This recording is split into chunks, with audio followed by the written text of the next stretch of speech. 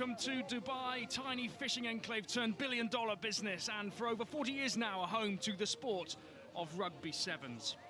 This magnificent stadium complex, purpose-built for the Rugby World Cup Sevens back in 2009, the first to feature both men and women, and so the perfect place for the IRB Women's Sevens World Series to start afresh for a second time. Round one here in Dubai, stops still to come in the US, Brazil, China and the Netherlands. The men's competition starts tomorrow, of course, but in the women's, it's a familiar story with New Zealand, the reigning World Series and World Cup champions. They start in Pool A here as the defending Dubai champions too, and have 3 tough games. They lost to Fiji recently at the Oceania Sevens, so plenty to play for there. Ireland, a new core team this season. England and Canada head the 2 other pools. England facing 2 more new core teams in Russia and Spain. Like Ireland, they will both play every round this season. Canada, the World Cup runners-up, face Australia, France and Brazil. 20 points to the cup winners at each of the 5 rounds, but points on offer in the plate and the bowl too. Everyone takes something away from them from each round of the series. So the scene set here for what promises to be a superb opening day of international sevens. Remember, the HSBC Sevens World Series kicks off tomorrow. Today, though, all about the finest women's players in the world. And to take us through the first match here at the Sevens, your commentators, former England captain Sue Day, and first, Scott Hastings. Well, thank you very much, Seb Lozzie, and welcome to Dubai. It's a tremendous arena and atmosphere here within the desert.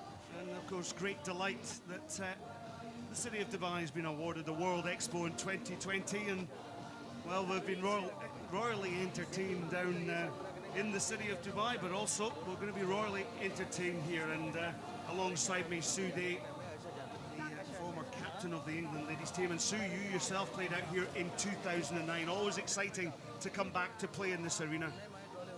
Sevens is almost where Dubai is a place where Sevens started, isn't it? Running out on the pitch in Dubai, this beautiful pitch where so much Sevens history has been written, is just the most fantastic experience as a player.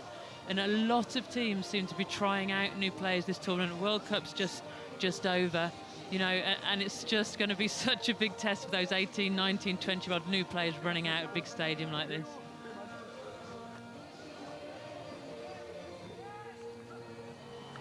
Well, this first game, lots of anticipation between these 2 teams, Canada and France. Of course, Canada were silver medalists in Moscow, beaten by New Zealand by 29 points to 12. And lots of experience within this Canadian lineup.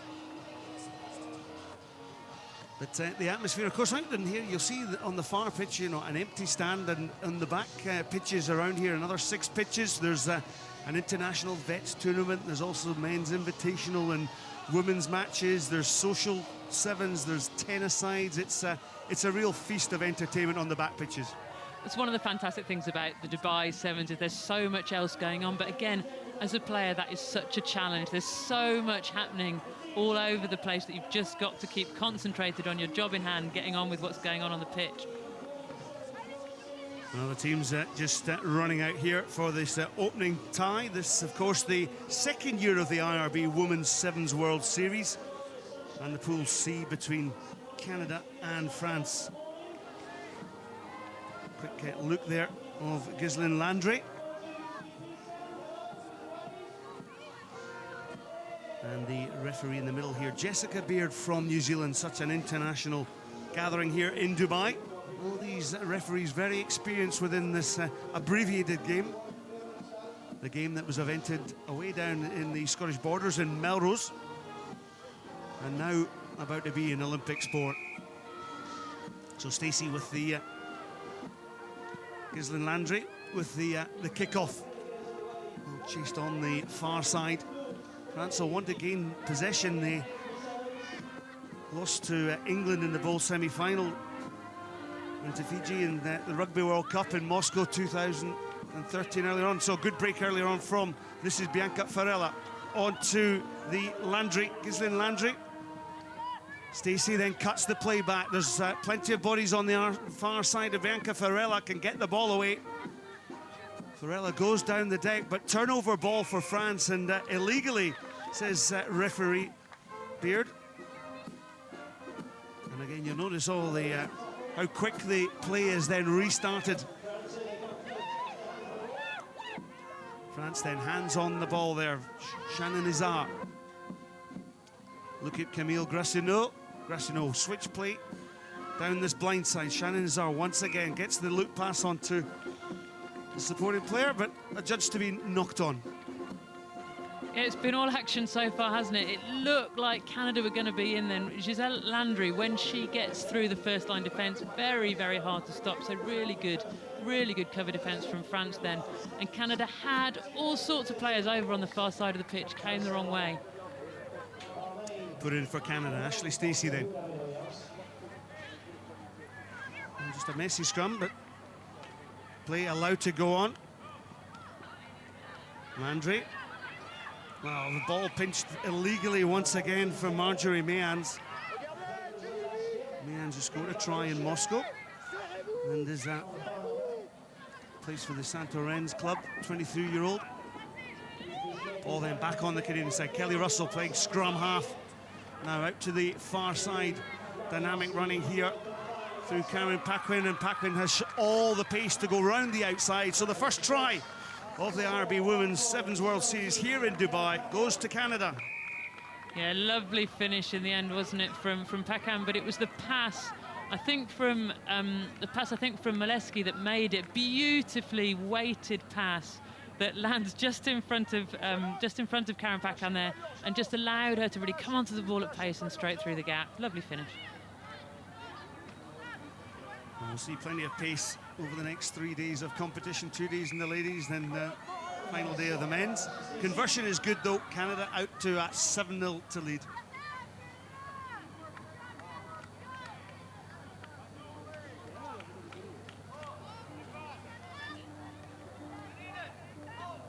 Well, France are missing some of their key players. Fanny Horta, Christelle Leduff, Jade Lepesque.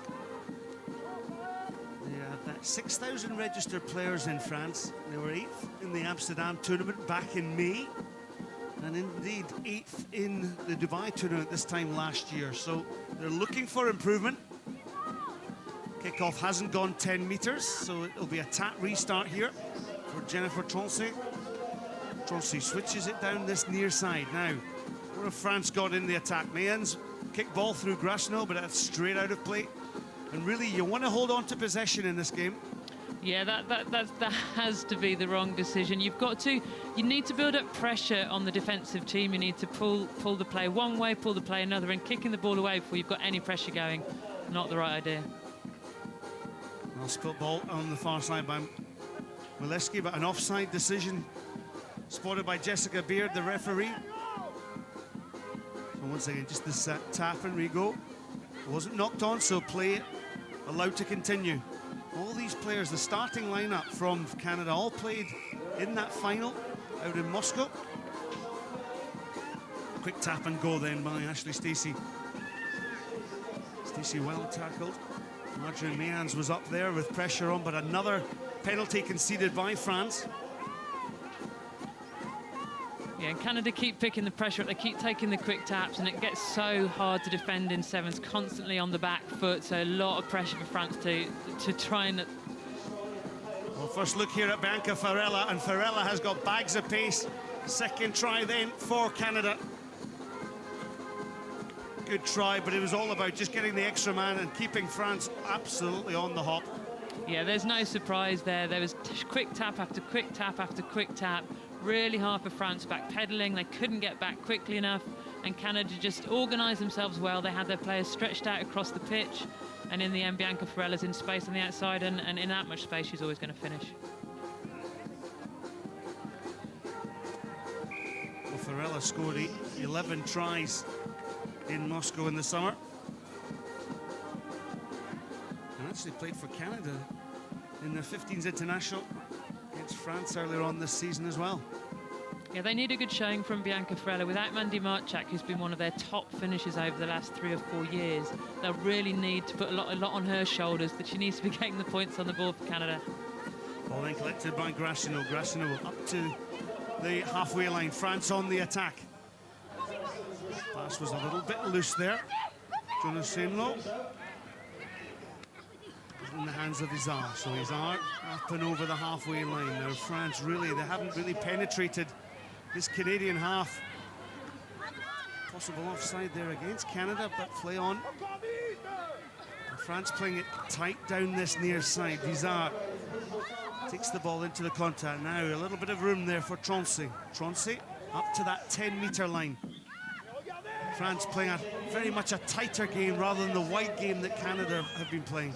Yeah, and it's so much easier to defend for Canada. You could have thrown a 5-meter net over 6 of the French players there. So that's far, far easier to defend than when you've got players strewn across the pitch. Stacey then. Out to this wide side. Maleski takes it in. Of course, Canada shorn of one of their favourite players, Jennifer Kish, with a hamstring injury. No doubt she'll be watching this on the world feed, so we hope that your hamstring repairs well, Jennifer Kish, and that you're enjoying all the action here in the Dubai Sevens of your team. Just a slight injury for Kyla Maleski. Yeah, for me, the way that the two teams are playing really shows the difference in experience between them. Every single one of these starting Canada players played in the World Cup, whereas you've got about 3 from France, and they're missing their playmakers. They're missing Leduff, they're missing Fanny Horter. What that means is Canada are playing in all the right parts of the pitch. They're stretching the player one way, stretching it the other. France seem to be playing a pick-and-go game at the moment. Maleski returns to the action. She played against France, actually, in a 15s game early in November. That one was lost 19 points to 27, but they squared the series with a win by 11 points to 6. So a lot of these girls experience in both 15s and the 7-a-side code. Well, the half-time hooter goes, but you can't end the half on a penalty. Quick tap and goal from Troncy. Loose pass on the far side that's gathered, though, by Izar. Now, Izar could go on the outside. Well tracked down by that Canadian defence. Support play then comes in. But look how the Canadian defence are pushing up, and leading that is Bianca Farella. There she is, wearing that number 6 jersey. But France have got ball back now through the attack of Saint-Lô. She has to go to the deck. Izar once again. And France just escaping that tackle up, gets the support, but the knock-on is going to cost them dear. So frustration there for France at the end of the half. Rose Thomas knocking the ball on, but Canada will be comfortable in the knowledge that at half-time they're 14-0 up ahead.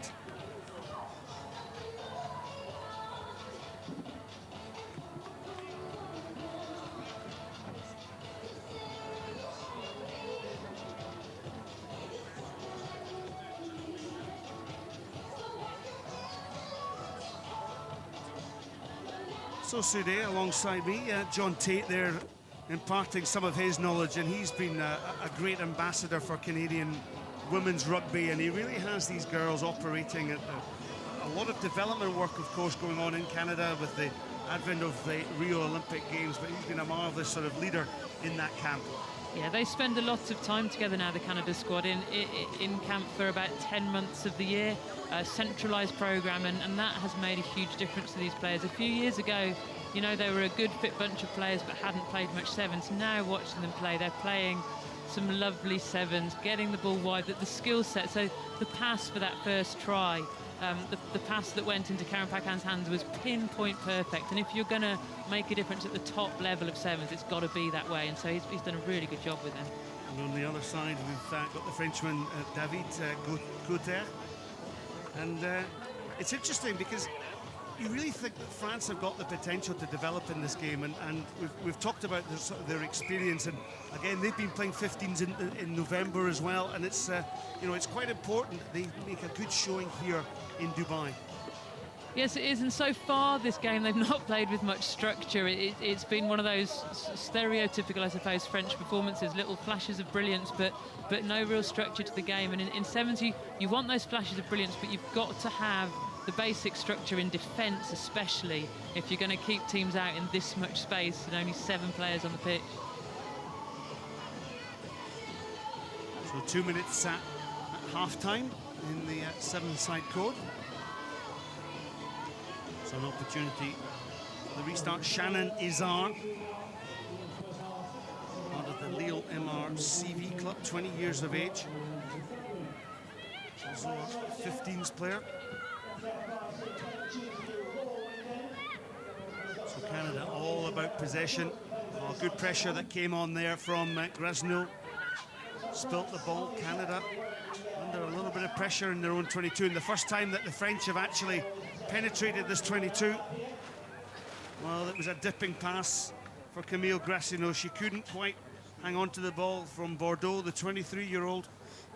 Yeah, excellent pressure in defence, though, from France, wasn't it? You could see, Molesky could see the ball coming towards her, but she could also see the defender bearing down on her, and in those situations, you just lose concentration for a second, ball goes down. So, yes, it's Canada ball, but scrums can go any old way in sevens, and so good chance for France to get their hands on the ball in the attacking 22. A good set of forwards in Paquin Russell and Ariel Dubicet-Boris. The ball away there nicely by Stacey. Kick downfield is chased by Canada. Shannon Azar will get there first for France. 5'8", 10 stone 12. She's a tall girl for France. Takes the ball onto the far side. But look how Canada come in, and that's where they're dominating the contact situation there. Yeah, dominating the contact situation and making the right decisions at the right times. We said just now when Gracineau kicked for France, it was the wrong decision. That kick was absolutely the right decision. It was a good kick into acres of space, and a good kick well chased is what makes it a good kick, and Canada now have possession back.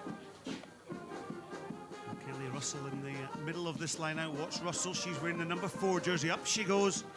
So technique is good here for Canada.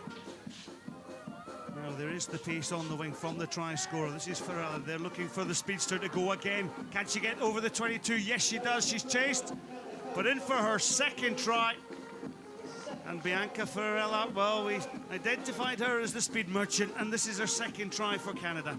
Yeah, it was a good finish from Farrella, but France have to be disappointed with that defence. In the first half, we said that what made the try was that pinpoint perfect pass. The passing from Canada then wasn't pinpoint perfect. It stopped each of the ball carriers in their tracks.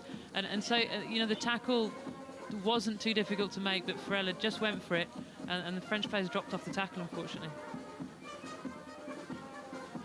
Well, this Canadian team, they're well experienced. In 2011 and 12, they were 2 years unbeaten, winning the Amsterdam Sevens twice, then Las Vegas, where there was an international invitational tournament there. And of course, the IRB recognised the benefits for women's rugby by identifying this women's series and set up in their strategic plan to get this whole tournament up and running. And this is the second year of the IRB Women's Seven Series. From here, it moves to the USA in February, then on to Brazil, China in the first week of April, and then finishing off and culminating in the Netherlands, the Amsterdam Sevens tournament there, where alongside me Sue Day was also there, and the standard of the women's game increasing year on year as well. That's right. I mean, with it being an Olympic sport now, with funding going into it, with more and more women and girls getting involved, the standard is just going up all the time. Those core skills, the physicality and defence is fantastic. Izar with the pass, wearing that number 12 jersey. In the contact goes Alexandra Pertus. Little step here for France through Jennifer Tronchet. And France just a little bit slow, but a little bit of a gap opening up for Mayens. Mayens up to the halfway, gets the support there of Dejouvet. Space on the wide outside. Chloe Pelly, she's come off the bench now. Pelly up to the 22. Great defence here from Canada. Wasn't a super tackle by Jess Dovan for Canada. Well, France had an opportunity there to offload the ball. Play on, says referee Beard. You can see the physicality of the Canadians making the French team work very, very hard. Izar brought down to the deck. Again, that contact area on this occasion illegal, says referee Beard. But up to that point, it was excellent defence from Canada, wasn't it? They weren't giving up, and they were making the tackles and then getting back to their feet as quickly as possible to compete for the ball. The ball down to the 22, so it'll be a set piece line out throw for France. Just under that 2.5 minutes to go in this tie, and really Canada will be plenty pleased with these 3 tries so far, 2 conversions, leading by 19 points to 0. And France, well, I always say there's always something you can take out of a sevens tie, and if they can execute from this well, it could put Canada under pressure. Loose pass in the centre midfield. Marjorie Mahan's just fired the ball at Shannon Izar. So France have had to concede right back down to the 10-yard line. Izar has a wee go, but Farella's got her well covered. Farella, you can see, wearing the number 6 jersey for Canada. In she goes. Has to go for deck. Again, the physical tackling of the Canadians. Good work on that far side by France. Well, I don't think that was a release in the tackle. Again, it's just that strength in the contact area from Canada that's just not letting the French get good ball. And when they are getting good ball, France, they're picking going around the outside, little snipes. They need to use a bit more of the space of the pitch. So Canada with that ball in hand, Emily Belchos. This is a tackle on Jess Dovan.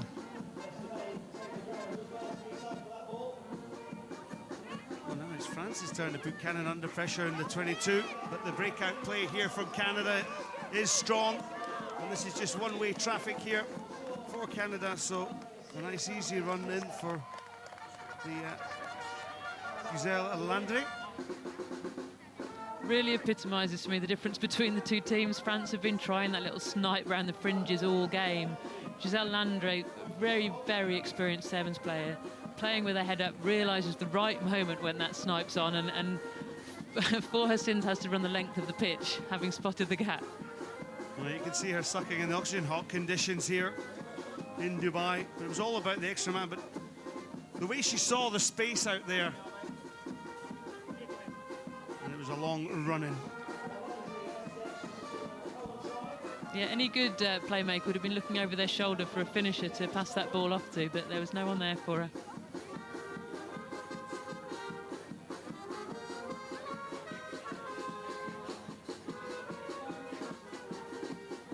So the conversion was good from Landry, and it just pushes the lead out to 26-0. So the Hood are gone here in this magnificent arena. Here it is. This is the last play of the game. So the opening game of the second IRB Women's Sevens World Series in Dubai, and the tie has gone to Canada. And Landry will just probably go down in that ball. I thought she might just kick it straight out of touch, having just run the length. On this occasion, she's bundled out to touch. So that's game one here in Dubai. We hope you've watched it and enjoyed it. The final score then, 26 points to Canada, France 0.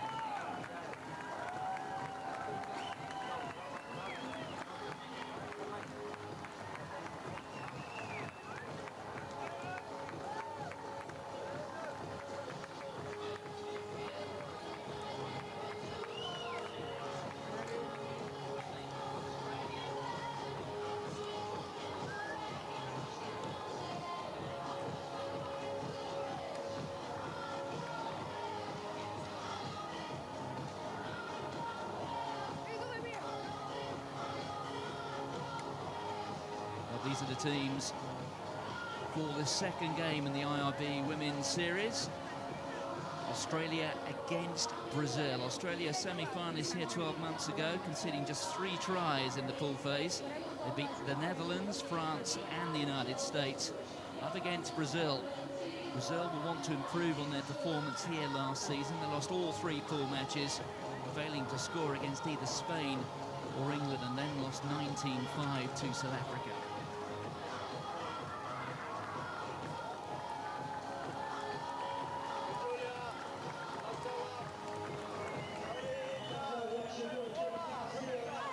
So here they are.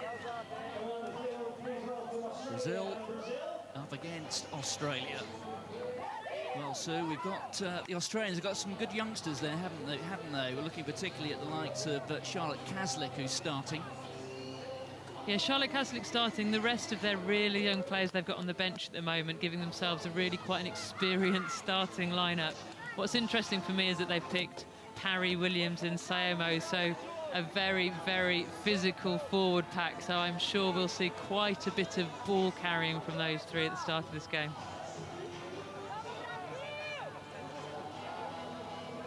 So Brazil, and there is the referee. It's Sarah Cox from England. And we're underway, the first match, so crucial to get away to the best possible start.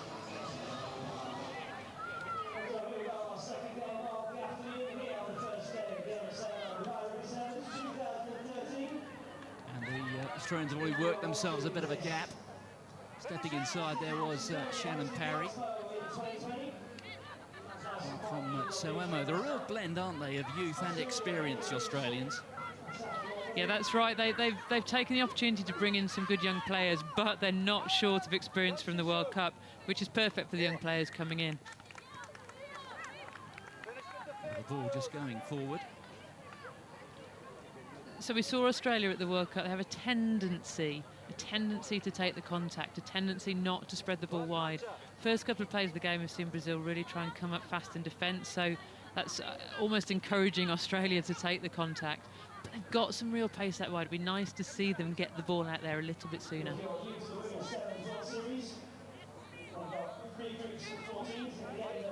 So let's keep an eye on this first scrum. Edna Santini will put it in for Brazil, who scored 3 tries in the series last season. And away, and off goes Santini, the offload, and that's terrific. And they've still got the ball, and they're through, and they're over the line, and the referee, well, we do have the opportunity here to look at the big screen, keeping up with the pace of Sevens rugby. Well, eventually she consults the 2 assistants, and there is the opening try. And nobody would have called the opening try in Australia-Brazil to be for Brazil. You could see the joy of the Brazil players having scored that. Real turn up for the books. It was the physicality of the Australians that almost did for them there. They went into the scrum, took the hit too quickly, and ended up turning the ball over. And a really, really good finish from Brazil in the end. Yes, Luisa Campos getting the score. So we've been playing 2 minutes, 2 halves of 7 minutes. And that'll be a real wake-up for the Australians, who competed in all 4 tournaments at this series. They finished 4th in Dubai. There's the restart into space. Well taken there by Alia Green. Just short of halfway. The pick up there from Shani Williams, the captain, one of the most experienced players in this side. There goes Williams in space, good step. Oh, she'll need some support. She's found herself a little bit isolated, looking to her right. Shannon Parry, the first player on the scene, but the referee has awarded the penalty to Australia. Away quickly, there is Kobe Jane Morgan. Still there for Australia. There's Williams. Looking to the offload there to Parry. But the ball going forward. Yeah, how many times have you seen Charlie Williams streak down the pitch when Australia need a little bit of inspiration? They're just holding on to the ball a little bit too long there. Though you can see Kobe Jane Morgan, ball tucked under one arm. There's only one thing she could do with that, which was take the ball into contact. They need to be moving the ball into the open spaces.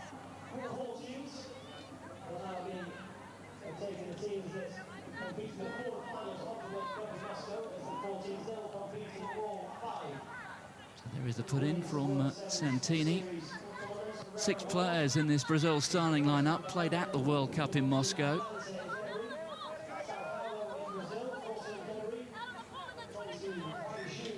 Well, with a bit of help there from one of the Brazilian players, the ball, the line out being brought back here. The ball taken back into the 22, going directly into touch.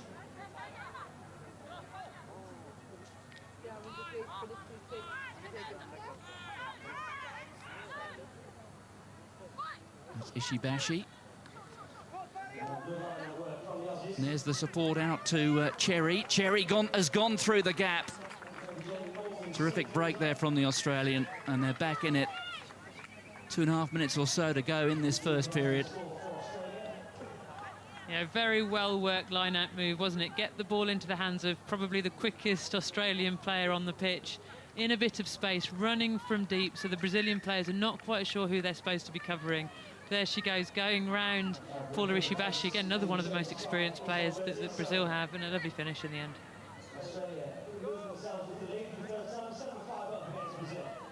So Emily Sherry, who plays rugby for Toowoomba Bears in Queensland. So this is one of those law variations that we have in the sevens format, the scoring side with the restart. That was Kobe Jane Morgan.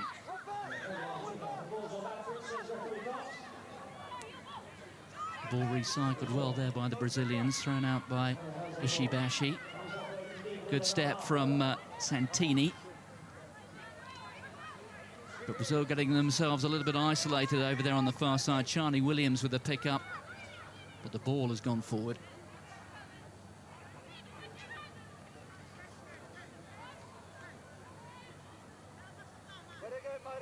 Yes, we've seen a couple of glimpses of Elia Green's power and pace. It would be nice to see the ball get into her hands off the back of some good scrummage ball here. Australia just need to hold back on the nudge, though, because they're pushing Brazil off the ball at every scrum at the moment.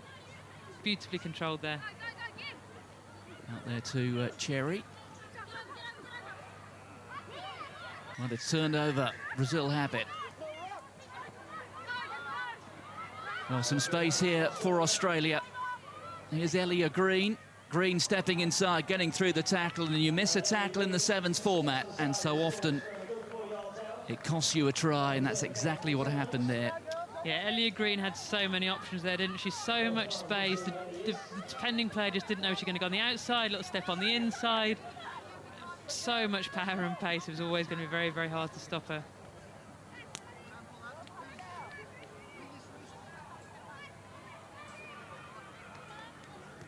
And the attempt at the conversion from Morgan, unsuccessful. Morgan's a player who feels she's got something to prove here. She missed the World Cup, didn't she? She did, and I think Australia missed her at the World Cup. She's got a lot of experience. She's been around the sevens circuit for quite some time, so it's great to see her back on the pitch. Combining with the likes then of Emily Cherry, Shani Williams, it becomes a very, very experienced Australia team. Well, the restart had plenty of height, but it didn't go 10 metres, so here's another of the variations that we get in the sevens format. That's a free kick to Brazil.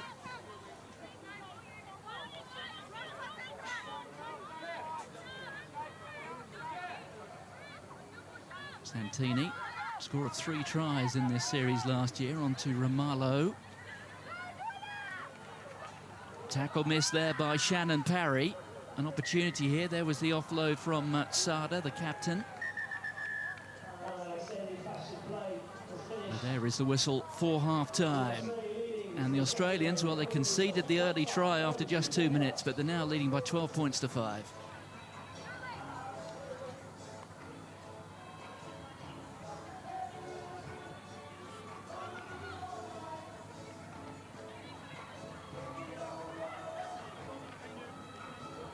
See the Australians, early setback, but starting to secure domination towards the end of that first period.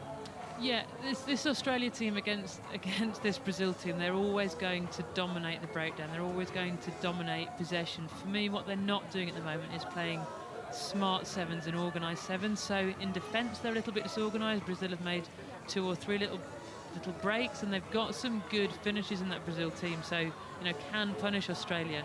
So they're not quite organised in defence, but then in attack, they're just not getting the ball into the open spaces quick enough. I know I'm saying it a lot, but you saw when the ball got into Elia Green's hands in the end, how good she was in that space and how she dominated the Brazilian defence. They just need to get it there a little bit sooner. That is Raquel Cochan. The Brazilians coming here with 2/3 of their World Cup squad from Moscow. And they are a blend, again, of some very experienced players and ones who are relatively new to the game. They've got some survivors, haven't they, from the first World Cup? Yeah, I think Ishibashi, Julia Sada played the first one. They've got experience, probably more experience than a lot of the other teams. What they don't have is the depth of players playing yet. They're really building that and making huge strides. You know, and to be only 12-5 down against Australia in the Dubai Sevens shows how far they've come, because a few years back that gap would be a lot bigger. They're making huge strides in developing the game there. So here is Shani Williams, the captain, the Canberra Royal, will get us back underway. Australia with that 7-point lead. Well gathered.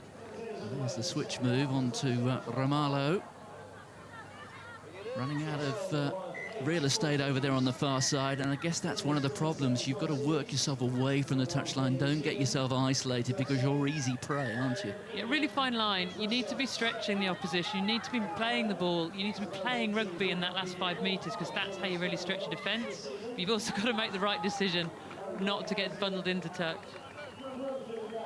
Well, another comfortable try that time. Shani Williams, the captain, coming through. So the Australians really are stretching their legs. Yeah, leave Shani Williams half a gap, she'll take it, and then once she's through it, she's almost impossible to stop. She's such a strong runner. She's shown over the years how good she is in those positions. Really good finish. And she turns it into a 7-point score. One of the law variations which the teams have had imposed on them in the very recent past. They only now have 30 seconds to convert the try once the try has been scored. It's all, again, in the spirit of ensuring that there's lots of speed out there. So Williams with the restart. Gathered that time by Julia Sada, the Brazilian captain. The referee awarding the penalty to Brazil.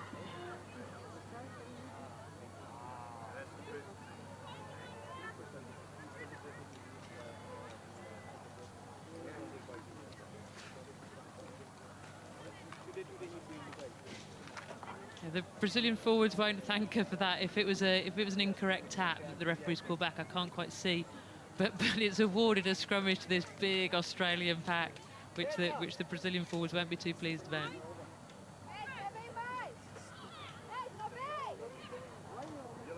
Well, Brazil have lost a player, Simbins, in this format, 2 minutes, and look at the pace there from Elia Green.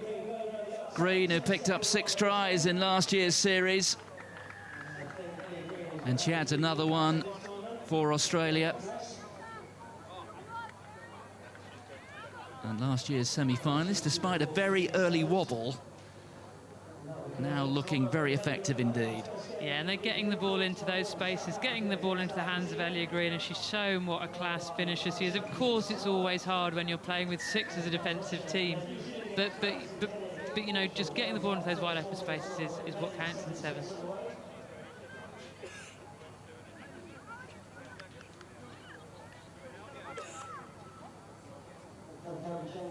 So the score now up to 26 points to 5. We've got 4 minutes remaining.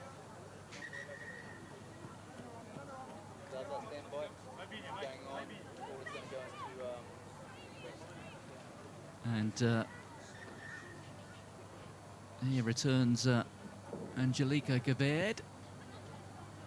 Well, the restart there from the captain Williams, failing to go the 10 metres, so we're coming back for the free kick.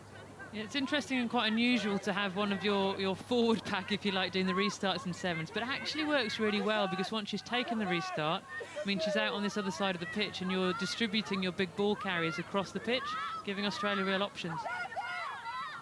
Well, the ball being spilled forward by Santini.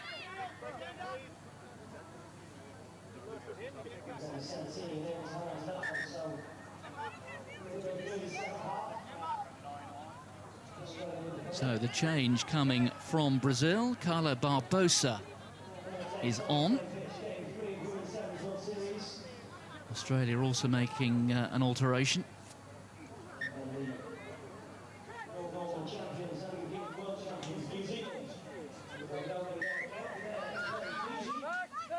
Emily Cherry coming off for Australia. Here's Santini out to Ramalho. Injection of speed coming from Barbosa. Penalty to the Brazilians.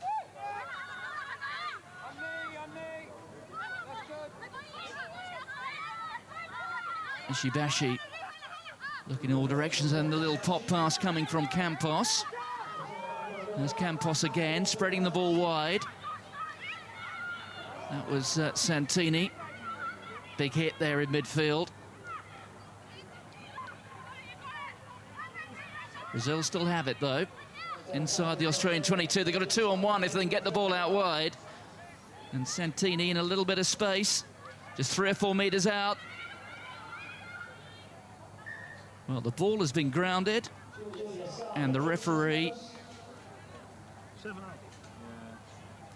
well, consulting the assistant. Let's listen to this. And she awards a try.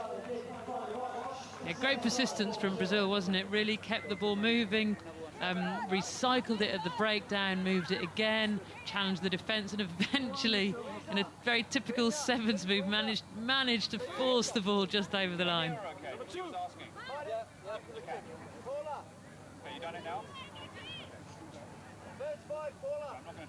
So the conversion will come from right out wide.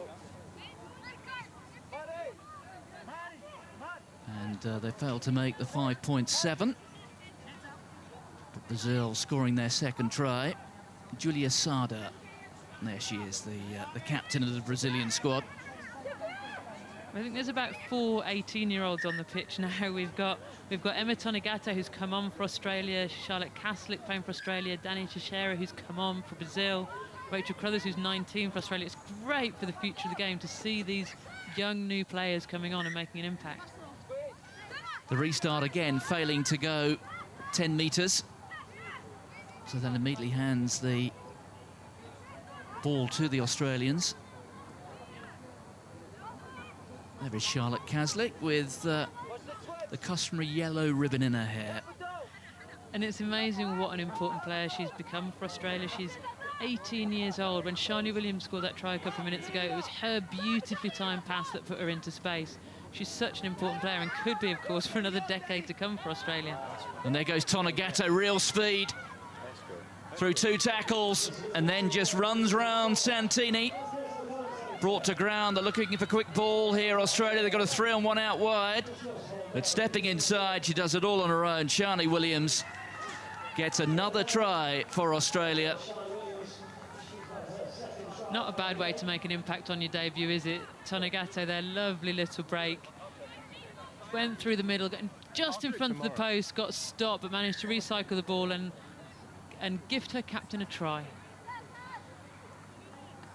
Well, that was a good break there from Emma Tonegata. Talk about teenagers. Well, rather falling over her own feet there. She's another of the 18-year-olds in this Australia squad.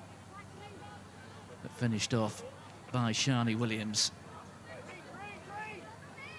So 33 points to 10. Well, a good response there from Australia, seeing that Brazil were vulnerable at 10 metres virtually straight in front of them. They've regained possession. And here's another opportunity for Tonegata. Brought to ground 5 metres out. But Australia, they can spread the ball wide. And there goes Williams again. This will be the final play. There is Hannah Seo. The pick-up. A metre out here, Australia. They've got themselves a penalty.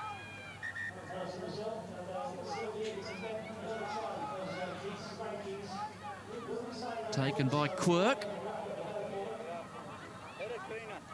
And through went Hanasio.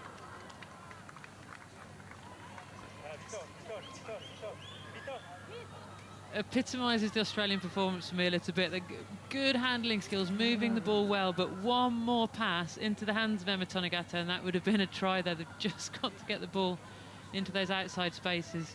So close, but not quite over the line.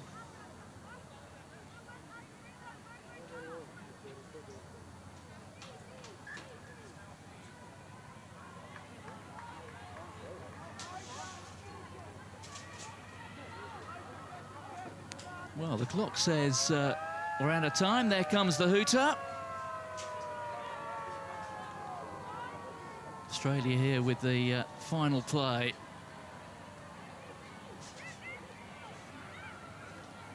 There is Tonegato again, who's made quite an impression since she came on. Rachel Crothers. And Australia will finish it off with another try. So despite the early setback, Australia have bounced back well.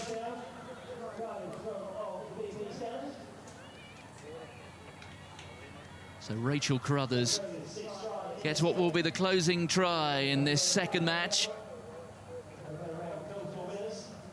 Very consistent last year. The Australians started off particularly well, finishing in 4th overall here in Dubai before going on to finish 3rd in Houston. And they've got a win in their opening game. And full time in match 2, Australia have beaten Brazil.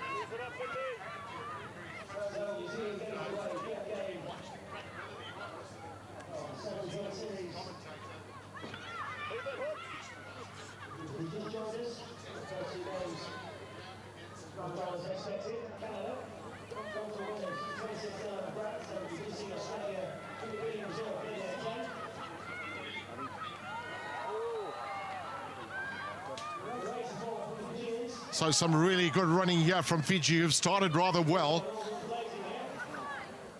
up against the champions, and a very inexperienced team that they have. Yeah, Seada with a great run on that far side for Fiji, and as you said, Gavin, it's all about how this team are going to develop over the next few years. Their coach, Timothy Wainangolo, he was desperate to see his team just gain more international experience, and what a match it is when you come up against the world champions as well, who got their title in Moscow back in June this year. Well, it's been a tough event for them in some ways, I suppose. Portia Woodman's not here, one of their top players, but Kelly Brazier as well. But they've got such a pool of talent, have New Zealand. Haniarimi going through there, and then eventually that ball reaching Winiata, but it's a quick throw in from Fiji. Has it gone the 5 meters? So inexperience really is maybe the big challenge here for the Fijians. Can they hold on with 3 debutants in their mix? And no doubt New Zealand will get a very physical encounter. Yeah, there was some good defence by Fiji down this near side. Kyla McAllister taking the ball into the contact, but the support play from Salika Winiata was excellent. She's on the ball at this moment in time. Good take from her just to open up things there for Manuel.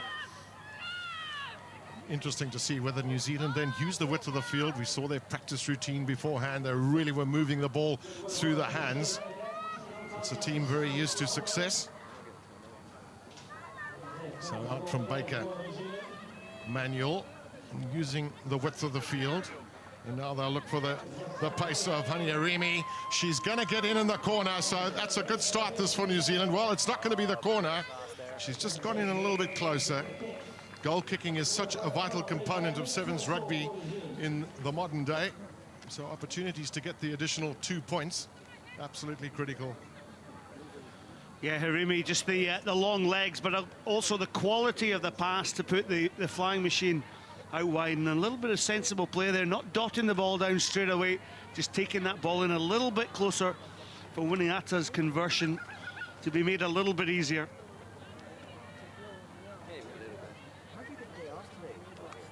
So a fair angle, very little wind to speak of, from the northwest slightly.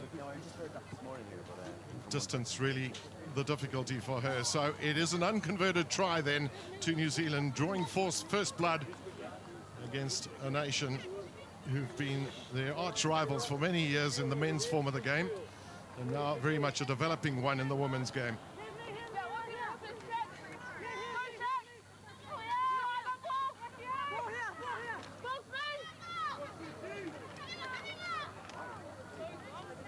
So Winiata is taking her time with this kickoff. Might be going down the middle. No, she's gone pretty wide there onto Savu. Oh, some really solid and strong runners in this Fijian team. With some good defensive organisation here from New Zealand. McAllister with a catch.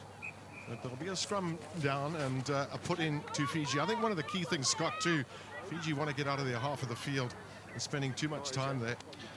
Well, it is about possession. It's about trying to gain the phases of play. And quite frankly, it's New Zealand's defensive effort. The way they put Fiji under pressure has not allowed them to settle into their game. Also, the defensive organisation is spread across the field. You're defending 1/7 of the field at most times. Winiata with a pick-up. Now he has a chance for New Zealand. They've got players out wide. Eventually, it's McAllister who's brought down Winiata, the playmaker.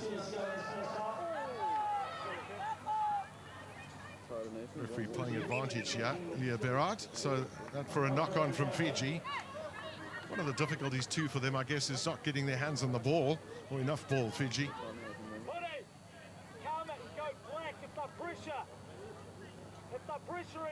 You know, Savu just packing down there, just keeping an eye on her. She's a long, leggy player, and you really think that once she gets into the open prairies and the wider spaces, she might be able to outstrip this New Zealand defence, but it's all about that possession. Yeah, that's been the difficulty for them. Manuel not held in the tackle, so an opportunity here with a potential overlap for New Zealand. So Fiji were offside, and midfield penalty.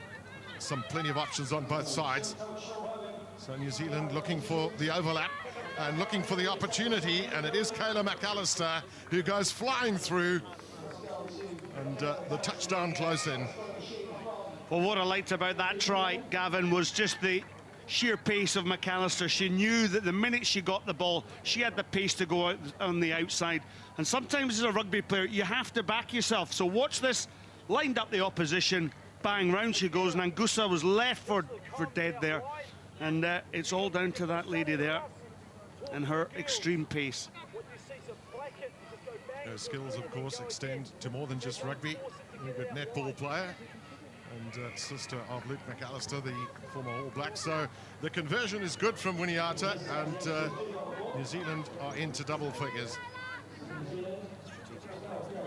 Interesting just listening there actually to Coach Sean Horan, the way he's coaching his team. We're just picking him up on the pitch side mics, just encouraging his team to keep the structure going, to keep moving the ball away from that contact area, because once they get the ball into the pace of McAllister, for example, hearing me, that's where their try scores are going to come. Wanigala talking about coaches. The Fijian coach has also said that they want to play more overseas tournaments. They need to get greater exposure. So in the background there, the hooter and the halftime whistle from Leah Berard. So 12 points to 0 it is, with New Zealand in the lead.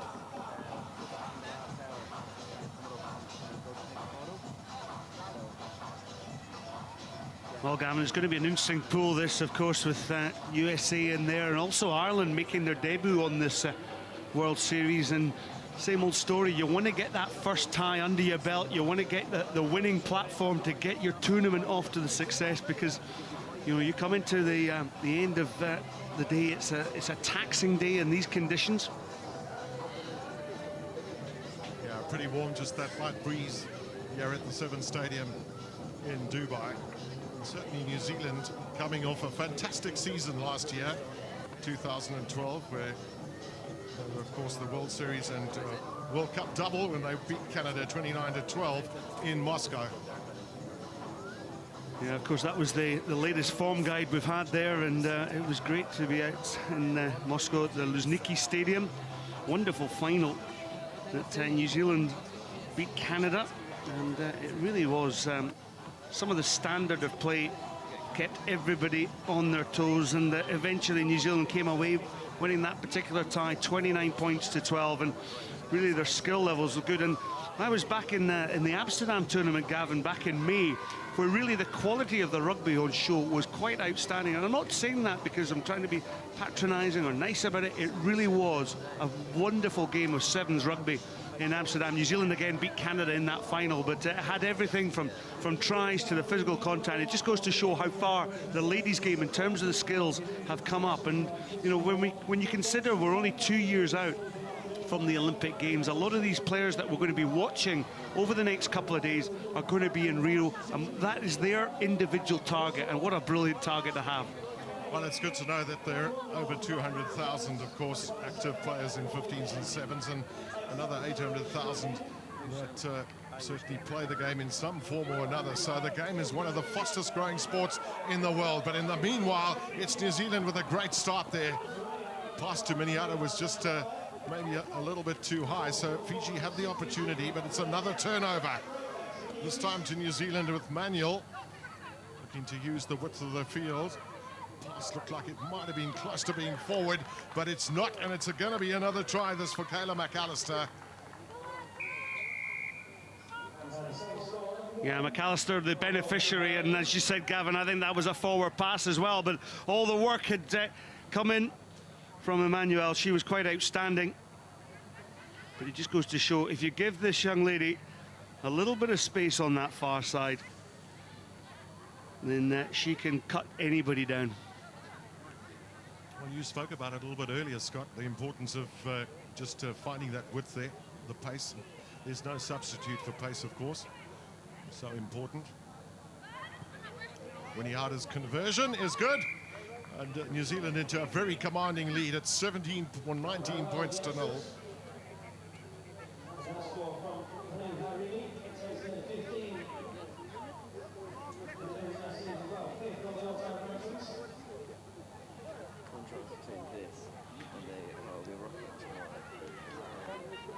So Winiata with another opportunity, this time from the kickoff. She's very measured in her approach. Takes her time, gets herself properly organised, makes sure that she carries the 10 metres. Of course, the women's game mirrors the men's game. And so far as it's 7 minutes each way. 2 minutes break at half-time. And here come New Zealand again with a little switch. Aniarimi going down, but again, New Zealand getting to the point of breakdown and making it work for themselves. Manuel's long pass. Again, New Zealand trying to use the width of the field. Yeah, they know they've got pace, especially in the form of Kayla McAllister. She's sort of positioned out wide. Winiata, change of direction to Manuel. McAllister, oh, beautiful little turn. Little corkscrew there from McAllister, and through she goes. She will get a hat-trick. Well, excellent awareness of skill there by McAllister. We saw her out-sprint the covering Fijian defence, but look at this one. Savu came in for the tackle, but she had the awareness to go on that spin, which opened up the gap. And if you don't meet your tackles in seven-a-side rugby, and you give the space to this girl, Kayla McAllister, then she's going to just take it. And right enough, the hat-trick of tries in this opening tie for New Zealand. And the conversion is good from Selika Winiata. She's having a good day with the boot. That one from slap in front. That's been the difference too, I guess, at the pace. You know, Kayla McAllister, the quickest in the New Zealand team, and the Fijians not having adequate sweeping arrangements, that once they get through and break that first line of defence, she's always on hand. Yeah, Winiata also going off, but also the great play of Huriana Manuel. She's a good playmaker. She knows where the space is, and she was the giver of that pass to McAllister. Kick up from Hazel Tubby. Well, it's been a bit of an Achilles heel this for Fiji. They just haven't got their hands on enough ball. Manuel, McAllister. One of the things they might be wanting to try and do is get onto her a little bit quicker. That ball's been knocked back, so they'll continue play. There's a chance here for Fiji. It's Savu, and she's going to get in, well, pretty much against the run of play, but Fiji will welcome their chance of opening their account. A great player by Savu, just to wrap onto that loose ball there. And that was the space I was talking about, when these Fijians can get the ball with that space. But look at this clever play. Savu knocks the ball back. It's not obviously a knock-on. Knows where the space is. And then sees the try line ahead of her and just dots down between the posts. So between the posts meant that the conversion was good. And a good 50-metre run. What a way to start your tournament. So even although it looks pretty much like Fiji are not going to win this game, still 19 points behind New Zealand. And the Fijians look to bring on Akasita Ravato. Of course, substitutions are free and easy pretty much in the sevens game.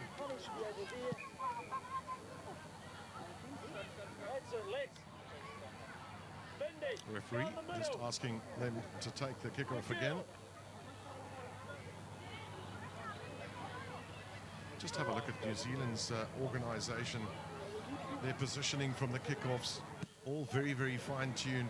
And you spoke about professionalism and standards, Scott, that have increased dramatically. If you look at women's sevens when it first started to where it is now, it's grown in stature.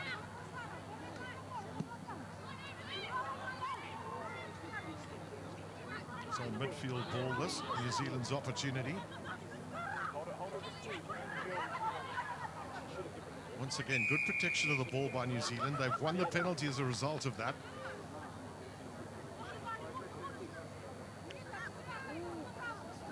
Well, there's probably some quite tired young ladies out there at the moment. But when it comes to the opportunity of a little body swerve and some good support play, lovely little pop pass there. Now New Zealand looking for a way round. Here's another opportunity for them. These two mics are live. They're doing some tests with it. So not concerned with using the width on that occasion. It was Tapsell who went in. It seemed like the Fijians went off their feet, but the referee says carry on play.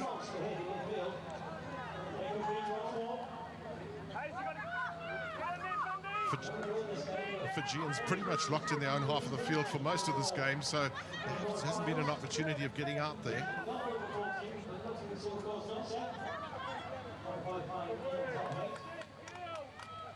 Well, a poor pass there just leads to nothing. But again, New Zealand, the way they're pressing that defence, putting Fiji under pressure. And when you're up against that, well, you've got to try and unlock it somehow, and either that's through contact or you're released from a good kick. Now, I know Sir Gordon Titchens, the coach to the New Zealand team, he says, no, kicking's for soccer, not for rugby sevens. But sometimes, every now and again, a well-placed kick releases that pressure. You're under that, and you gain the territory. Dr. Donnie Craven in South Africa always used to talk about a kick pass, and he said a kick is really valuable if it's retrieved by your own player. So it's the accuracy of kicking too that's crucial. In the background, the hooter, another chance here. Oh, this could be number 4 for Kayla McAllister. What a finish, and what a game for the young girl. 4 tries to start her account here in Dubai. And New Zealand carrying on where they left off with that 41-0 victory against South Africa last year in the final here in Dubai. No problem with a conversion from Hazel Tubik, and the end of the game then called by the referee. So 33 points to 7, and it's a very convincing victory. I'm pretty sure that New Zealand will feel happy with their efforts.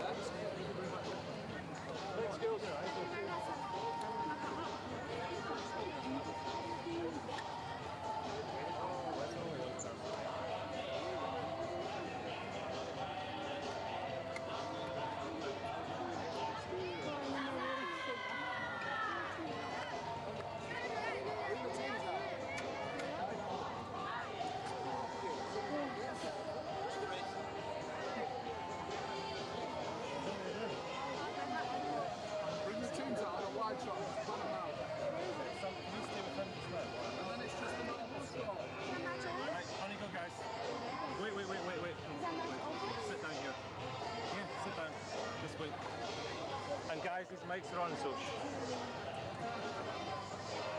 never get away with that one. That pass.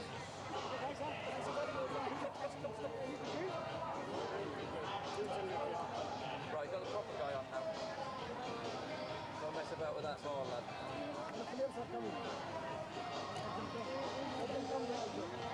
need to get that cable pulled out. It's a nightmare walking on it.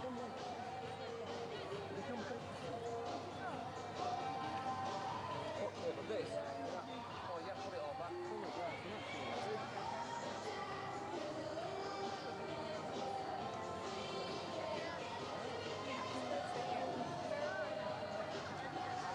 Hello, guys.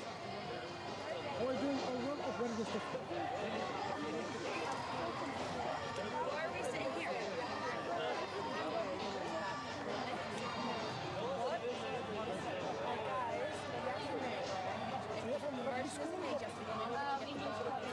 English college in Dubai.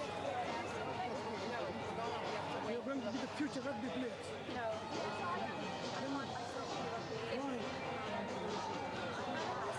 You're bad at rugby. You're bad overall. New Zealand winning that last match by 33 points to 7, beating Fiji and Kayla McAllister, making her presence felt very early in the 2 days here in Dubai. Now the turn of the United States and Ireland. The Americans, well, they didn't do so well here 12 months ago, but they progressed throughout the season. They reached the final of their home leg in Houston, and then went on to finish 3rd in the World Cup in Moscow. Ireland, well, they're missing 1 or 2 key players, but they've got 2 wings who played in Ireland's 2013 Six Nations Grand Slam team. So look out for Alison Miller and Ashley Baxter. So the United States against Ireland. This match in Pool A.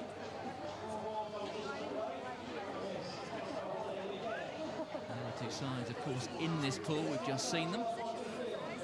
In a couple of moments' time, the 2 teams will be coming out. Ireland, Sue, an outstanding team when it comes to the 15s format, maybe just feeling their way a little at 7s. That's right. The United States are a much more established 7s team, so we know what to expect from them. Ireland have played a lot less 7s. That said, they've got some really good 7s players. People like Alison Miller, people like Ashley Baxter, who we know can finish if they can get the ball to them. United States, we can expect a physical game from them, some really, really strong, powerful runners. Well, The starting 7 for the United States in this, their opening match, features 4 players who were in the squad in Houston when they went all the way to the final. They were beaten by England in that final. It's quite a heavy defeat, 29 points to 12, but an outstanding achievement to go all the way there. So Ireland get the game underway. It's a good start as well, just going over 10 metres. And Catherine Johnson unable to gather that. On there to Oceani. Drifting across field there is Villeneuve. But it's been turned well by the Irish, although they're being driven back to halfway, but they've got possession. Fed out there by Muldoon. Muldoon, who's a scrum half in the 15s game, taken on by Kia Hain. And that time it's Alison Miller. It's an encouraging start, this, from the Irish, and they get the first try.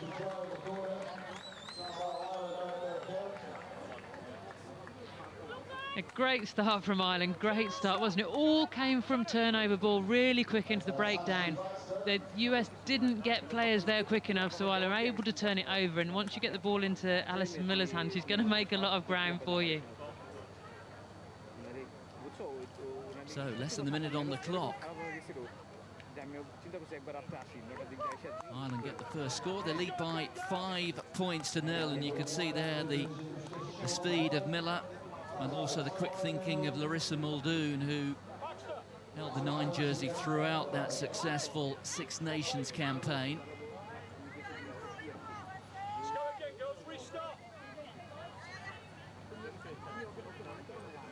So Ireland with the restart, an early wake-up call for the Americans.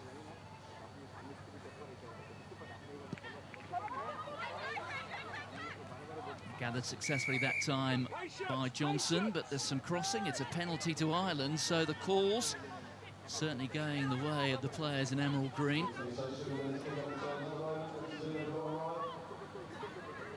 Yeah, we can see Ireland taking their time, getting players in place, obviously, for a set penalty mover, so let's see what they've got up their sleeve. Shannon Houston there, the captain, coming at pace.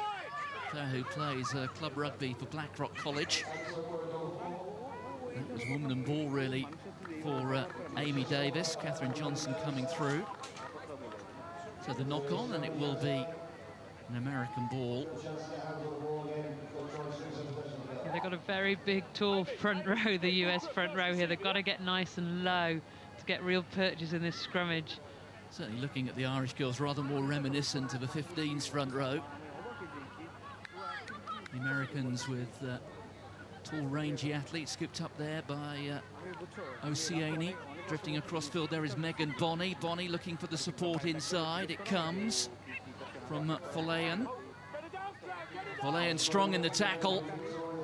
Still going through, pumping the knees. Kelly Griffin was at hand. There's Bonney again. Important that the Irish make their first time tackles. They've made another one there, but the Americans have got inside the 22. The ball there to be competed for, but it's gone forward and off an Irish hand. And all that territory comes from great running from Victoria Folleyan. We saw at the World Cup in Moscow what a powerful runner she is. She was such an important player for them, and it's her that's got them onto the front foot here. But again, and we saw this in a couple of the previous games with Australia, the US are getting over the gain line, and then when they get good ball, the first ball receiver is having a go themselves when there is so much space out wide. Well, we'll see Folleyan with the ball in hand again. Scored a bucket load of tries last year. And there is the injection of pace from the sprinter. Ireland did well to make the covering tackle. Villeneuve just seeing a chink of light, or at least what she saw was a gap down the touchline. But in the end, perhaps not the best decision-making. No, you've got to stretch teams in sevens. You've got to play near the touchline, but you can't play over the touchline. That's just giving the ball away. That said, it's a really difficult defensive position from Ireland, and it's been turned over. Superbly stolen. Kelly Griffin there in the line out for the Americans. And there's the little offload, the pop pass. And Megan Bonney gets the American try. And with a try score beneath the post, with the conversion to come, the Americans on the verge here of going ahead. Yeah, and that came from great work at the line-out, didn't it? We were talking about the height that US front row, and in the line-out that's very, very useful. If you can get up at the front and compete, which is what they did, you can steal the ball, and then it's very, very difficult for the attacking team to regroup then, and the US recycled the ball, got over the line. Amelia Villeneuve adds to the conversion, 7 points to 5. Megan Bonney, one of 3 collegiate All-Americans in this US squad. The Americans, every 4 years, they manage to produce so many Olympic gold medals, and it's reasonable to assume that the same attention to detail is being applied to women's sevens when we get to Brazil. Good distribution there from the Irish. That's Alison Miller, and Miller, who scored a hat-trick of tries against England in the Six Nations game. Loves wide open spaces, and the tackle that time being missed by Verleyen. And Miller, well, she rather ran out of gas, looked for support inside, and it came from Houston, the captain. But Miller appeared as if she was away. It's Kia Hain offloading there to Arthurs. The ball not going to hand, it went backwards, the referee says. And this time they do score, and it's Claire Kia Hain at long last, and it seemed inevitable there would be an Ireland try. Perhaps, I'm sure, the coach, John Skerr, will be looking at that and feel maybe it should have been scored at least one phase earlier. Yeah, it seemed inevitable, but it seemed like it was almost never going to come. I mean, first of all, Ashley Baxter and Alison Miller. It was a great, great hands from Ashley Baxter to Alison Miller. Lovely running from Alison Miller, but then shows how important in sevens it is that you have support there, because she ran all that way, got tackled just short of the line, and there was no one to offload to. Eventually the support came there. Eventually they managed to recycle it enough to get it over the line. Well, I suspect the clock was being scrutinised there. The conversion now just has 30 seconds to be taken after the try. Claire Kia Hain successful, and Ireland have a 12 points to 7 lead. So there goes the hooter. And we will have time for one more phase. Yes, the 2 Irish flyers starting here, Alison Miller and Ashley Baxter, who did so much damage in that Six Nations campaign. Lack of precision there, and Osieni having to stretch up high. The ball went forward. It's half-time, and a first 7 minutes that was very satisfactory indeed to the Irish.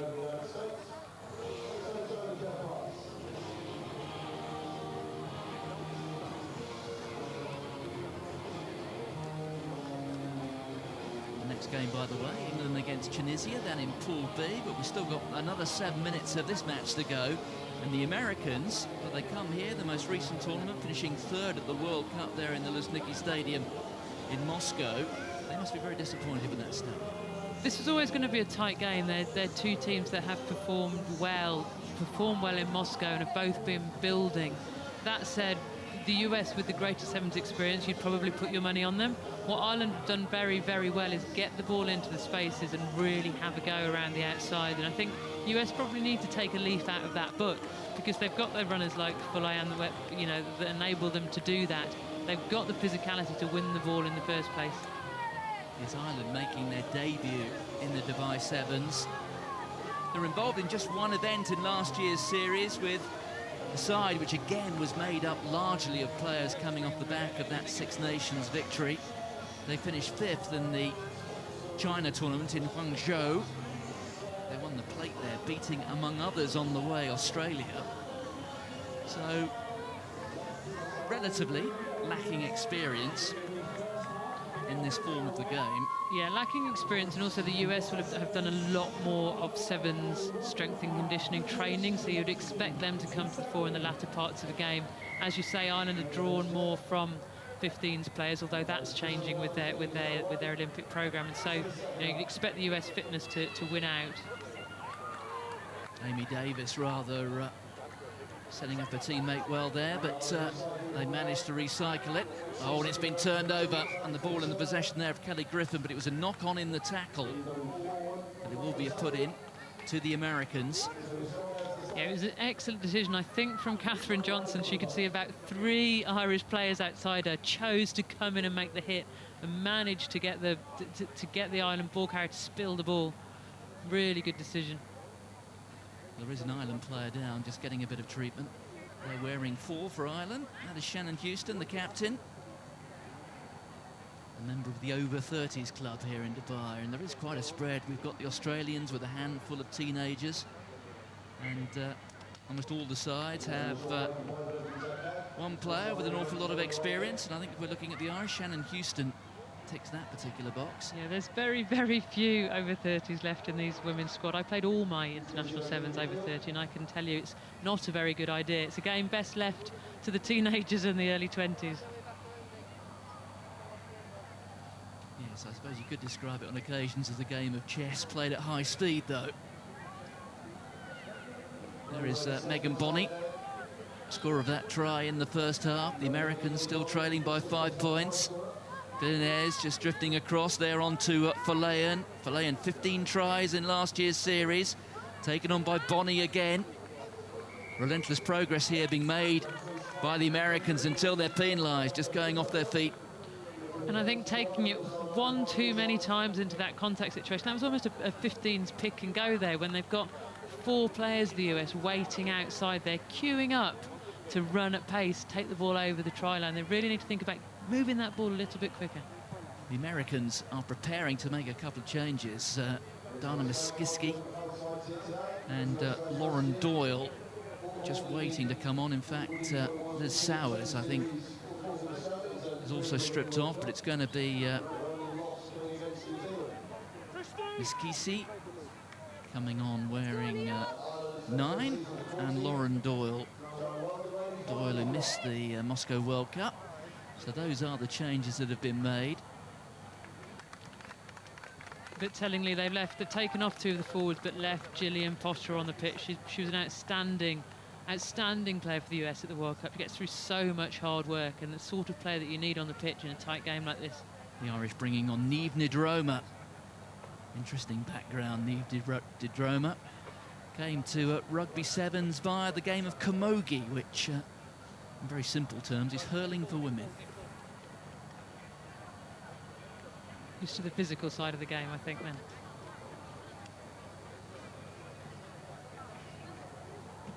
Oh, we're waiting for the ball, actually. There we go. Either was something we'd forgotten.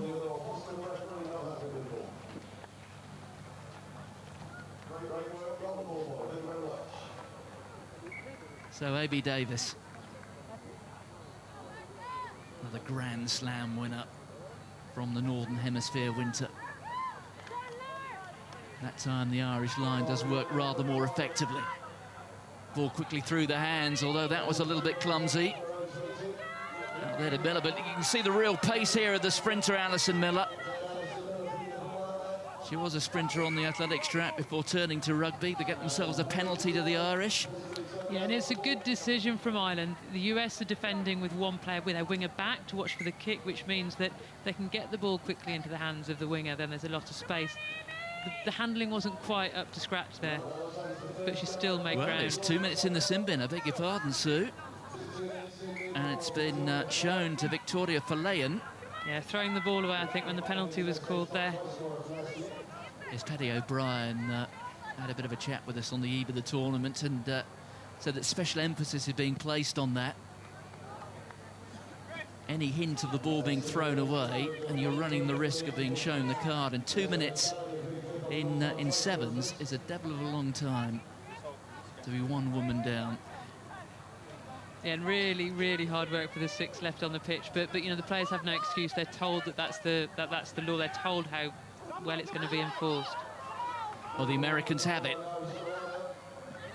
Miskiski out there to Megan Bonney. 1 try already. Double tackle there from the Irish. Quick ball from the Americans. They've created a gap out wide, but just reaching out there was Lauren Doyle. Lack of precision with the pass. The ball goes forward, and the Americans will look at that and feel that's 5 points they've quite literally allowed to slip through their fingers. And of course, if Verleyen were on the pitch, there'd have been an extra player out there. It wouldn't have been quite so difficult, wouldn't have been having to force it, and she would have been striding into the post probably right now. Well, the Americans bringing on another of the collegiate All-Americans, Rebecca Seaback, wearing 10. Of course, this game has huge significance. This is a pool with New Zealand and Fiji in it, so these two teams really, you have to say, looking at the form book, are fighting out probably for second place behind New Zealand, so it's a crucial result, this game. Yes, we're looking for 8 spots to go through in the main cup quarter-finals. 3 pools of 4 teams. So the leading 2 in each pool plus 2 others. The Americans have it to pick up, and dashing away there is Rebecca Seaback. And Seaback gets the try. Still a little more than 2 minutes to go. A lovely vision, wasn't it? That was the US strength and physicality coming to the fore. Really put pressure on the Irish player at the back of the scrum. Really put pressure at the breakdown. Ball pops out, pick it up, run over the line. Crucial conversion, this one. Kelly Griffin, the score's tied up at 12 points apiece. 2 minutes on the clock, which time and again, I suspect, over the course of the next 3 days, we will tell you is a long time, or can be a long time in sevens. Good connection, but the conversion slips wide. There is the try scorer, Rebecca Seaback. Will be the Americans with the restart. Just another of those amendments in the laws for the sevens game, if you're having your first experience of it today. The scoring team responsible for the restart. Taken into the contact there by Alison Miller. Flipped up by Muldoon. Well, a bit of space out wide here for Ireland. Can they get it away? Well, she's just scored a try, and now she's made a crucial tackle, Seaback. The Irish still have it, though. Great dummy. And here's the pace. And she's back again. Seaback has really made her presence felt since she came off the American bench. That was a neat little pick-up on the half volley from Ashley Baxter. And being swung round like a whirligig. The pick-up by Megan Bonney, a penalty to Ireland. Yeah, they're playing a high-stakes game here, the US. They're pushing up so hard in defence, trying to pressure Ireland, but they're leaving so much space out wide. And they've managed just to scramble the defence there, but it is a real gamble. So 12 points apiece. 45 seconds on the clock. In pool games, a draw is a draw. When we get to the knockout phase, that is when we move into extra time, and another of those law variations is that at the end of full time in the knockout phase there will now be a 2-minute gap between the final whistle and the start of extra time, and then we play to a golden point. But draws here in the pool phase, and I'm sure both these sides, well, they may not be happy to go away with draws, but they will be acutely aware that avoiding defeat in that opening game is vital. Big hit coming in there from Falayan on the sprinter Miller. There goes the hooter. Penalty to Ireland. We will have the opportunity for one more phase, and you can see, look, there's Alison Miller rather gingerly, well, into touch there with the penalty, and I think we can sum up from that. The Irish, I think, very happy to get away with a draw in the end. I think it's exactly right. Really surprised they didn't run that, but it shows they must have been expecting a really tough game. They're happy with the draw. Well, up next for the Americans, they'll be playing against the world champions New Zealand, but honours shared there in that second game in Pool A between Ireland and the United States.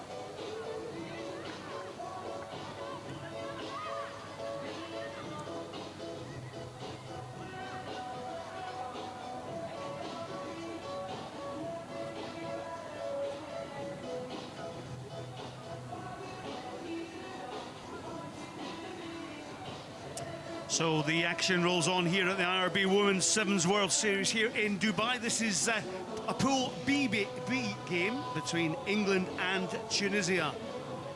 So England, well, they were an outstanding team last year. They came second in the IRB Women's Sevens Series to New Zealand. They won in Houston by 29 points to 12 over the USA, but it was New Zealand who won this tournament last year in Dubai, and also they won in China and Amsterdam. But England with a lot of experience in the lineup, including Fiona Davidson, Harriet Miller-Mills and Michaela Staniford, a well-kent face in that England forward pack, with Claire Allen at scrum half, Natasha Brennan, Abigail Chamberlain and Leanne Riley. Tunisia, well, a bit of an unknown package, but they had taken their place in the IRB Women's Sevens in the Rugby World Cup in Moscow, and they're making their debut on the circuit this year. And alongside me is Sue Day, the former England captain of the seven-a-side team. And an interesting line-up here between these two teams who just don't know enough about this Tunisian team. They only scored one try in all their matches in the Rugby World Cup, but again, it's all about the development process of the game in Tunisia. Yeah, we don't know much about Tunisia. We know they don't have much form on the Sevens circuit. We also don't know how much work they've been doing behind the scenes and how quickly things are developing. So expect to see each year from these more junior teams big steps up in quality. Relatively inexperienced England side as well, so we don't quite know what to expect from them. So Marley's John Dan is from the South Africa, is in the middle, refereeing and officiating this particular game. So 7 of the team in this Tunisian squad had actually played in the Rugby World Cup, so a little bit of experience there. And for this young England team, well, can they stamp their mark on this particular tournament? Natasha Brennan showing her pace and her strength down the far side, well supported by Claire Allen. All about the shape to England's performance. The coach, James Cooper, is currently in charge. Michaela Staniford into Joanne Watmore, or Harriet Miller-Mills, I should say. It looks like Joanne Watmore, actually, with the flowing ginger locks. Now, recycle possession here. This is good play by England. Quality of the passes. Claire Allen, you'll note, just steps big, gets the loop around from Abigail Chamberlain. Chamberlain on to the support play here from Natasha Brennan. So Brennan has to go to deck. But this is good continuity by this England team.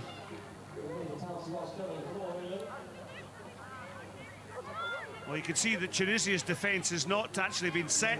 So the quick tap and go on the far side. And the opening try here for England, scored there by Leanne Riley. And it was Riley's awareness that she knew that the defensive alignment hadn't been set by Tunisia, and the youngster goes in at the corner. Yeah, a real lesson for Tunisia there and how quickly Sevens rugby moves. As soon as the whistle's gone for a penalty, you have to be sprinting back that 10 metres to get into position, because you know that the opposition are going to tap and go as quickly as possible, and they almost weren't even looking then. They've got to get in place quickly. So the 20-year-old Leanne Riley gets the water and jogs back to the halfway line. The conversion missed from wide out by England.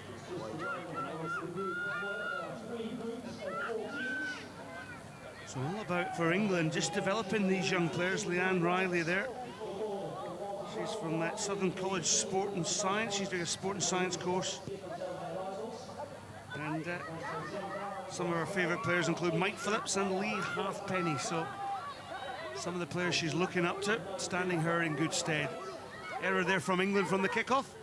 Not sure about these England players idolising all these Welsh internationals, though, Scott. Well, we'll sit here and watch some of the best Sevens players from Dubai over the next 3 days. And obviously, this is day 1 of the women's competition, and day 2 of the women's competition coincides with the HSB Sevens World Series, with the men's 16 teams competing in that particular tournament. But at the moment, it's Tunisia with hands in the ball, but loose pass there, grabbed by Delagi. Delagi now showing her pace down the wing. Track there, good tackle, comes in from Brennan. So a first little glimpse there of Tunisia. Yeah, they've certainly got some powerful runners when they get going, Tunisia. At the moment, it's sort of the basic handling skills that's stopping them getting it there. But England really need to watch that. If they do if they can pin their ears back, they really get going. Sarsen Delage there, who was tackled into touch there, she scored Tunisia's first and only try in the World Cup, so we know that she's got a bit of an attacking threat. Brennan just losing the ball, but it went behind her, so play was adjudged to have knocked on, was it? Yes, it is, says referee Maryse Jordan.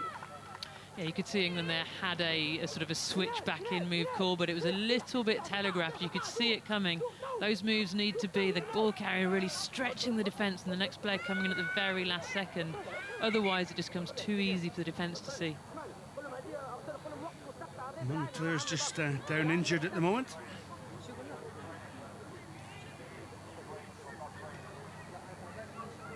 And treatment coming on here for Tunisia. Well, as I said, out in Moscow, they were beaten 36-0 by New Zealand, 43-0 to Canada.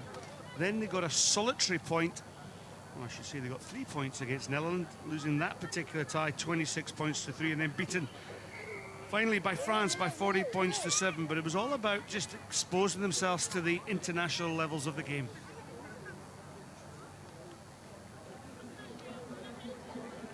Playing scrum half there, and wearing the number 9 jersey, Mariam Mekni, 23 years of age, attached to the CSUIP club. Big push then comes on from England. Well, Tunisia got the ball back. It looked as though the scrum half Mekni had actually been kicking the ball out of the scrum, which of course would have been illegal.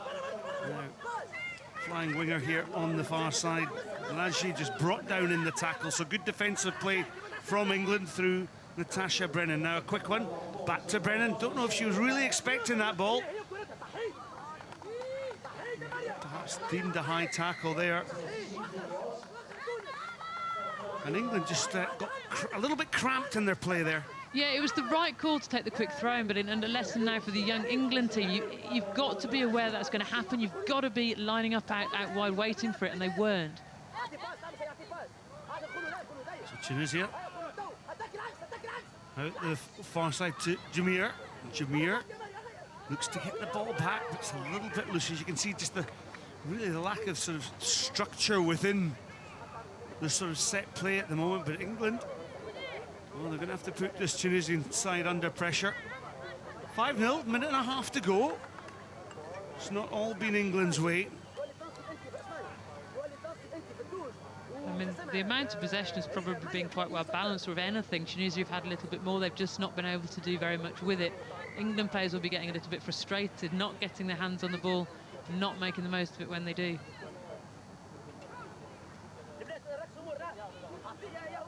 So Mekni, Mariam Mekni, puts the ball into the scrum again. England try and disrupt on the pressure. Route one for Tunisia. Ball's back then, thrown there by Hanjali. Hanjali into the hands of Gimir.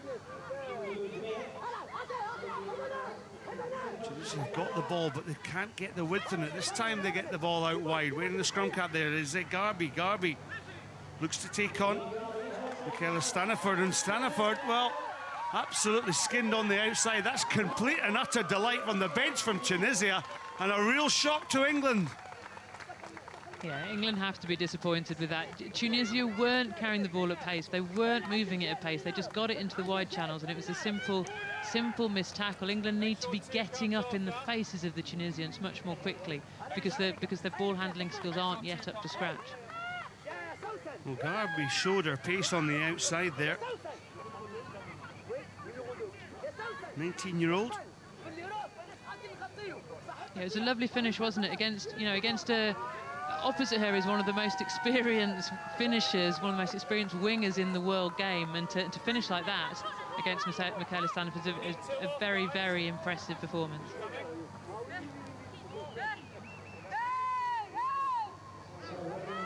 Well, Tunisia have actually turned down the opportunity to take the 2 points, which you can do, but they obviously don't have any faith in their goal kicking. I had the binoculars out there to have a wee look. Now Khalid Gamir.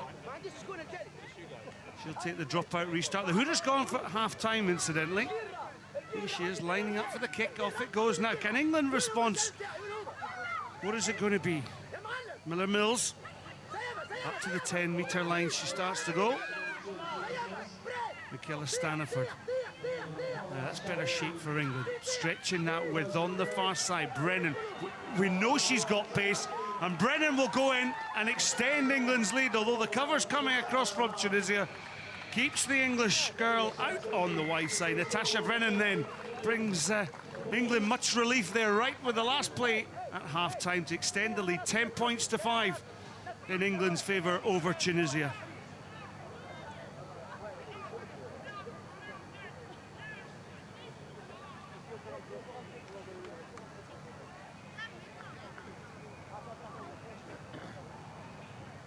Britain on the far side, conversion to come. And that's why, so the half-time whistle will go. So 2 tries for England, 1 through Natasha Brennan, 1 through Leanne Riley. Against Tunisia's Meni Garbi, who got the try for Tunisia. 2 tries to England. They lead Tunisia by 10 points to 5. And, well, Sudé, some interesting words at half-time for coach James Cooper for the England team. Yeah, it's a young England team, but it's still 12 good players, 7 good players on the pitch. They just look a little bit rabbit in headlights, a little bit disorganised. What do they need to do? They just need to, in defence, get up in the faces of Tunisia, because, you know, Tunisia aren't moving the ball at pace at the moment. And in an attack, they just need to do things simply. Get in position early, get nice and deep, so they've got the pace to run on the ball. We saw what Tash Brennan could do when they get the ball in space, but they've not been getting the ball to her. Tunisia, on the other hand, you know, you've got to take your hat off to them. They're a very, very young 7 side, but goodness me, give them the ball in a bit of space, and they've got some really powerful runners there. Yeah, Garbi, who scored the try, and Meni Garbi.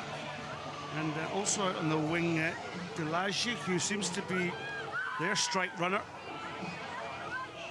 They're quite a tall, rangy squad, this Tunisian team, actually. I'm just watching Garbi, actually, the try scorer.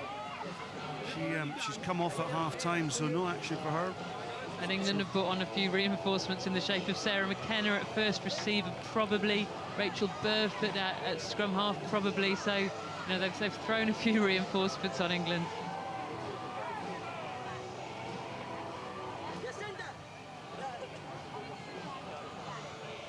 So England will have a chance to restart the game.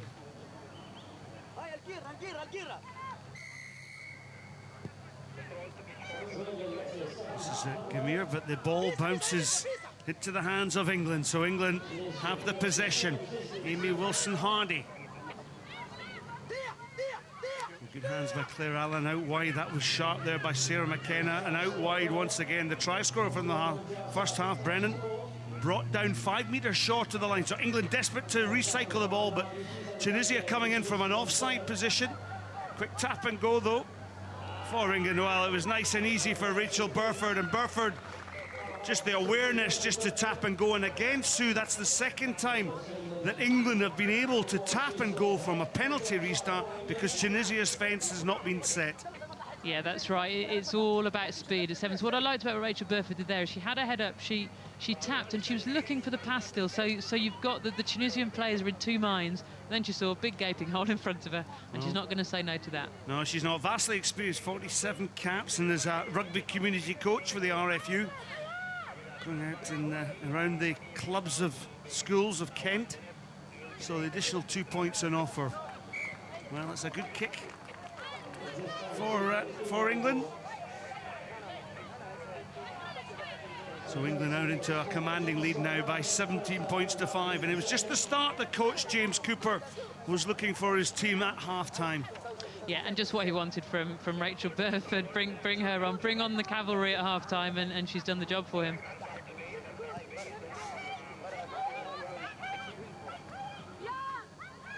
A good take there by Tunisia. Now, can they attack from deep and put some pressure on this England defensive line? Thumping tackle comes in there from Sarah McKenna.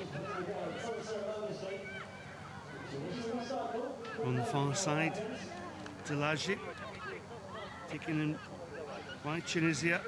Delage once again. Loose pass though, but it's the way Tunisia, they play a very tight game in and around that contact area. They do, but they're always looking for the offload, which makes it hard for the defence, doesn't it? They're always looking, because they're big, strong, powerful players, so they're hard to bring down, and they're managing to get their arms free and offload. So as a defender, you're always thinking, should I go in and cut that off? Should I stay out? And then they're doing that very well. Huda Ben Abdeljalil, who's 19-year-old, is off the bench, and here's a debut now here for Megan Ellerly, whose brother happens just to be Mike Ellerly, who plays in the England team, so there'll be some proud parents there. Nick and the father will be proud that she's made her England's debut here in Dubai. There certainly will be, and Megan's one of those success stories, I guess. Very new to rugby, very new to sevens. Picked up in the talent transfer sevens ID program, so has played a lot of netball, hasn't played a lot of rugby. She's obviously been, training very hard over the last few months. So fantastic opportunity. Yeah, started as a junior, and left the sport to play a little bit of netball. She was also an athlete as well, and came back to the game. So she's delighted. So the Ellerly family, well, they'll be proud. So what about telling us your proudest moments as well? We are on the live feed here on the IRB website. But hashtag Dubai Sevens for your comments, folks, and we'll pass them on. Great handoff though, and strength shown by Natasha Brennan. Brennan in for her second try. Yeah, lovely finish from Tash Brennan, and a great lesson for all the juniors watching. She had the ball tucked under her right arm, saw the player coming across, tucked it under the left arm, big fend, defender falls off, and a great finish, and eventually under the post. Well, that's Natasha Brennan's hard work over. She'll be substituted. Such a feature of the game, the rotation of the subs and the conversion to come from Sarah McKenna. So can McKenna add the additional 2 points? Tash Brennan's had a very good game, Natasha Brennan, but coming on we've got Kay Wilson, who's been an outstanding performer for England in sevens over the years, so they'll certainly be looking to get the ball into her hands as quickly as they can.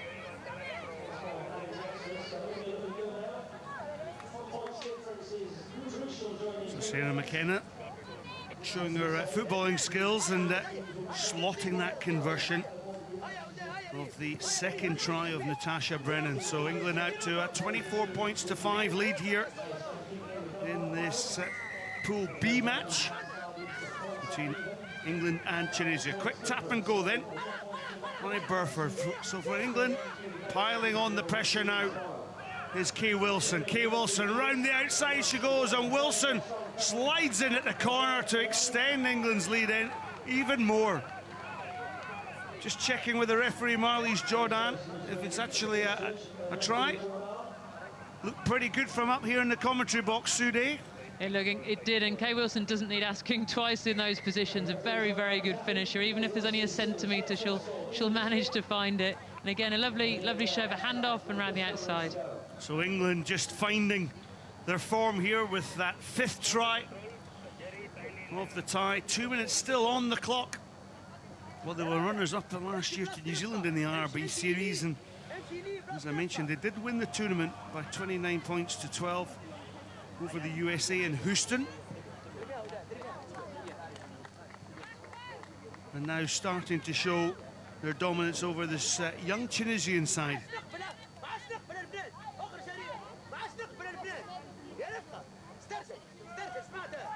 7 minutes each way sounds like a relatively short game if you've never played it, but it's a very long time, and a very long time if you're doing a lot of defending, as this Tunisian team is now. So they'll be feeling it at this point. Well, this Pool B is also has Spain and Russia, so more games coming up. So hope you're enjoying this live stream on the IRB World Feed.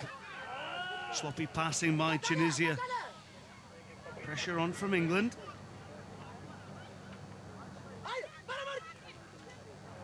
And just you can see the English pressure on this Tunisian defence. They just haven't had an opportunity to get out of their own area. Delage takes the ball into the contact, but it's all so slow for Tunisia. And Jordan, the referee, penalises, and again the awareness just to tap and go for England. And in the corner, yes, it is another try for England, this time Megan Ellery. So she scores on her debut.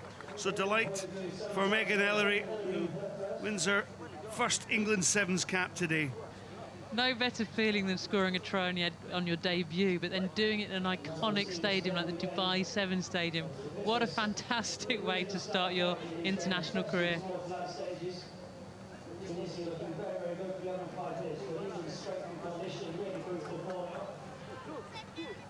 Well, she's pretty happy with that effort.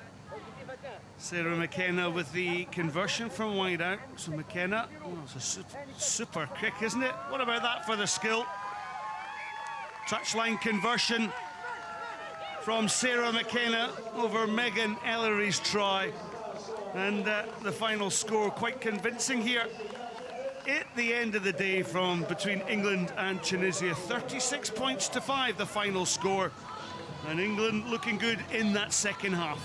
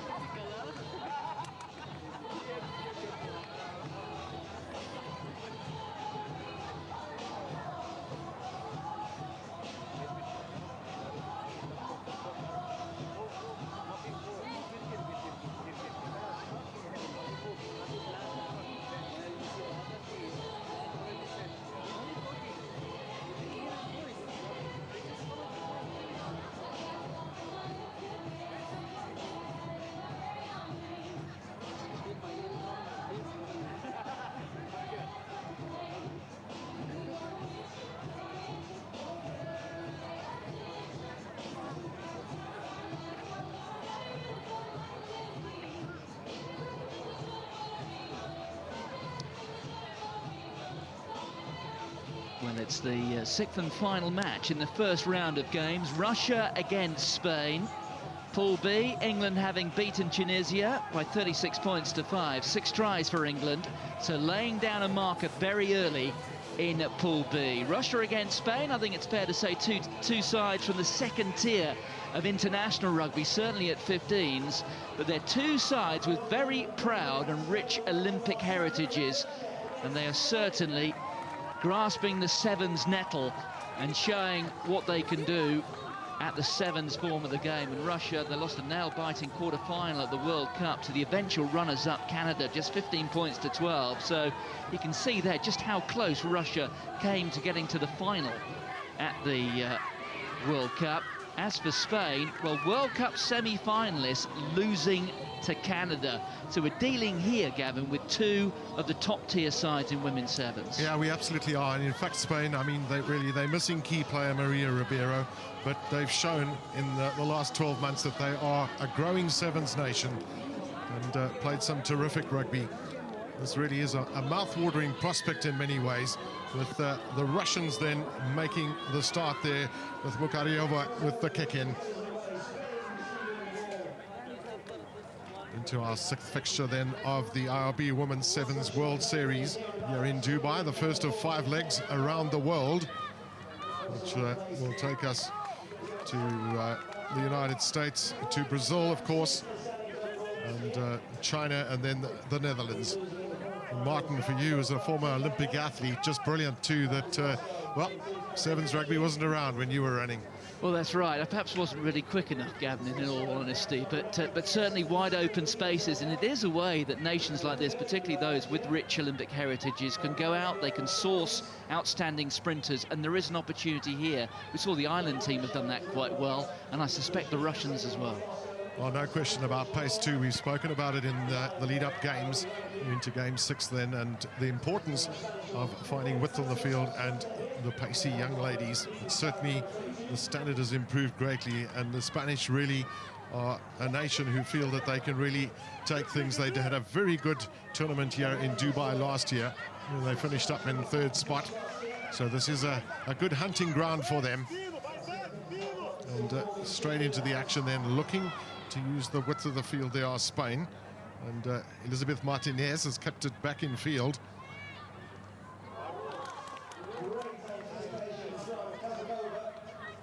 So a lady in ball there on that occasion, but now Spain looking to try and find some space. They might have thought about playing that a little bit wider. They had Patricia Garcia in place. But it's pretty much all Spain at the moment. They're getting a lot of possession, and Cavani, the playmaker too, a very special lady. But this is Barbara Pla, and a lot has been said about that young lady too. Here's another chance here, Patricia Garcia, and she'll finish off there. A very good start here by Spain. Well, we saw the experience there, didn't we, of Barbara Pla, showing all sorts of skills. Her athleticism, also the pass out in the end, which created the opening, was almost basketball style. But they showed a lot of patience there, the Spanish, and good handling skills. And then eventually, when they started using some width, they created the gap, and that really shows you exactly why this side did so well at that World Cup, going all the way through to the semi-finals.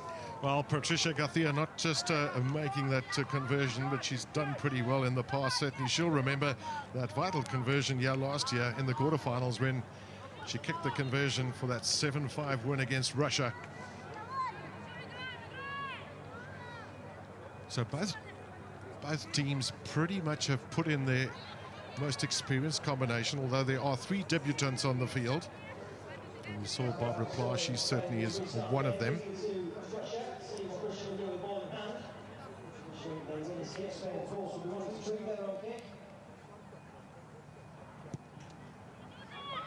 So the kick downfield from Garcia is pretty much pinpoint there for the Spanish. And you see the Russians will be very competitive at the breakdown. They've got quite a big team, and of course led by Bazat Hamidova, who has scored the 2nd most points in RB women's rugby. Yes, another try, and she'll get through to the 100. Outstanding performer last year, wasn't she, with 19 tries? Yep. So first real touch this for Russia then, and looking to use the width of the field. This is Idzitsi. And just carrying it through the phases is something that I think the Russians are really looking for and not getting at the moment. Spain pretty dominant.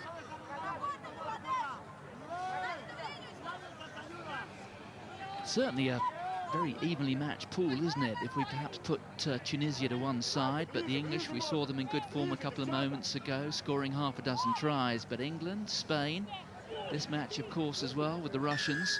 It's going to be a very tight pool. Yeah, a little bit of a surprise too from Tunisia, who've started off pretty well, although they lost that match against England. It certainly looked like they're very much up for the fight. Yamitskaya, ball in hand.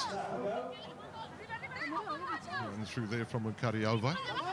They've got 1 or 2 pacey people. There's one of them here, Marina Petrova. She really has got pace, this young lady. She saw the gap and just glided into it. Well, she flew out of the blocks, didn't she? Head down, looks a good sprinter. Saw a chink there in the Spanish defence. So Russia, who've taken a while to warm up in this match, they've certainly found their feet now.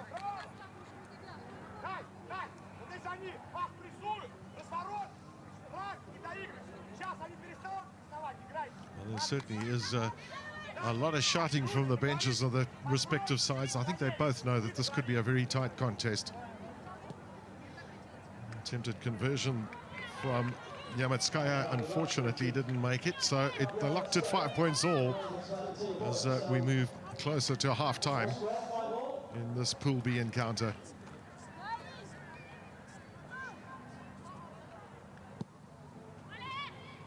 Yes, I think the Russians showing just how organised they are in sevens. Continuity from one tournament to the next is so important, and I think there are just 2 new faces in this Russia squad today from the dozen that we saw at the World Cup at the Luzhniki Stadium.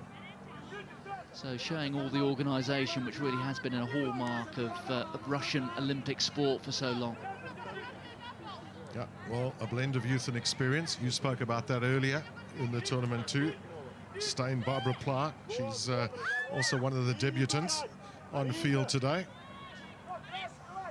And Spain looking to find some rhythm.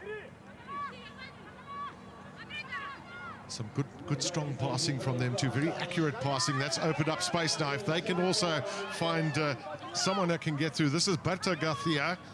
Well, that ball went backwards. And again is the pacey Marina Petrova.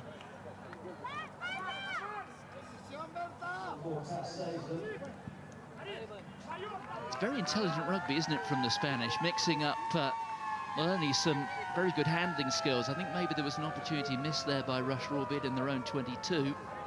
We saw that there's some support for them too. You saw the flag there of the Krasnokar Yas club, and that and Krasnodar. Basically 7 of the players of the 12 players from Russia come from those 2 clubs, so there's good unity. The Spanish know they're up for a fight here. Half-time hooter in the background. So Barbara Pla again just wreaking some sort of havoc here in the Russian defense. Here's an opportunity. It's a lovely pass, floated pass over the top. But no real space to move in here for Barbara Pla. Eventually it's the little basketball pass from her, but the Spanish are just trying to find some sort of leeway through this Russian defense. Really be useful to go into half-time in the lead. Up from Pla, then on to Berta Garcia. One thing the Spanish have done well is they've had a lot of possession in this first half. Now that's gone the wrong way, and we know with the pace that the Russian team have, yes, but it's Itzi who's found some space out wide, and well, the Spanish are made to pay there. They seem to have things under control. They heard the hooter in the background and then gave up the fight. Well, I was going to talk about Barbara Pla because she is the playmaker in this Spanish squad, but she lost the ball rather too easily there in the contact, and we saw the pace there of Rusiet Iridja. 6 tries in last season's series, and taking Russia ahead right on the stroke of half-time, and it's almost certainly going to be a 7-point lead at the moment. Well, 35 points, 15 goals from this lady, the kicker in the team, and Makaryova. It's the call for half-time then, and well, interesting that Russia then have picked up the opportunities that came their way and put the pressure on the Spanish, despite the fact that they didn't have much ball in hand, and very comfortable lead at 10 points to 5 at half-time to the Russians. Yes, well, the conversion there looked like one of your drives, Gavin. It was a bit of a snap hook, I think, wasn't it? Opportunity wasted, and of course at the end that may not prove to be significant, but conversions right in front, you've got to slap them, haven't you? Well, in the good old days of sevens rugby, it was something that just was a bit of a nuisance, but these days it's really important. You know, kicking goals, games get tighter, and this could be a very, very tight match too. Yes, England having beaten Tunisia by 36 points to 5, but this is certainly a much closer encounter. And I mean, you saw more of the sevens last season than I did, but these really are 2 emerging nations, just to stress the point. Good Olympic histories. We've got Rio coming up just around the corner now, really. And Spain and Russia, who operate certainly at the 15s format in the second tier. Russia went to the Men's World Cup, the 15s World Cup in New Zealand in 2011. They're making strides forward. But certainly in the sevens game, there really is an opportunity here for the likes of Russia and Spain to go and get medals at the Olympics.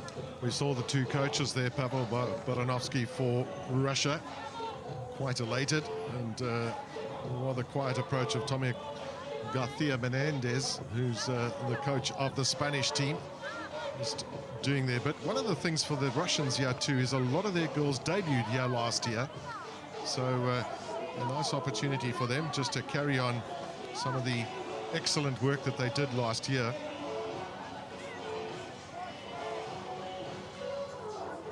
So second half to get underway then. Whistle there from Amy Perrott from Australia, and it's Patricia Garcia who gets herself lined up, just making sure that she gets that kick spot on. Malagina, who went in, Spanish have turned it over. Oh, pretty much a 3-on-3 situation, so a change of direction always useful, and one of the key things is knowing that you've got some pace too. That's Berta Garcia. She's a very strong runner. And down from Barbara Pla, just probing that Russian defense, and I think the Spanish really are looking for an opportunity to play it as wide as they can.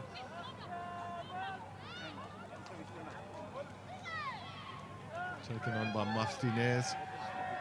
Support coming from Patricia Garcia. So again, will they find a hole in this Russian defense at some point in time?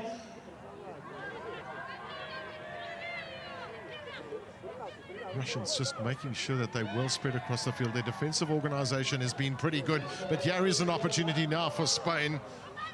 Barbara Pla just slipping at the vital moment. Well, that was an occasion where you're really hoping that the player pins her ears back and has a gamble and goes for the corner, because there was quite a wide gap. And if we look back to that phase of play, Spain will perhaps regret the fact they didn't score, but it goes all the way back to the kick-off at the start there. Possession is all. It had plenty of hang time on it. It applied pressure on Hamidova, who was unable to gather it, handed possession to Spain, and Spain maybe feel that they should have scored there. But it's basic skills such as restarts, so important. Well, one thing they'll remember from the first half, the Spanish too, is the pace that the Russians have in their team. And we know Marina Petrova in particular, they don't want to provide an opportunity for them. It's a very tight match at 10-5. So this time, Russia looking for a little bit of space out wide to Hamidova.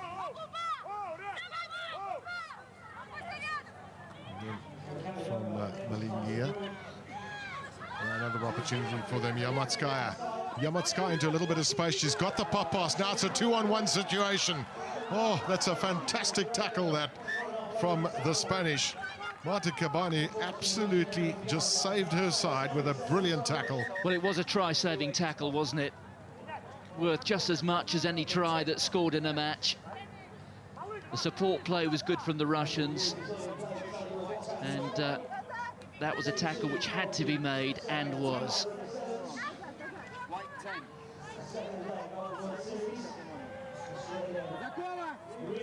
So a couple of changes then for the Russian team, bringing on Usitka.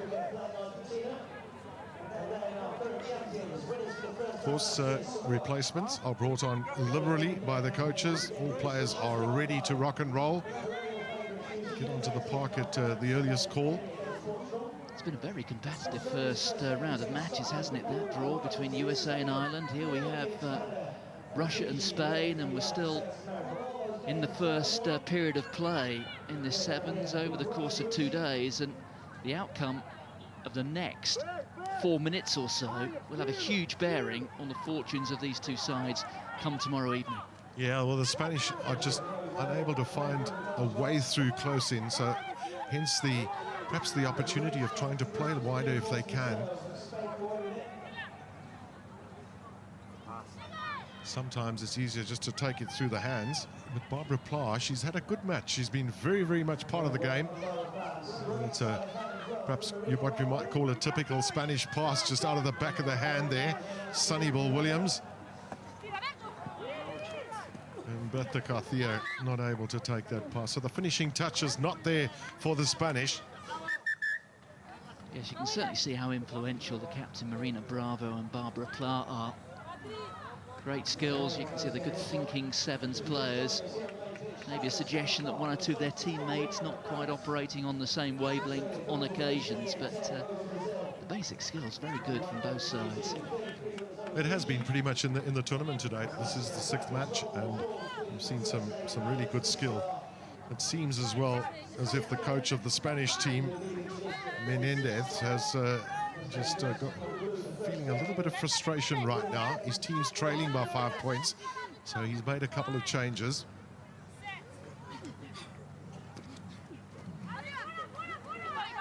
So, Russia now.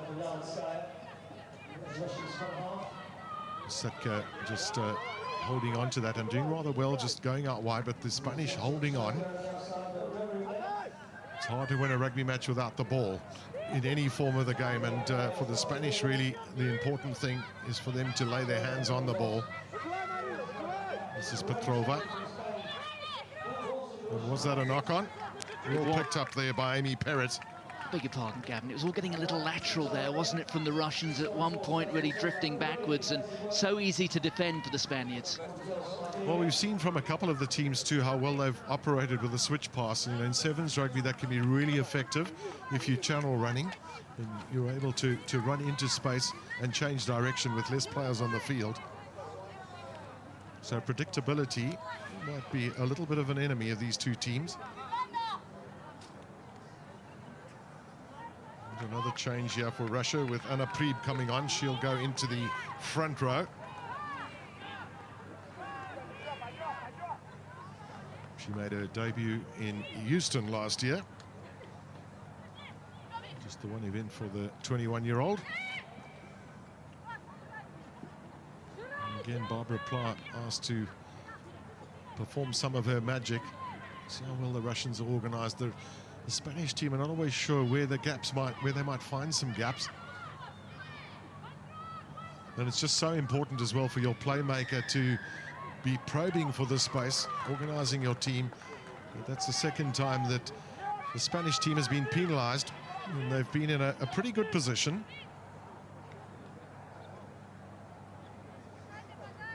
Yes, the Spaniards do seem to lack something that the Russians really have, which is speed out wide.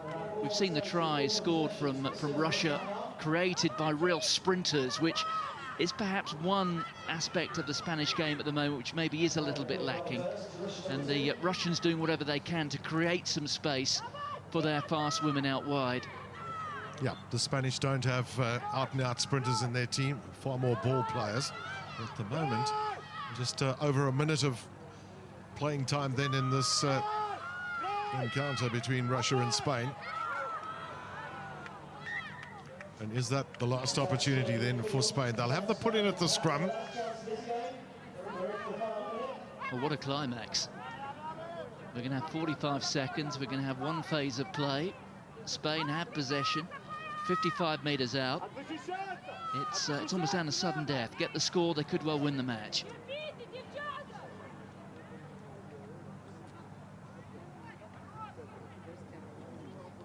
Martha Kabani with the put in at the scrum.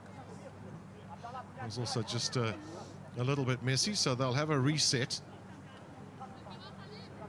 It's also a young lady who's come onto the field, Anna Prieb, the referee, just having a chat to her. She's in the loose head position in that scrum.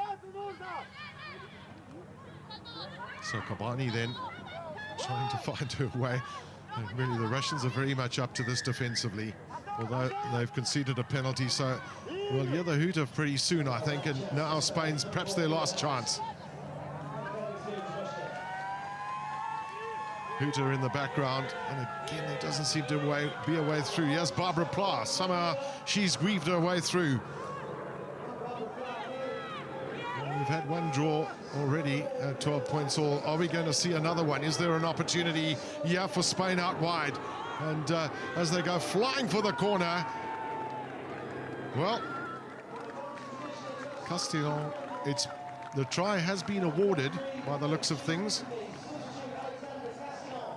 Quick consultation with the assistant referee, and well, the Spanish have really got out of jail, and good for them that they're actually just kept things going to the end. Here's the finishing touches, and a terrific try for Castillon. Yes, and a good call there by the referee, and it was shades of Ireland, New Zealand in the men's 15s international at the weekend there. The Spanish having to show poise and patience and going for the try when it presented itself.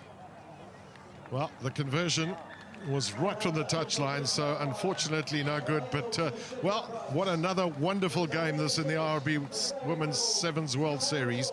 And 2 draws in the first 6 matches, I think, is an indication of just how tough the competition will be between the 12 teams, amongst the 12 teams that are playing in this competition.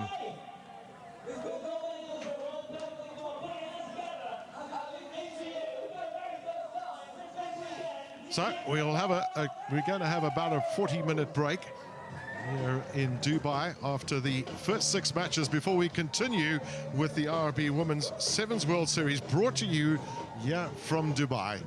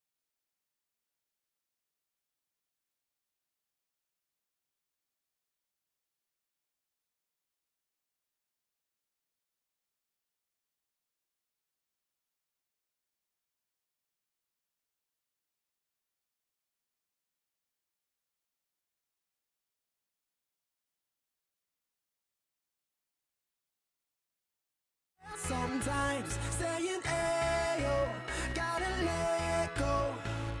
I wanna celebrate and live my life, saying, ayo.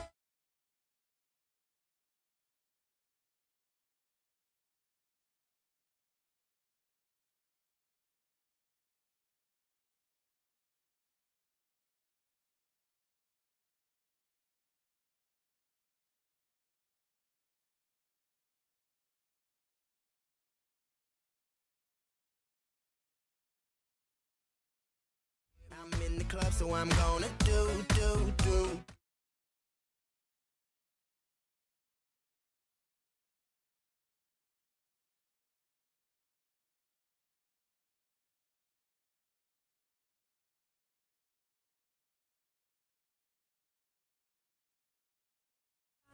Saying, hey, gotta let go.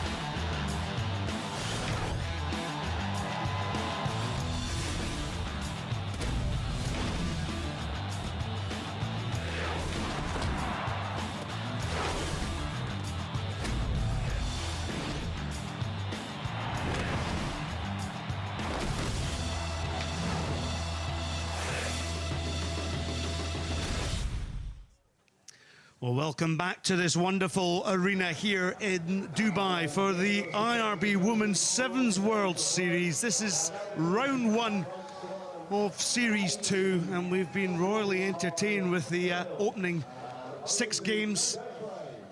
12 teams are participating in this particular tournament. In Pool A, we have New Zealand, who are the current world champions within the game, alongside the United States, Ireland and Fiji. New Zealand looking dominant in the opening tie against Fiji's Kyla McAllister scoring 4 tries in that 33-7 win.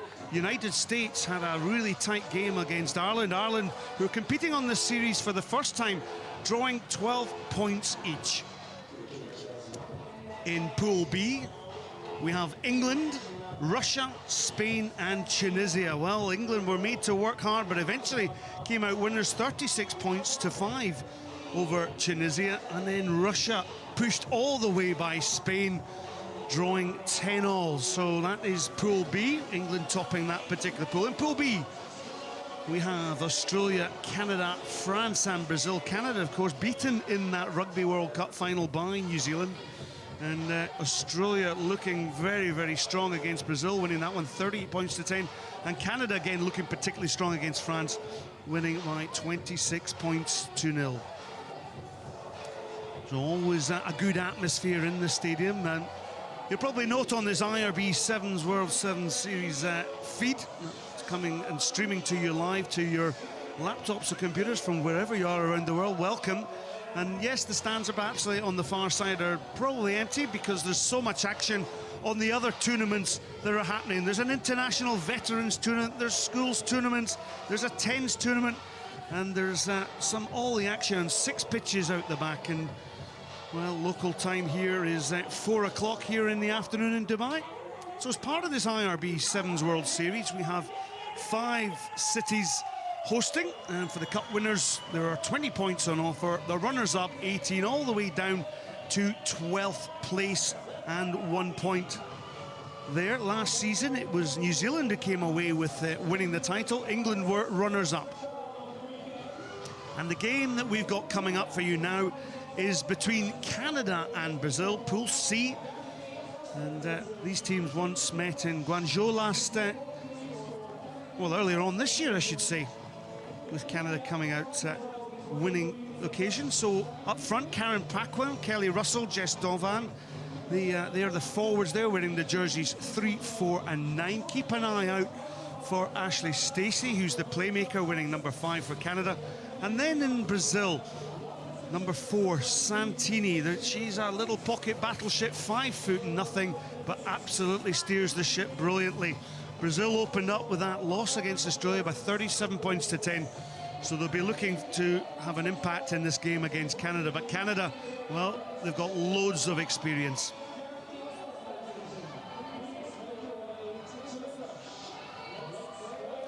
So as the teams take the stadium here in Dubai. My name is Scott Hastings. Alongside me is Sue Day, former international rugby captain of the England team, who played here in 2009 Rugby World Cup in Dubai. And Sue, part of the commentary team here, as part of our world feed and world stream. And Sue, we've been really treated royally to some great action.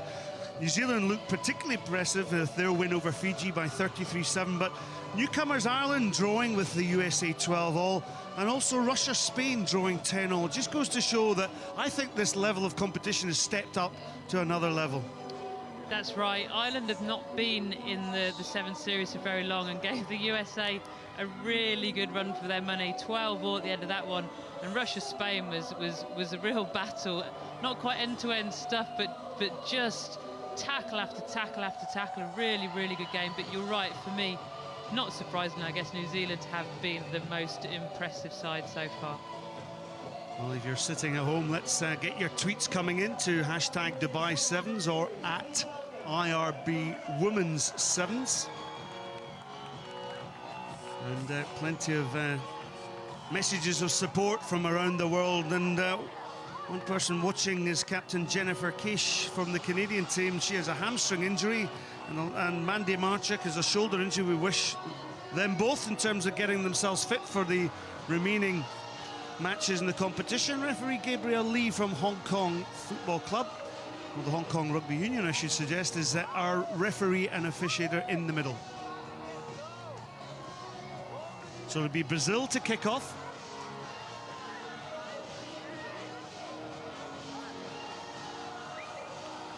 So the messages are all set. The sun is just dipped below some cloud cover here, so nice balmy conditions, sitting around 19-20 degrees here, been perfect, and the pitch looking absolutely magnificent. So Canada on the early ball. Ariel Dubousset-Boris was tackled there. There's Ashley Stacey looks on.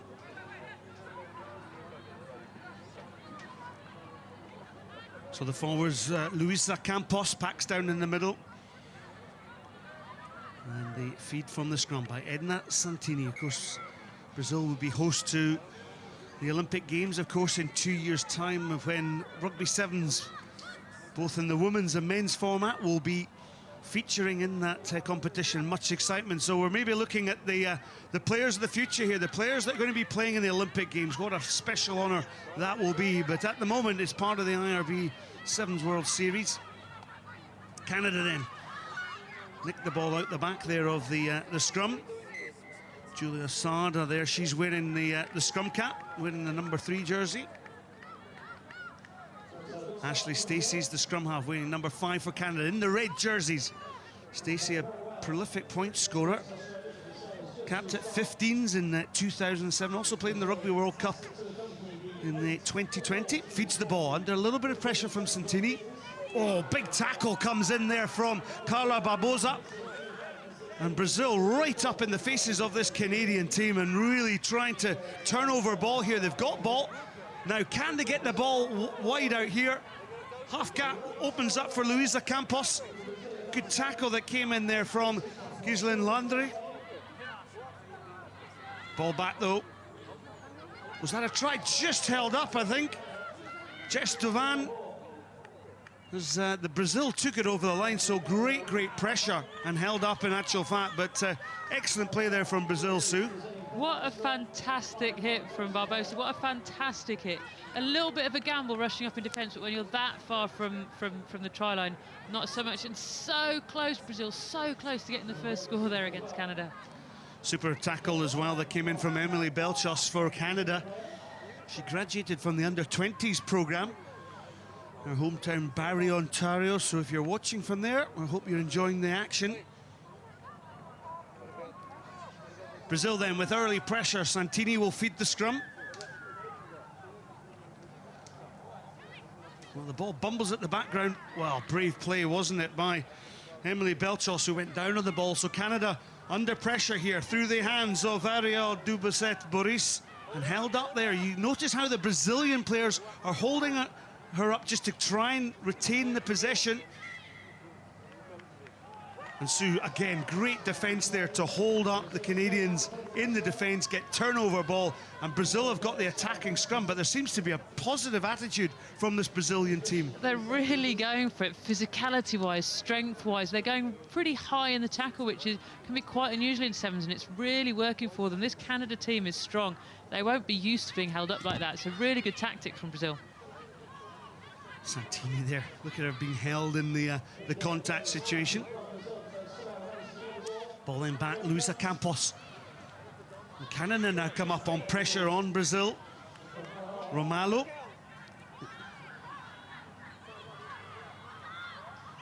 Just a little bit scrappy there. And a penalty for the Brazilians. So they've had all the pressure, the opening game, 3 minutes still in this opening half, this Pool C tie between Canada and Brazil. It just goes to show the difference one mistake can make. You know, Canada spilled the ball with pretty much the first play of the game, and since then haven't managed to get out of their 22. And of course, when you don't have possession, it's often harder to defend. Easier with the ball in this game. Oh, that's a poor pass, which allows Canada now the possession. So Canada will have to attack from their own 22. Yeah, first chance really for Canada with the ball in hand. They've got a significant height advantage over Brazil in this line-out, so they'll fancy their chances of getting this. And the question is, how Brazil cover this? They've only got 2 players out in the back line, so great chance for Canada to move it wide. A penalty against Brazil, and Ashley Stacey will just tap and go.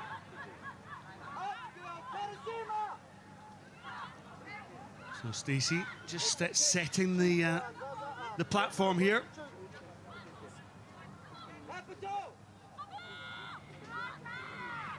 So wrap-around play by Canada, but at the show of the ball.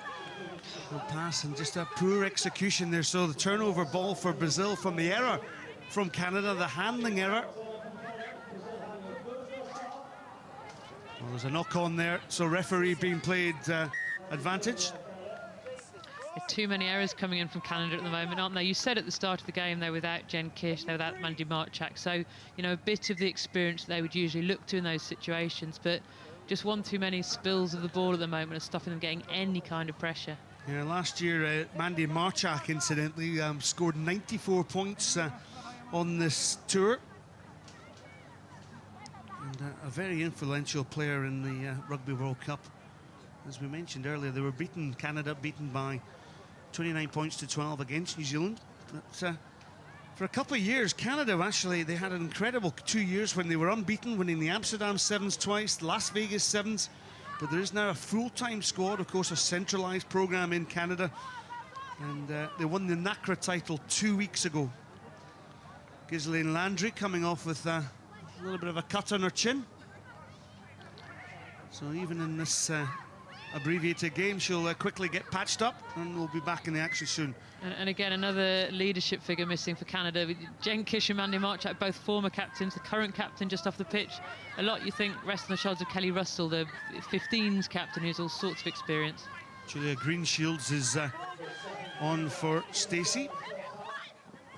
And the ball taken by Dubuisset-Boris up to the halfway, and Canada just not having all their own way. Good play here by Brazil to stop them forcing another error. So an excellent tackle, and look how well pumped up Julia Sada is for this Brazilian team. Yeah, well, she's one of the real experience on the Brazil side. You know, she has been really going for it on the 7 stage for years and years, so it meant a lot to her to be able to compete with teams like Canada when, you know, a few years ago they would have been 20, 30 points down by this stage in a game. She's the highest try scorer for Brazil on the IRB circuit with 5 tries. Represented Brazil in the Rugby World Cup in 2009, 30 years of age, and the PE teacher. There she is, well wrapped up there with the scrum cap, and of course so essential these days, a gum shield. So 16 seconds on the clock. Is there a little bit of blood on the Canadian player here? Just there's two players with blood injuries actually. So under the laws of the game, they have to make a substitution.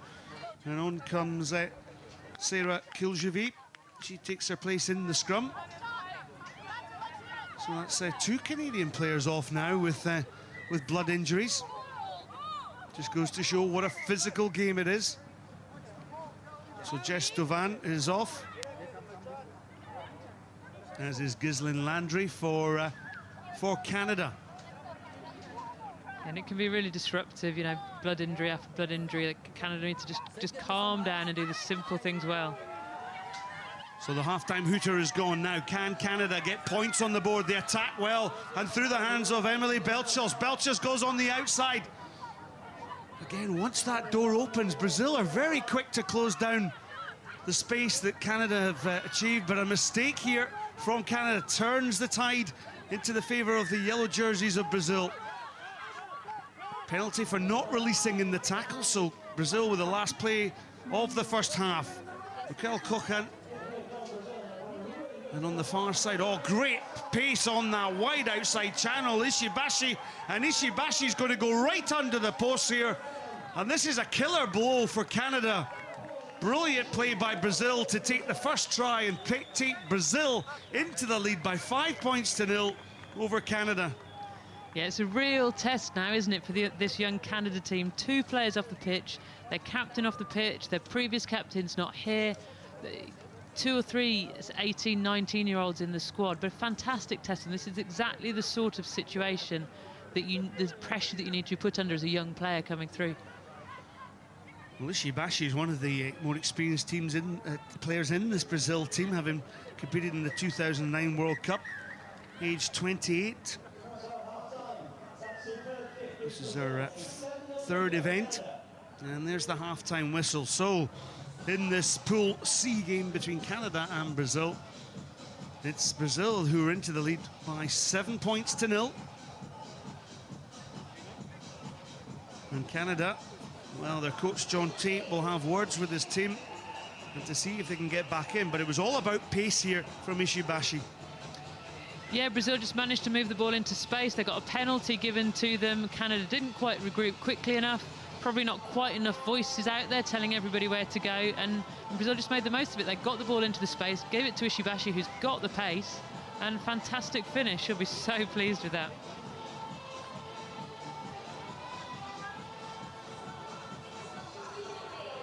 Well, Brazil played in the Rugby World Cup in Moscow, won 1 game, beating Fiji by 17 points to 14, and they'll host the 3rd leg of the Women's Sevens Series on the 21st and 22nd of February in Sao Paulo.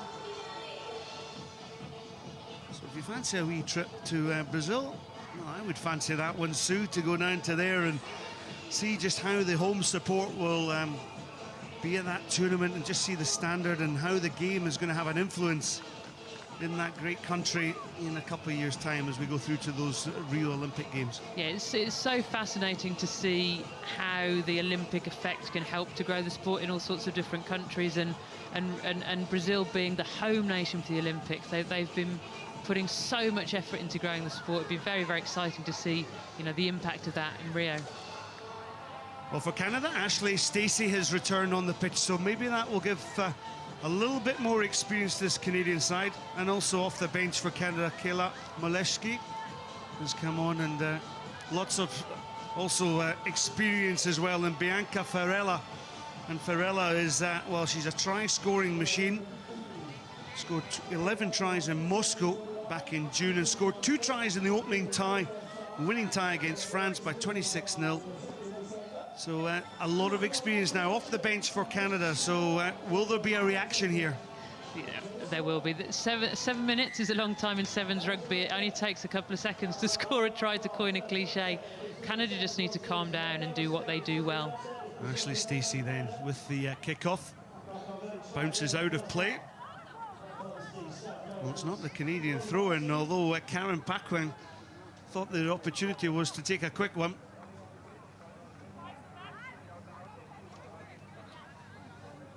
So we've talked about Edna Santini, San Jose Club. She's throwing the ball in for Brazil. Her family works for the actual rugby club that she plays her game.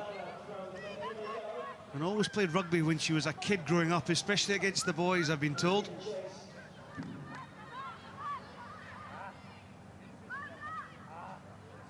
perhaps an opportunity there for on the far side for Bianca Farella to take a quick one, but no, she's decided that on the halfway line, that's where the ball will be thrown in.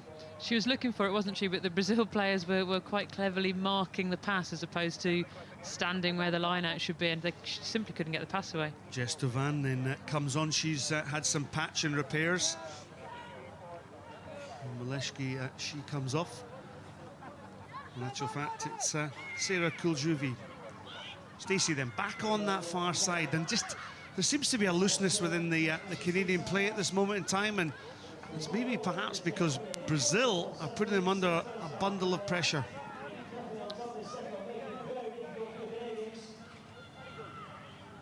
Canada then recycling that possession. Possession so key in the abbreviated game. It means you can dictate the play. Spin out of the tackle. It was Kylie Maleshki.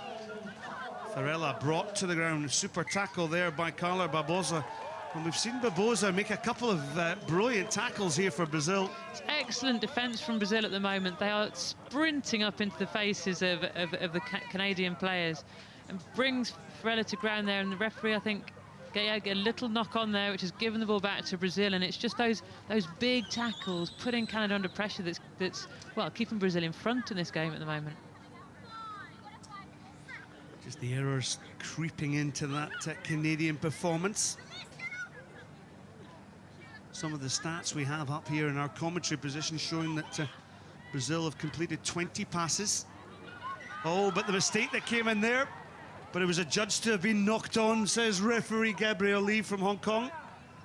So a let-off there is Bianca Farella. Well, we know all about her try-scoring abilities. The Canadian flying machine there. You know, as the seconds tick by, as the minutes tick by, the Canadian team will be starting to get a little bit more anxious, thinking, when am I going to get this clean piece of ball? And that gives Brazil even more chance to put the pressure on. It's close in the scrum. Santini was actually impeded from an offside position by Julia Greenshields, and Santini it is that takes it up to the 22. Oh, what a great little step and goal from the smallest player on the pitch, showing absolute brilliant skill to go out the outside and score, well, what could be a hammer blow against Canada. This is an absolutely phenomenal performance by Brazil against, let's not forget, Canada, who were runners-up in the World Cup just a few months ago. A great take, just a little bit of footwork to shimmy around the outside, and then she's in pretty much under the post, so giving the chance for the conversion. Well, the kick was missed. Well, we always like to highlight the top scores, and if you're watching at home, well, you can go onto the IRB site and watch some of the highlights at the end of play. We'll give you more details about that later, but this young lady here, she has really caught the eye. Edna Santini, remember her name. She's been playing rugby since she was 6 years of age. She's 21 years old, and well, she just loves to be involved in the game, and she's given her team a cracking start. And really, Canada, if they're going to stay in the tie, they must score next. Stacey goes in and knocks the ball on. Fantastic kickoff then that really made that difficult for Canada. We've seen a few kickoffs earlier in the tournament not quite go 10. The amount of height that Brazil put on that meant that the catcher was under so much pressure, and Brazil were able to put that pressure on, get the ball back.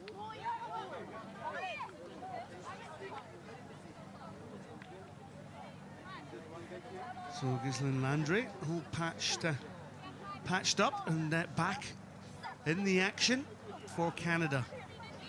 Another big scrum for Canada, but Brazil get the ball back. Obviously a set-piece move, but a poor pass not gathered there on the far side by Mariani Ramalho. Frustration etched on the face of Ramalho. Yeah, and this is an absolutely crucial play for Canada, isn't it? Canada have to be successful in this scrum and have to get a score on the board if they want to have any chance of getting back into this game.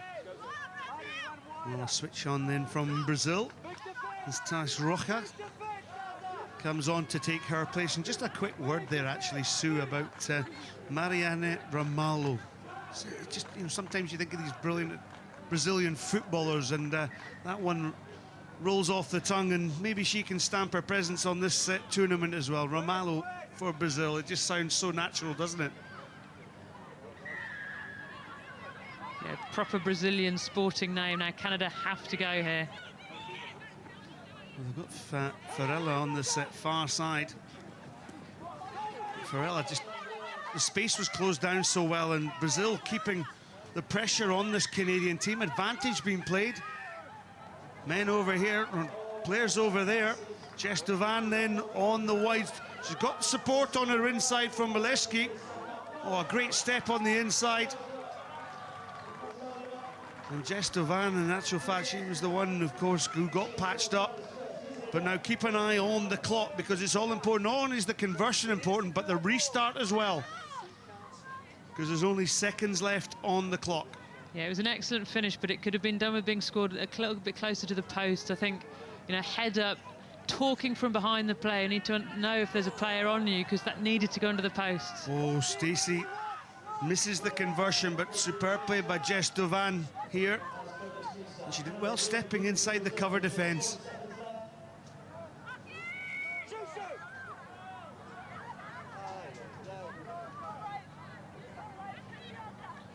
12 points to 5. So Canada still have an opportunity to, well, with only 25 seconds left on the clock, whether they can score the try. It's all about possession, and that possession is currently with Brazil, but the knock-on gives Canada one more chance. And this is what makes the game of Rugby 7 such an intriguing game. The mistake here and knock-on, well, I thought that went a little bit backward from Mariana Ramalho. But Canada with 1 second on the clock. Well, the hooter's going to go, and Sude, this is the last throw of the dice for Canada. This is it, and this is what top teams are made of, isn't it? If, you know, Canada want to show their credentials as one of the teams that can compete, got to be able to score off the last play of the game. So let's see what they can do. Stacey cuts back in against some of the heavy traffic, and Brazil closing that space down now. Canada have to be careful. They have to retain that possession. Well, a missed tackle here. And is it a try for Canada? Oh, Santini went for the tackle. Brilliant play, though, by Nikki Case to give Canada the opportunity to close the gap. So 2 points within it, 12 points to 10. Canada closed the gap. So an opportunity here for Canada to tie the game with a last kick. Fantastic finish, wasn't it? Really, really powerful running. The determination on her face on her debut. Young player coming into the Canada squad, just gets scragged, but she's still moving and she's over the line. So the conversion for the win. Pressure on here for Canada. Well, it's straight between the sticks. And look at that scoreboard tick over. So the third draw. Today we had previous game between USA and Ireland, 12-all. The match 6 was 10-all between Russia and Spain. And another draw sees the finish to this game. Canada tying against Brazil. And Brazil must feel as though they let that one slip a wee bit. But Canada 12, Brazil 12. It's some great action here in the IRB Women's Sevens World Series in Dubai. And coming up next is the game between Australia and France.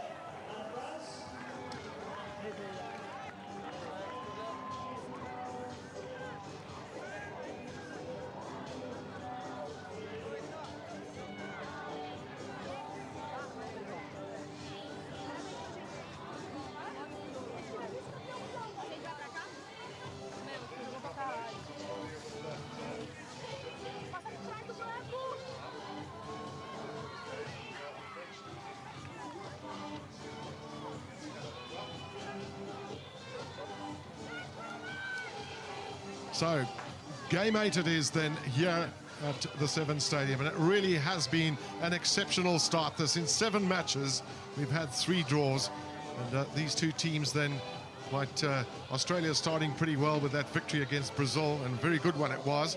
Canada, of course, beating France by 26 points to 0. So it's Australia pretty much who might well be the favourites in this match. But such has been the competition that we've seen here at the RB Women's Sevens World Series, that anything could happen. Alongside me, former England and Wasps player and captain as well in sevens as well as 15, Sue Day. Sue, just you've played here, of course, and been through all of this, but what a great start. It just goes to show the standard that's raising in the game, doesn't it? We've had 3 draws already. The games are so tight, so exciting to watch. So Giuseppe taking it through. Yeah, the French really, I'm sure they've done some homework after that first match of theirs to find a mechanism of improvement. Chloe Pelle's pass was not the best in the world.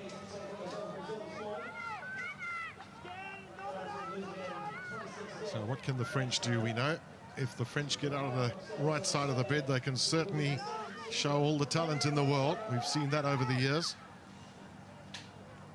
And of course, Australia will be looking to make sure that they can continue their good form at the moment. Well, that's a turnover. Referee Leah Berard having her second run, just judging that the Australians were offside.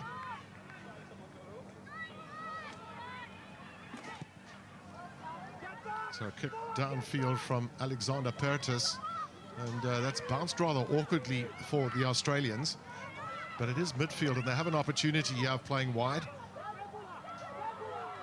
And of course, when you've got lots of pace in your side, here comes Elia Green. This girl she's an Australian athlete, and brilliant running from her out wide. Not a chance of anybody catching her.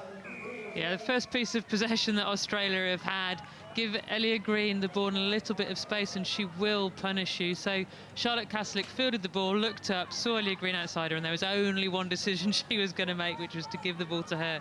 Great finish. Well, she knows about running on the track too. Born in Fiji, Elia Green, and a great athlete. So the conversion, unfortunately, is not over.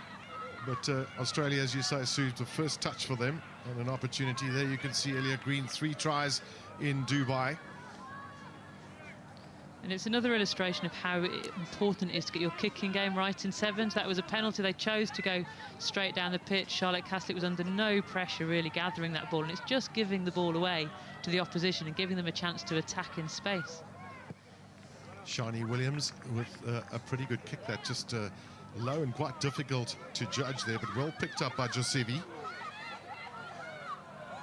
Well, they can compete there, attack absolutely no problem with Australia now with another turnover and another opportunity for them, because they've got some pacey players in their team. This is Emily Cherry, and the second try then for Australia.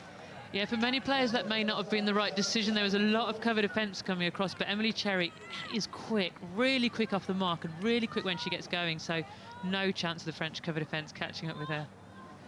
Australian Player of the Year, Women's Player of the Year last year, Emily Cherry. And with plenty of pace, just showing the value of pace. Unfortunately, the conversion, so the kicking boots are not there today for Australia, but they've decided they're going to score tries. Just having a look at those stats too, you know, with passes completed. And, well, Australia, they're opportunists, aren't they? They're out there, they're taking their opportunities as they come. I must say, Shani Williams really does kick the ball in rather well, doesn't she? Great hanging kick on that occasion. And the French have got to hold on to the ball. They've already had 2 turnovers. It's cost them dearly. Now they've got a little bit of space out wide there, taken out by Pertis initially. All just a little bit scrappy. Australia eventually just hoofing it out, so the France will have the throw-in.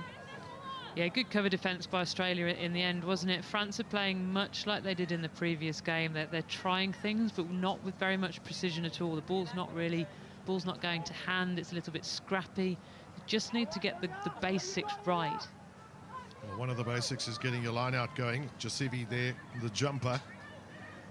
But, and so a little bit of a wild pass, although France will have the benefit of a second penalty for offside.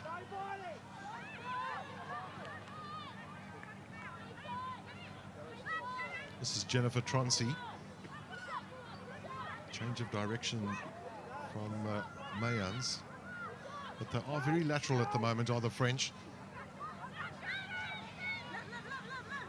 Although the one thing that must be a little bit heartening to them is that they do have some possession. It's not a one-way ticket as far as possession is concerned, but that's the third turnover that will worry them somewhat.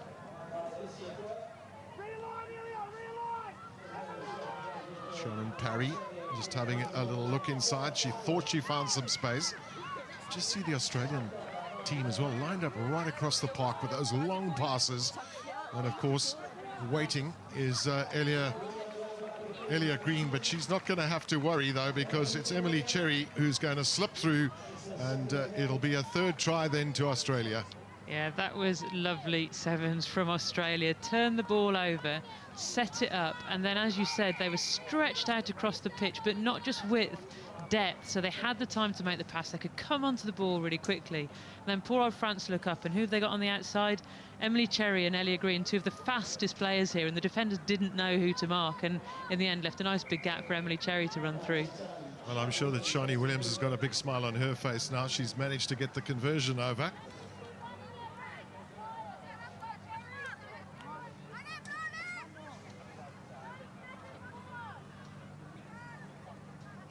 So just around about a half a minute left, and well, how do France get into the game? They've hardly been out of their half of the field. It's another very good kick in that from Shani Williams, and that's allowed the Australian team to really put pressure on the French.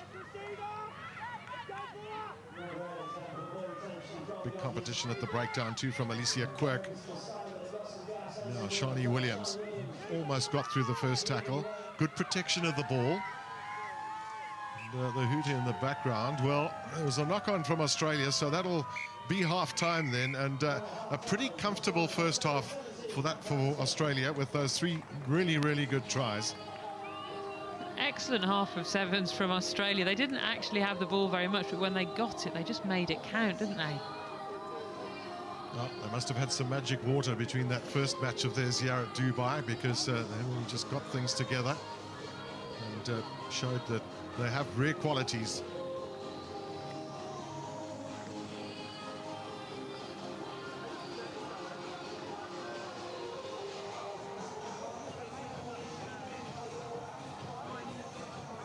In the picture there, Tim Walsh just giving his charges a little bit of information. Of course, he's a former Australian Sevens captain and played for the Queensland Reds and for Petrarca Padova in Italy.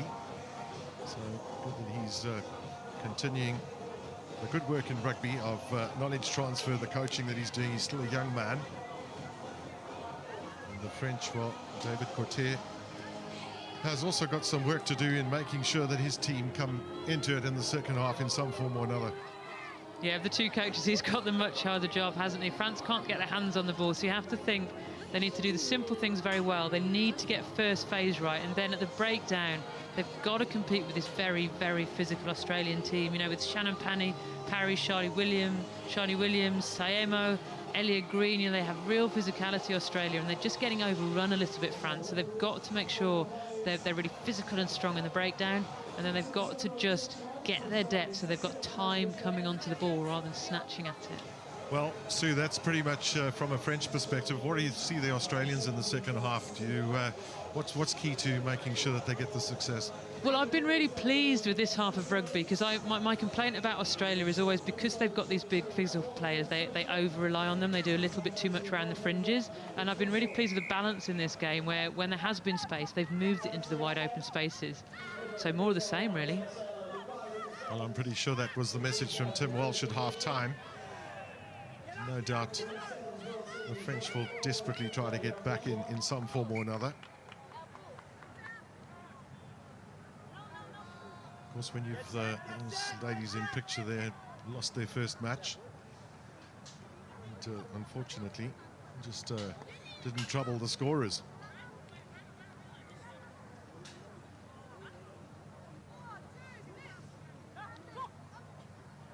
Getting the basics right is important, that so France come away with it, but it was a knock-on, so Australia will have the put in. Yeah, and this Australian team fancy themselves in the scrum. They've got a very, very strong front row, so they'll just be looking for a nice, solid scrum to get some good possession. They'll also be pleased with being a very, very young side. They've got two 18-year-olds in their squad of 12, so really useful for the future. And I guess, you know, with Rio 2016, one thinks about these things, and you want continuity in your team as much as you can. They've got the balance really well, haven't they? They've got these experienced players like Emily Cherry going through now, but then also the youngsters coming through, and then people like Elliot Green who are relatively new to the sport. So they've balanced it really well. Well, the blend of youth and experience, and certainly also the blend of pace and otherwise, and that certainly exists in this Australian team. They're a real danger if they can get the ball to those two speedsters. Emily Cherry, a very good all-round player, and of course Elliot Green with the real pace, and it's her out wide right now. So can the French hold her up? Just managing to, as she slipped inside, they've managed to slow down her pace, but Australia will be worried a little bit about some basic errors. Yeah, that was a shame, that drop ball there by Charlotte Caslick, I think one of the 18-year-olds that you were talking about, although quite an experienced one. Australia played some lovely sevens there. They stretched it one way, stretched it back the other one, just coming back to the middle where probably gaps were going to open up in the middle of the pitch because the French defence was so stretched, but unfortunately the error came in. Well, it'll soon be time for some replacements. The French getting ready to see whether they can perhaps change personnel and change that scoreboard. So there's 4 of them coming on at the moment. Rose Thomas is one of them, and Joanna Santo, 2 others. Australia will also make a change, bringing on Emma Toningata. You mentioned Shannon Parry just now too, and she's also looked quite impressive in this tournament just to start with. Of course, her father was born in New Zealand, played for Wasps, for London Wasps. There you go. And her mother's from the US, so that's quite a mix. Truly international team. It is too.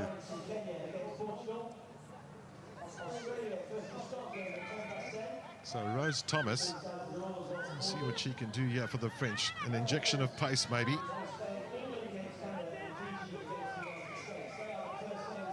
Well, Australia giving away another penalty. They need to get back 10.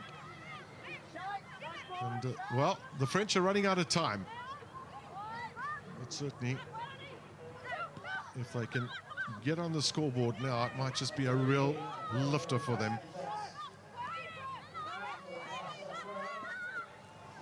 Back in field, there comes Shannon Izar. This is better play now by the French. Those 4 changes maybe has just made a little bit of a difference. Is that the right direction to go in?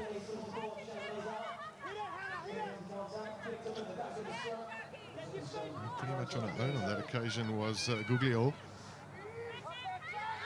Now, can the French find a mechanism here to get through? Someone channel running, and that's excellent play from France. Pop pass might have been the order of the day there, but it's been stolen by Australia, so it's another turnover. And as you said, Sue, they've just been so competitive at the breakdown point, Australia.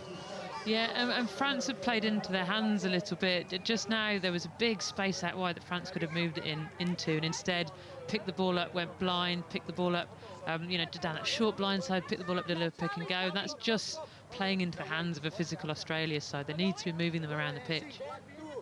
Well, just tactical appreciation and decision making. Well, we've had a couple of ladies just slipping by with a couple of knocks to the head on that occasion. That's Charlotte Caslick, who's also been a strong player for Australia. So with 3 minutes to go, she'll just have to get patched up onto the...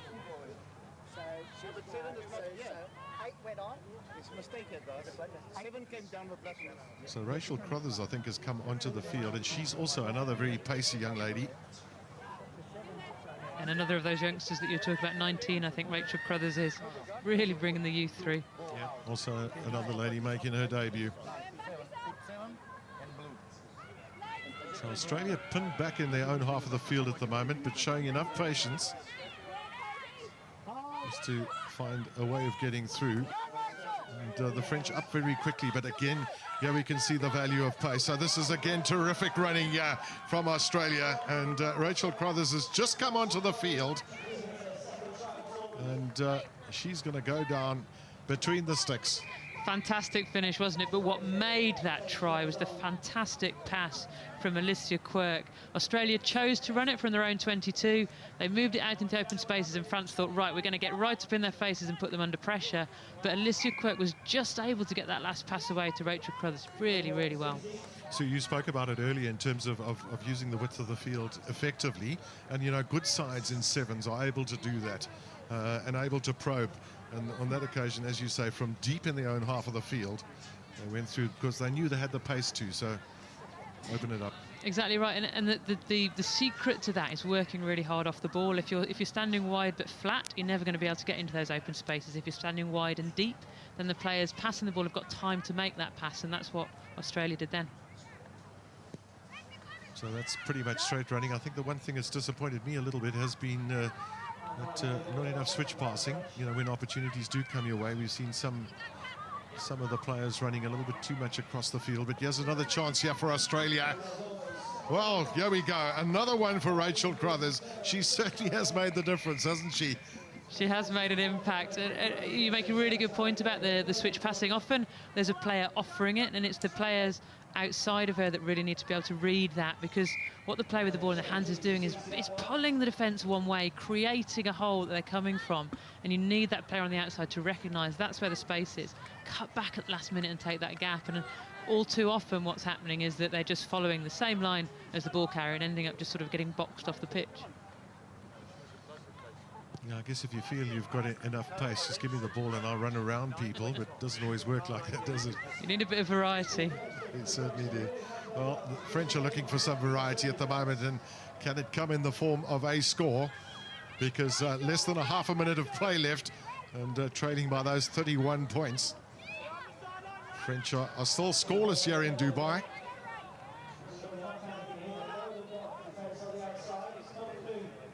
Bit of space sought there by Laura Delgas.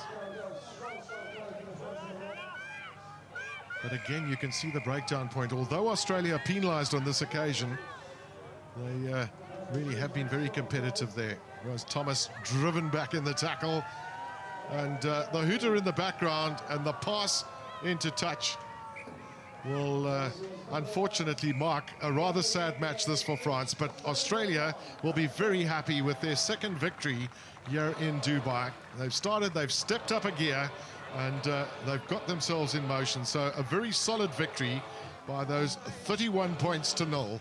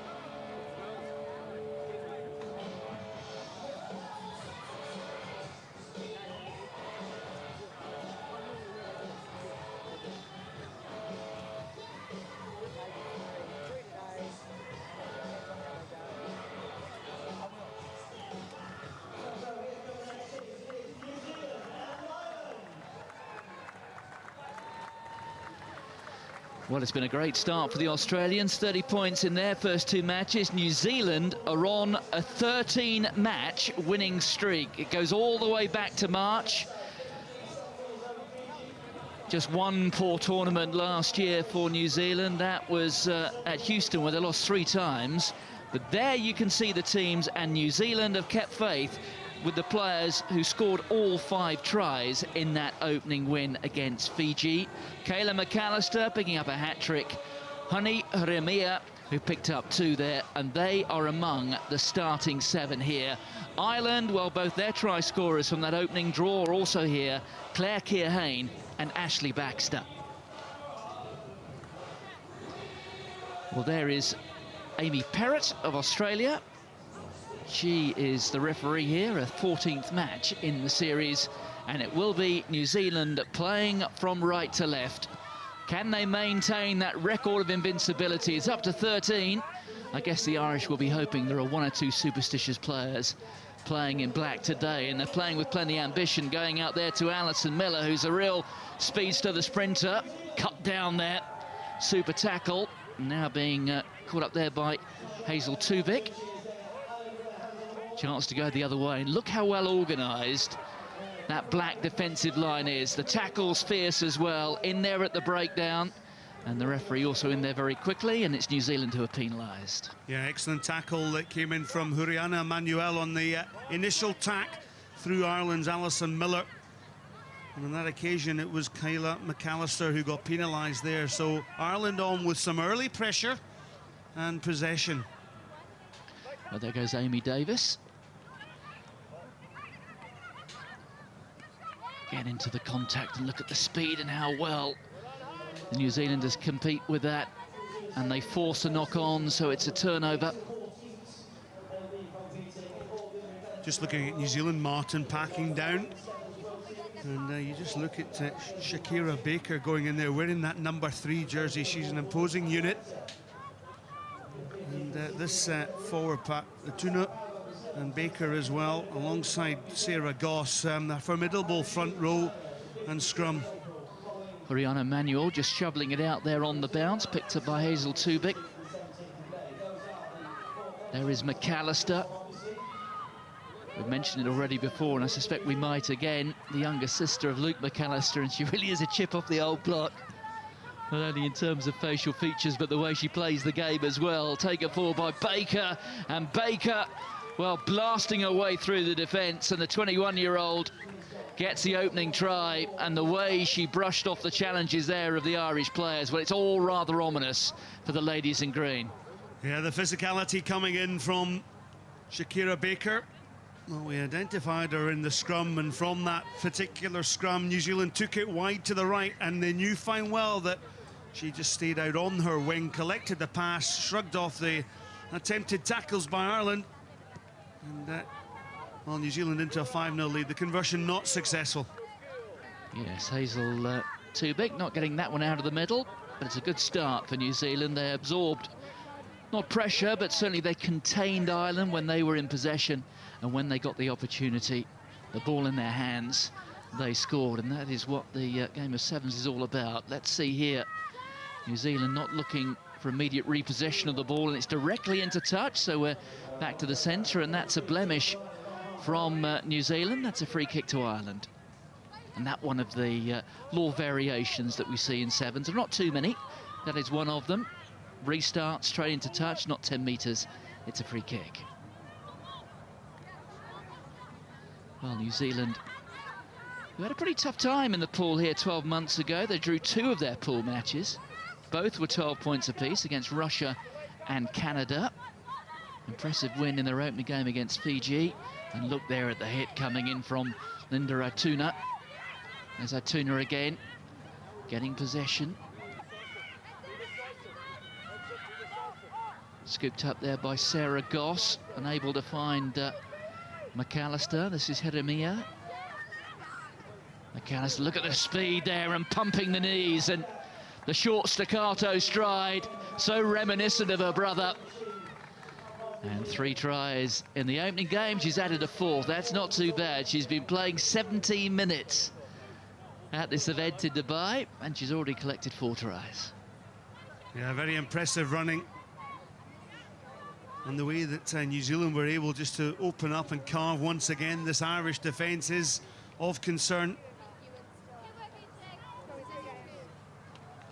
Ireland actually, incidentally, on the stats that we have here, missed 5 tackles in this opening few minutes. There you go, Kayla McAllister. 1 behind Portia Woodman. And McAllister reaching 100 points in the series as well. Portia Woodman, one of those 5 New Zealand players missing from this opening tournament in the Women's Sevens World Series. Woodman out with a bulging disc. They expect her back for round 2. There is a break until the early new year. And that's a loose pass out there from Claire Keohane. And Ireland know they can ill afford that. And the black jersey swarming, but that was well secured by Ashley Baxter. Baxter, one of the flyers in this Ireland squad. There's the other, Alison Miller. At the moment, though, they haven't really been able to create the opportunities to unleash their speedy athletes. There she is again, Miller. Miller from the track and field background, but showing plenty of muscularity there. And they've got themselves a penalty. Well, there you go. Need to go through the process of strapping on the boot and doing up the laces. Well, 3 penalties considered and 5 missed tackles in this Irish performance. Well, I don't know about you, Martin. I always used to wrap my laces around the back stud. But of course, look at the moulded soles on these occasions. But again, I would always wrap it. You see the bottom of the shot there? I would always wrap it around the bottom studs.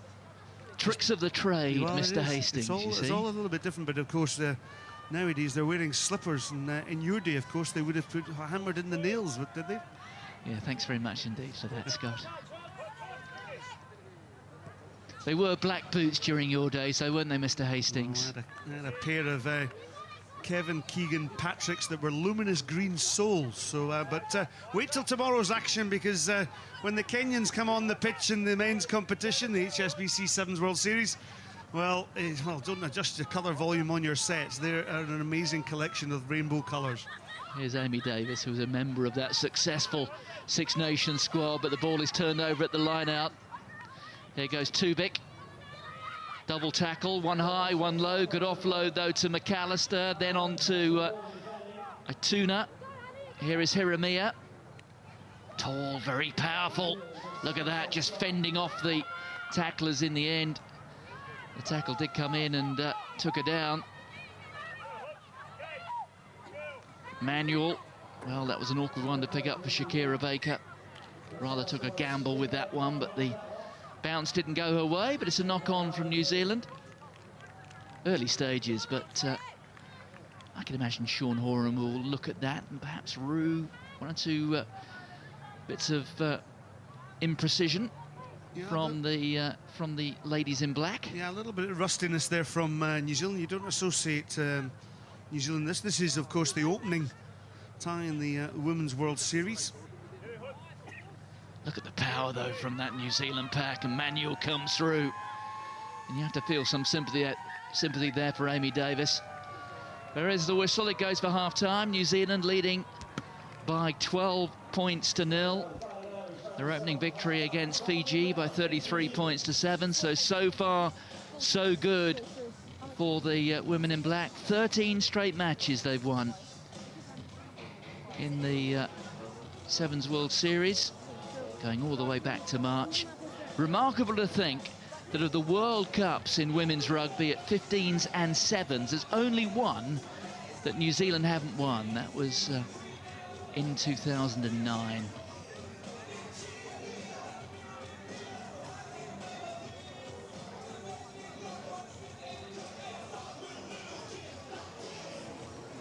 Look at those numbers, they're quite a comparison, isn't it, really?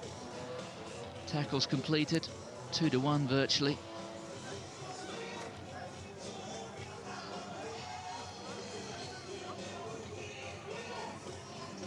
New Zealand conceding those 3 penalties, but you can see there the visits to the opponents, 22. New Zealand arriving twice.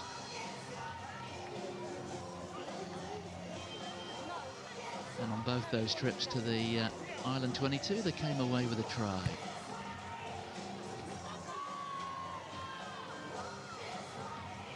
So it's a very competitive opening day at this IRB Women's Series. We've had 3 draws, 1 in each of the pools. So it's going to be very competitive when we get to the end of the opening day to resolve those top 8 seedings. The top 8 of the 12 countries go through into the quarterfinals. Of course, the other 4 sides continue to play, so that by the end of 2 days we do have placings from 1 all the way down to 12. Ireland with a restart. Good hanging restart there, want to compete for, but it's very skillfully gathered by Sarah Goss, who plays the rugby for Manawatu. Ball being spun out wide, using plenty of width. Here's McAllister again, just teasing the Irish defence, getting through one tackle and then the offload. The support so good. Look just how they're following here. Manuel, one way, then the other, drawing the man, and then out to Hiramia. And there is the try. It's another one for New Zealand. And that was so impressive, wasn't it? Her 16th in her World Series career. Well, Martin, that was an excellent try by New Zealand. A sweeping try created, certainly for me, by Emmanuel. The way her linkage play goes and to release Hiramia, when you've got such pace out there, and Honey Hiramia, you know, it certainly is outstanding. Well, the conversion has fallen short. But when your advantage and your performance is as emphatic as this, that really is a detail. It's a 3rd try for New Zealand. And you can see here the tackle attempts and the numbers missed, and it does tell the tale, doesn't it? Ireland having missed 7, 3 visits to the Ireland 22 from New Zealand, and they've got a try on each occasion. They're making a change. There it is, 100%. 10 out of 10, or 3 out of 3 as it is. Well, the restart there, that failing to reach the 10 metres, had plenty of hang time on it, but not enough depth. And it's Shannon Houston, the captain, who's taken a bit of a knock. Well, Ireland, I think, just realising how physical this New Zealand team are.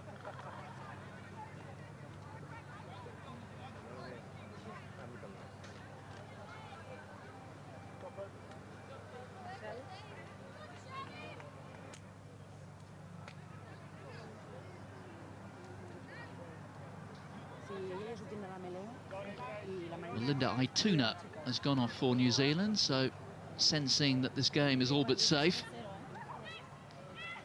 making a few changes. And here goes McAllister again with that staccato stride as she goes through the transition phase before getting up to full speed. Here she is again, McAllister, to one-on-one, and she's got through it. The tackle missed. And McAllister gets another. And I'm afraid that will not make attractive viewing for Alison Miller, who had the opportunity, the first tackle, unable to make it. And try number 21, and now she's alongside Portia Woodman, who'll be nursing the bulging disc back at home in New Zealand and looking at her friend, and I suppose to a degree a rival, because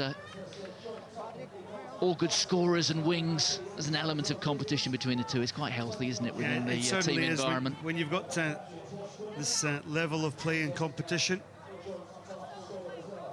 Well, Hazel Tubic had an opportunity to convert. Ireland were deemed to have been encroaching upon her preparation, so she's going to have another shot at goal.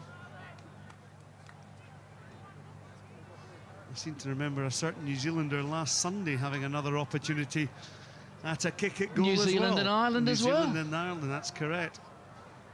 Twice in a week. We'll better keep that quiet from the Irish. Yes, I wonder if there's a sense of irony there from the referee, Amy Perrott.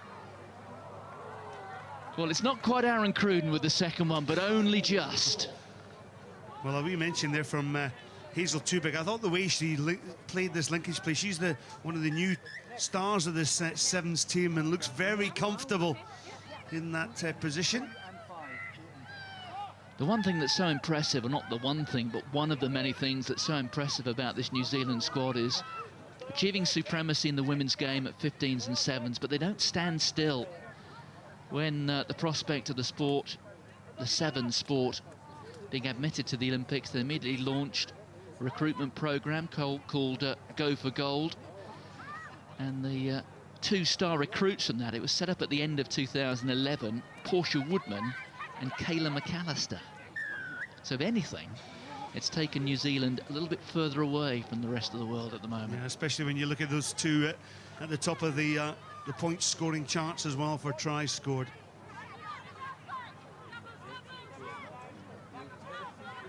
So here's Amy Davis. Feeding to Kia Hain that time. There's the first time tackle coming in from the captain, Manuel. Neve Nadroma, who made her debut in the first round.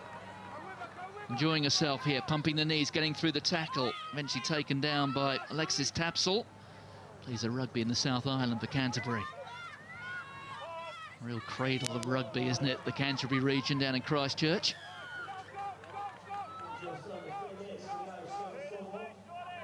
There's Ashley Baxter, try scorer in the opening match.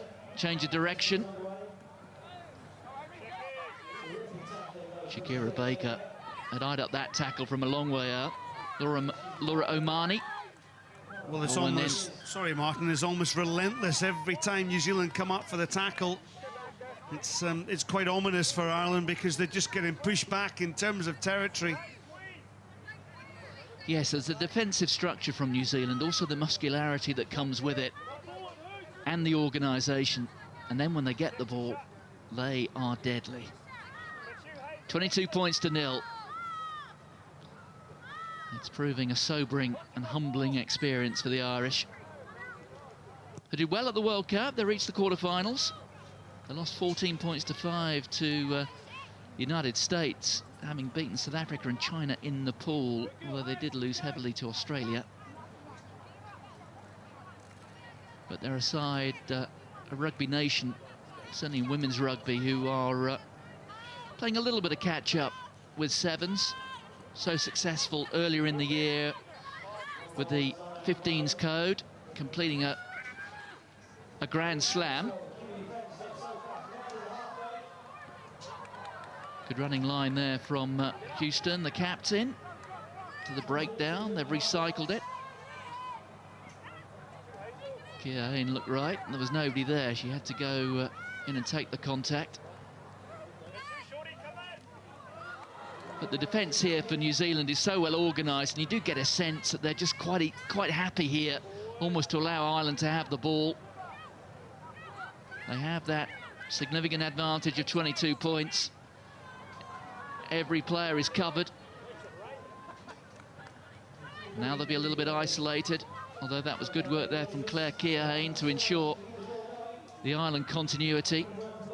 Good progress here.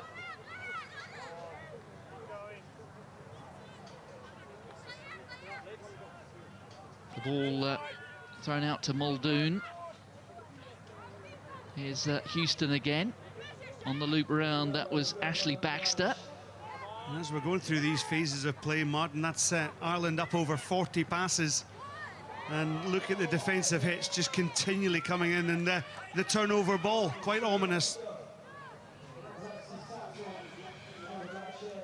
Yes, they were very composed, New Zealand. Never really looked in trouble.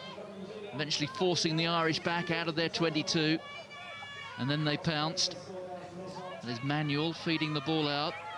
The options being surveyed here by Alexis Tapsell. Tapsell going through and releasing, and it's going to be another try. And this really is all too easy.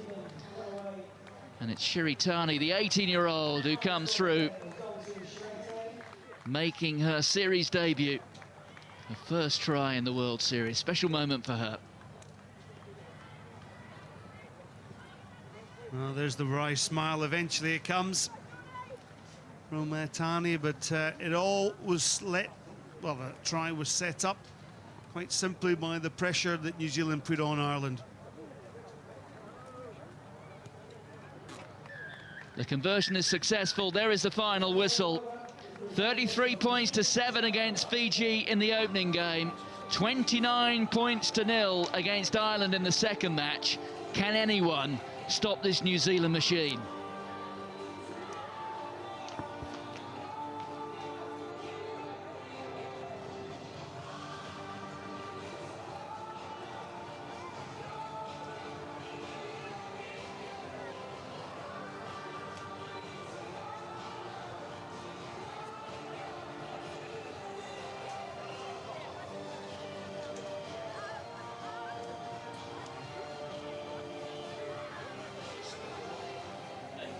So the results thus far in the RB Women's Sevens World Series will reflect 3 draws and, well, a substantial win then for New Zealand against Ireland by those 29 points. They certainly look the form team and the team that's always been the team to watch in recent years. And Ireland, after a good start in their first match with a 12-all draw against the United States, will be up next, unfortunately succumbed to the strength from the men from the Antipodes, or the ladies I should say. Sue Day alongside me just gave me that little look to say, well, hang on. And of course you were here a couple of years ago playing in this self-same tournament, Sue, and we've spoken a little bit about also, as you have a look at those pools, just the standard of rugby that we've seen here just seems to have improved immeasurably, even in that short space of time. Yeah, of course. Sevens getting into the Olympics has made an enormous difference for the development of women's rugby. You know, there's more time spent on it, more money spent on it, more resources thrown at it, more opportunities for players, and yeah, it's making an enormous difference and fantastic for the game. Well, those are the combinations that will come out. They've only met once before in a World Series in China when the US won by those 15 points to 0. But this might be a different Fijian team. I think one of the things with the Fijian side, as we have a look at it, is they have a whole pile of players who are making their debut. So a lack of experience, but the belief is from the Fijian camp that they are physically much stronger and a lot fitter than they've been in the past. Yeah, that's right. As you say, they don't have a huge amount of experience, but they have been playing more sevens, they've been playing more local tournaments, and by all accounts putting in some pretty exciting performances. So, you know, they had a tough first game against New Zealand, but watching that previous game, New Zealand are really on fire at the moment, so perhaps no surprise. So this is an opportunity for them to have a go at a slightly different kind of team in the United States and see what they can do. That, of course, for New Zealand, despite the fact that they are missing some of their players, as you've heard on regular occasions during our commentary, that this is another big match. This then, United States drawing 12-all with Ireland in their first match, and Fiji losing by those 33-7. They drew the rough card for the first match of the tournament against a champion side. But these two teams, really important for Fiji to show what they're worth, and of course the United States with a very settled combination too. Just watching Gillian Potter, Kelly Griffin and Devon Oceani in their front row, they just seem to have a very, very powerful and a very strong front row. Jessica Beard from New Zealand will be our referee for this match as we move into the early evening here in Dubai. Beautiful weather conditions, just a little bit of a northwesterly wind blowing. Certainly plenty of excitement and lots to come too, because today it's the women, tomorrow it's the link up. The men are playing tomorrow and Saturday, and the women's tournament will finish tomorrow evening.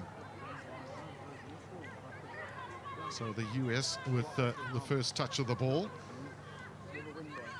immediately looking to try and play wide. Will that be their tactics against this Fijian team? Try and use the pace that they've got out wide. And we saw in the first game Rebecca Seebach, who'd really had played very well for the United States. And that's her, well, I was going to say that was her in possession right now. It wasn't a great pass to her. She was born in Hong Kong and schooled there before she found her way to the States on a more permanent basis. Quick throw in there from Fiji, and no problem, says the referee. Just catching the United States a little bit unawares. There's a good change of direction from Fiji. Ravisa, well, they're just all a little bit stand-startish, Fiji, not able to get real momentum. But they've done well to move the ball through the hands quickly. It might have opened up a little bit of space out wide. Now the big run. And inside, it's a beautiful sidestep. That's excellent running from Fiji. And Sabu it is who's going to go in for the first try of the game. Yeah, they love to keep the ball alive, Fiji, don't they? It's a little bit risky at times, throwing an offload out of pretty much every tackle, but when it works, it's so challenging for the defence because they just don't know where it's going next, and they just kept the ball alive there, moved it into the wide open spaces, and the US are really short in defence. Lovely finish.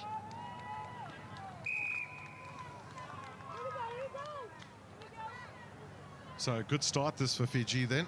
And, well, they got the 7 points against New Zealand in their first match. They've got another 7 now, but they'd really want to add to that. Kusiavalo there with that try. Her father, Honda, actually played rugby for Fiji at sevens level in the 1970s. So there's very much a bit of rugby in the family.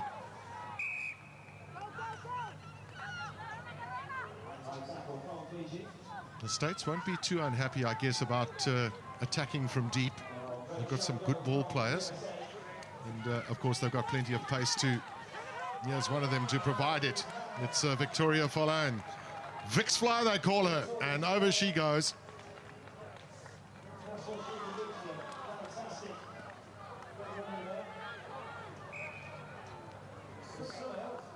Well, there's a knock-on. Jessica Beard was absolutely on the spot there, and that's a wasted opportunity that for the United States, an opportunity to get on the board. Yeah, it was great build-up play and looked like it had been a great finish. We've seen Victoria Folane do that so many times, but just took her eyes off the ball at the last second as she grounded it. Or didn't ground it. She tried her best. Didn't quite work. And she plays hooker in the 15s game, interestingly enough. Well, there was a report on that. Now, Fiji, as you say, Sue, they happy to play high-risk rugby on occasions if the opportunity is provided. Well, they've got a penalty, so just a little bit of relief for them. Just notice very few of the ladies are kicking out of hand, and sometimes you might find opportunities, but yeah, they come again, Fiji, and they're starting to find their way now. So this is Ravisa with a solid tackle on her by Victoria Folane. That ball going out there for Kelly Griffith. And away come the US. Well, this surely, if Gillian Potter can make sure of the touchdown here, they've opened their account. Yeah, great work from Gillian Potter. I've been so impressed with her in the last year or so playing for the US. She puts in so much hard work, but also when she gets a chance in space, she gets those long legs out, and actually she can move pretty quickly and she's hard to stop. She just looked up there, saw a bit of space and went for it. Well, she's learnt a little bit from the basketball pitch, of course, but she's also had a lot of injuries in recent times. As the young girl from Denver, Colorado, she'll be pleased with getting that try. And I imagine Folane's pretty pleased as well that Gillian Potter's made up for that little error behind the post for her. I'm sure she is. Villeneuve, unfortunately, doesn't get the conversion, but somehow perhaps the US feel that maybe the corner has been turned somewhat.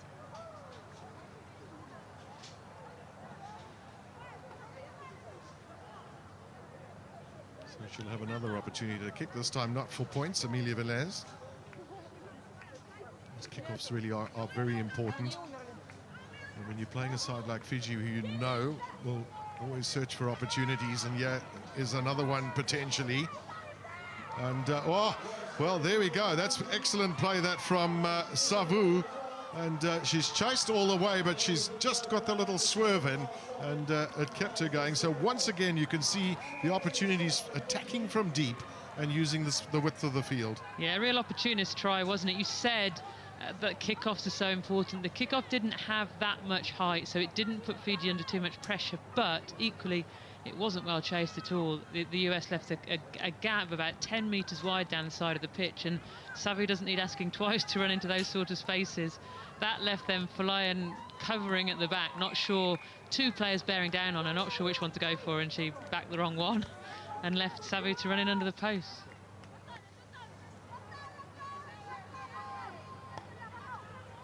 So excellent start this from Fiji, 2 tries to them.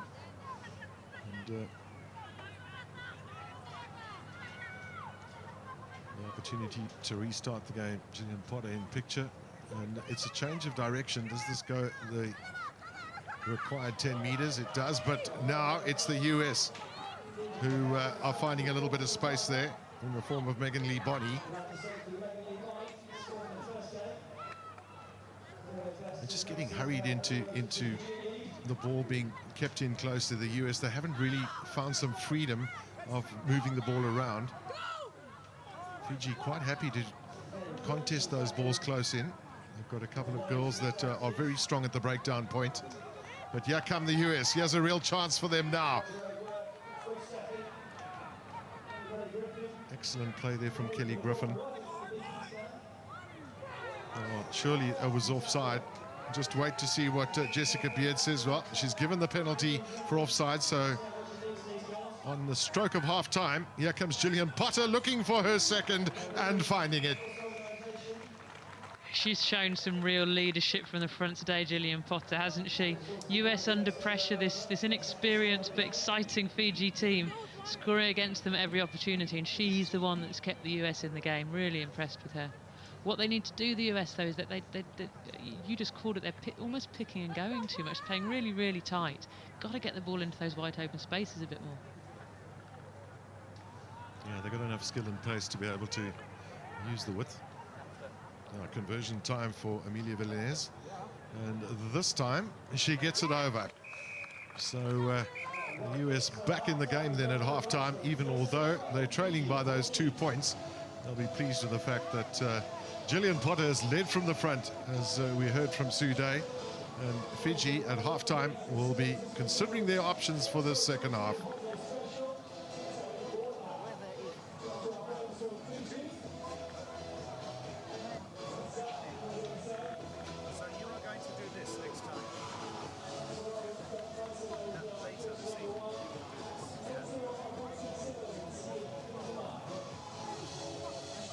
Some of the statistics too in terms of tackles and tackles missed, tackles made and missed. The Fijians having missed a fair number of tackles, which will worry them perhaps a little bit too, especially if the US find the opportunity to use the width of the field a little bit better. Yeah, that's right. I mean, the US have probably had more of the ball, but they've really gifted. I mean, certainly the second try was a gift to Fiji, taking the kick off, leaving all that space for Savu to run into. But yeah, the US need to get the ball into those open spaces a bit more. And Fiji, I think, just needs to, well, I don't want to ask a Fijian team to have more structure to their game, but a little bit more depth to the game at least, so that they can put a bit more pace on the ball when they get the chance. Jessica Beard enjoying her second little run on this wonderful pitch. It really is a fantastic facility. This 50,000-seater stadium, which of course isn't full at the moment, but no doubt there's a lot of rugby on the go all the way round on various pitches at this wonderful Seven Stadium. And over 2,000 players in the various tournaments that are taking place here will be competing or having fun, depending on what level you're playing at. But this is serious stuff right here. And of course, a lot of it is the build-up to the Olympic Games in Rio in 2016, and opportunities for players like this year. It's another run through, and it's the second time that they've done it, but a great cover tackle from the United States there in the form of Victoria Verlaine.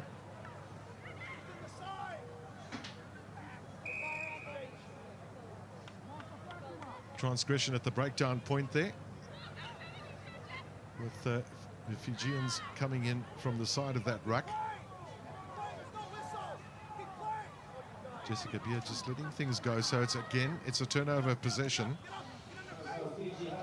Just a little dummy. Now we've already seen one try from this lady. Here comes another one, surely. Savu with another try for Fiji. Yeah, lovely work.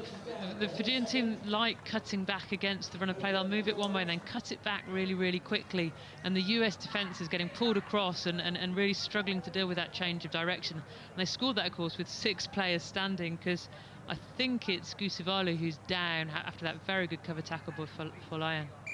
Yeah, it was Gusivalo who was on her way to scoring her second try.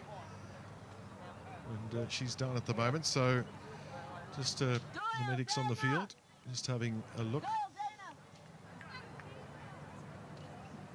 That would be very disappointing for Fiji if one of their strong playmakers. She's been a real standout player for them, hasn't she? Making things happen in the middle of the pitch, but also when she gets through a gap, seems to really have a bit of gas and some great footwork about her, so she'll be a real loss to this Fiji team. The US will be thinking about a couple of things, Sue, and one of them, just touching on your point too, as the replacements come onto the field. that they need to get their defence a little bit better organised. And where you have a Fijian team that is fit, as we'd heard, you know, and physical, and can take the opportunities.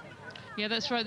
In sevens, the defence needs to hunt in threes at least, and they're sort of pairs of them getting dragged out a little bit. Fiji are moving it one way. A couple of the US players are going with them, but then the third player not quite filling that gap in, and it means when with such good footwork like Fiji have, when they cut back inside, there's a nice big gap waiting for them to go through. They've got to really get that communication and that sort of that almost a set of 6 players running back and forth across the pitch as a defensive line.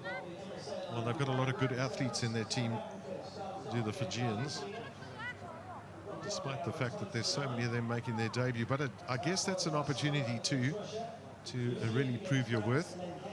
And what better place to do it?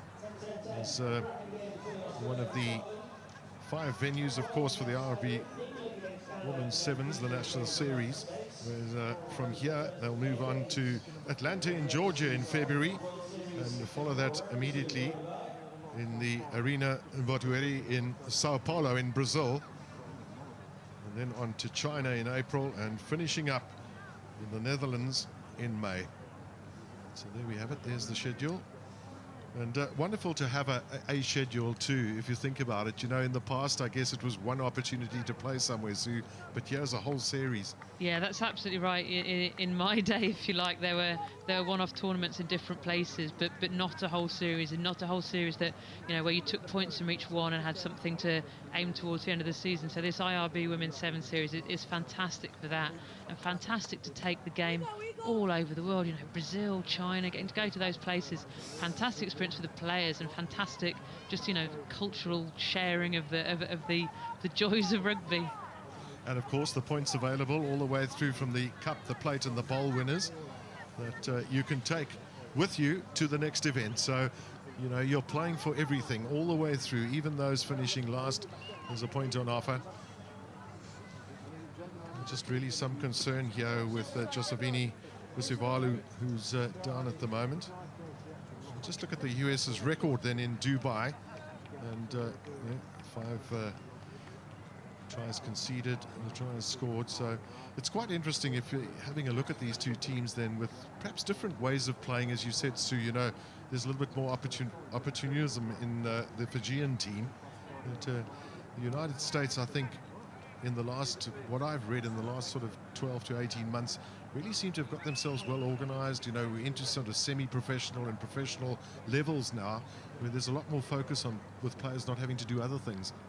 That's right, yes. There's, like a number of the other teams, they've got some players on central contracts, so they can spend a lot more time training and playing. So you can see they've got fitness levels, they're really physical. You can see they've got the pace and the power out wide. They've also got the handling skills. For me, they're just not quite playing with their heads up enough to use them today, or just in this tournament. There's a little bit too much sniper around the fringes and not quite enough of getting the ball in the hands of people like Falayan, but they definitely got the ability to do it. It's about choosing, I guess, the right tactics for the right game.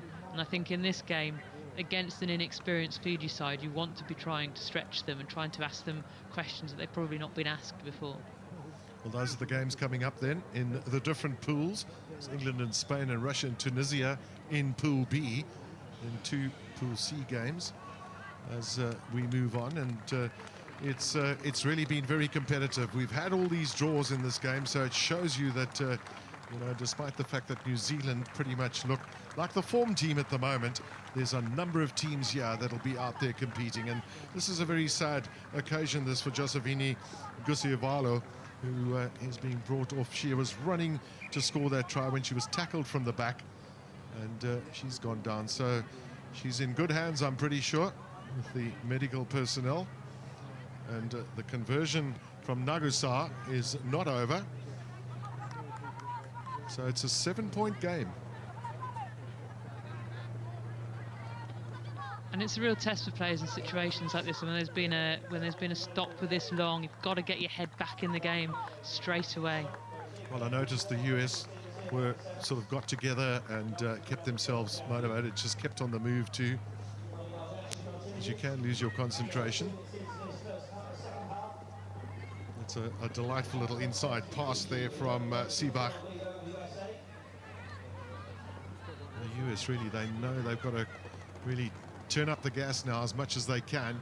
They've got just over 4.5 minutes to make a difference in this match.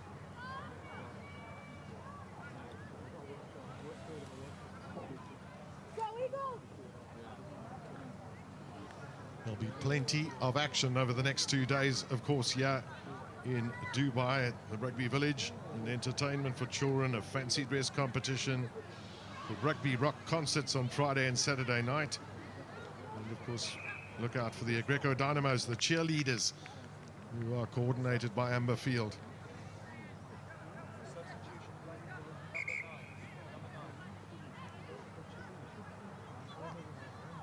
Fiji looking to make a change, so Kiko will come on. Just so many tight games, Sue. It's just been amazing, isn't it?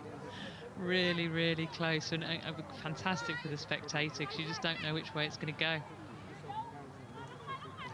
Just gets the feeling that somewhere along the line, yeah, the US might find some space, but they just have huge pressure this from Fiji, who seem to, oh, there's another turnover from them too, and another opportunity. Yeah, they come. Fiji, the long pass to the newcomer on Kika, and running with the ball under her right arm there, but she was brought down. A solid tackle that from the US. And those lovely little pop passes that you were talking about, Sue, too, in terms of keeping the ball moving. And now the big chase. Which way does this ball bounce? The back foot is the US, but... well, a quick decision taken there by Jessica Beard. She was a lot closer to the action than we were. Very tight, wasn't it? But I think the US just got there in time. Interesting to watch the Fijian defence. Really good tactics. They're pushing up the wing player, so it's pushing the US back inside. Having pushed them there, they're then flooding the breakdown and turning the ball over. They've done it a couple of times very, very well, and it's starving the US of good possession. Yeah, the difficulty too with a half-moon defence is that, you know, you're never quite sure how you're going to pass the ball, or if you can. Now, here's a really good run from the US, and they know that they need something now. So Rebecca Seebach it is with the charge through. She's taken it into her own hands and said, let's get 7 points and let's draw level. Well, we're going to have another draw. Looking like it might be. That's a real star player try, isn't it? She thought, right, I'm getting my hands on this ball and I'm having a go and I'm going to get us back into this game. Lovely finish. Nice bit of footwork to get through the gap, and then in right under the post to give her kicker the best chance of getting the extra points. Super try there from the girl they call Bex.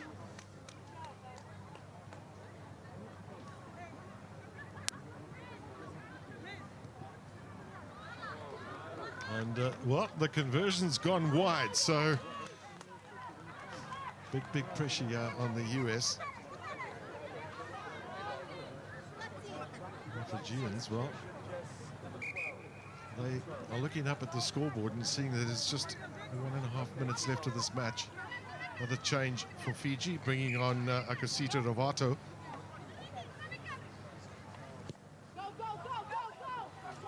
It's not a bad kick, that, pretty deep downfield. And this girl has already run in two tries, rather, Sabu, and she goes down. Oh, looks like she's taken a knock on her left leg. So they are one short at the moment as the US decide, let's open those floodgates. And here comes an opportunity now for Victoria Folane. She makes 100% sure, and the try is awarded. Yeah, great finish from Folane. It's what she does best. Ball in a bit of space and there's nobody stopping her. But it was for Fiji an unfortunate turnover, because so they had possession of the ball and only a minute or so left on the clock. Sinatu Savu going down. Well, she's back on her feet again. Great to see. And she looked like she took a real knock, maybe on her left leg or left thigh. But Victoria Folane, a little goose step there, and she was away.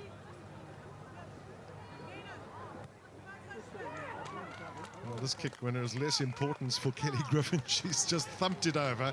But nevertheless, you know, every point counts. So 24-19 is the lead at the moment.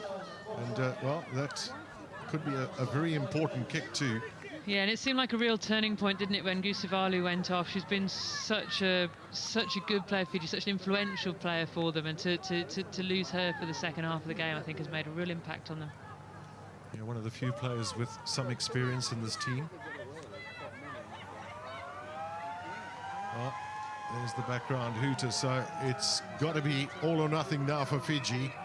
And, well, there's been a knock-on, so the referee, Jessica Beard, will blow the whistle for the end of the game. And it was a fantastic tussle that between two teams that were really willing to try and do what they can. And unfortunately, the injury to Gusivalu was not what the doctor ordered for Fiji, but nevertheless, they were competitive all the way through this match, and the US winning by 24-19.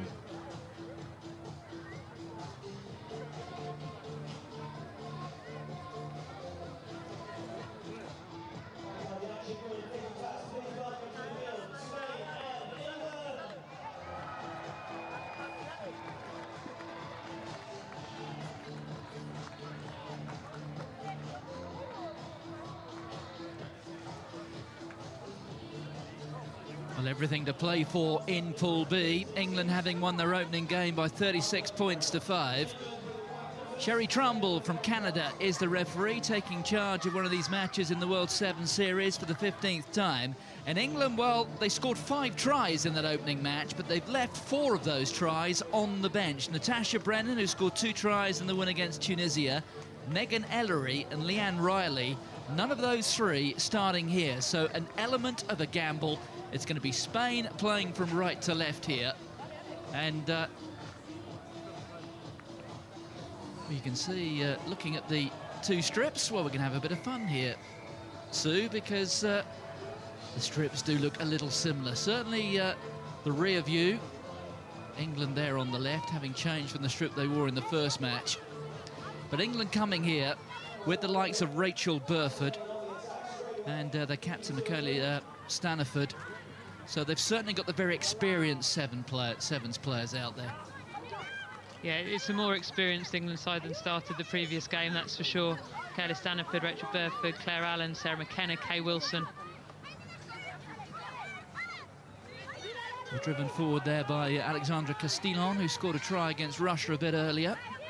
The player without the number on her shirt, well, it should have been a 3, Christina Song-Puche. So make a note of that. There is the captain, Marina Bravo.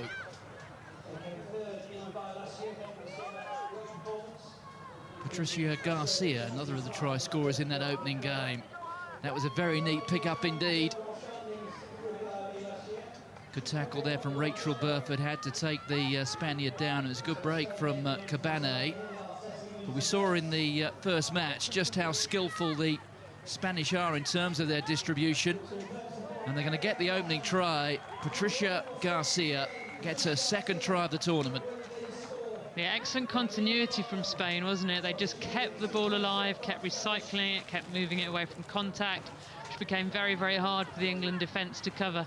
And eventually they found the spot, got a missed tackle from England. Once they were past the goal line, that was it. They were always going to get in over the try line. So here is Garcia will attempt to make it a 7-point score.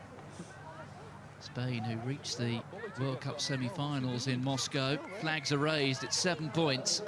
Well, I made that early point about England leaving 4 of their 5 tries on the bench. You were giving me a bit of a tut-tut. Do we have the same attacking qualities and speed on the flanks for England in this 7? Yeah, so England are trying to play their whole squad at this tournament, and actually the team that played against Tunisia would be a less experienced team, so they've left Tash Brennan on the bench, who was fantastic in that last game, but picked Kay Wilson instead on the wing, who's played even more international rugby than Tash Brennan. They've got Rachel Burford instead of Leanne Riley, so more experience at 9, maybe not more pace, and of course this lady Michaela Staniford. Well, it was a great hanging restart, but Staniford called for it. And England are away, and Amy Wilson-Hardy is going to get the first English try. So an immediate response in what I'm sure will be a crucial match in terms of the outcome of Pool B. England beating Tunisia in their opening match. Russia and Spain drawing. So between those 3 countries, Spain, Russia and England, They really will be fighting and scrapping over every point in these pool matches. Yeah, an excellent riposte from England, wasn't it? It was Michaela Staniford whose tackle was missed over on the far side. She made amends there, took the kick-off, restart very, very well, got some go forward, and they kept the ball alive. And between Abby Chamberlain and Amy Wilson-Hardy, a lovely finish. So here is Sarah McKenna, who's a fly half in 15s. That was a very sweet strike. And she turned her back on it and skipped back towards the halfway line immediately. And that well worth the 7 points. But there's the try scorer, Amy Wilson-Hardy. And Coach James Cooper will be delighted with that response. So here is McKenna. Another terrific restart. Makes it almost a 50-50 ball and palmed back by Abigail Chamberlain. So the first job done by England, regaining possession, but there is a knock-on. Rachel Burford in the starting 7 here. She scored a try against Tunisia. Thorough player. And in terms of experience and quality and understanding the sevens format, she's about the best of the lot out there, isn't she, for England? She's played a lot of sevens, Rachel Burford. She really knows the game inside out. She'll be able to, you know, analyse a game for you. So really good player for England to have right in the middle there. She's playing at 9, so she's covering in defence, standing behind, watching the whole thing and directing play. Fantastic player for them to have in that position. Yes, a few of these players in the England dozen today were involved in the 2 test matches earlier on in the month against France and Canada. Both ended up in victories, 2 matches in the space of 5 days. Well, Spain have thrown the ball away. England need as much support there at the breakdown, and that was some terrific work from Claire Allen. Secured possession there, fed out by McKenna. Here goes Staniford. Plays a club rugby for Wasps. Standing up well there in the tackle. Eventually brought to ground on the Spain 22.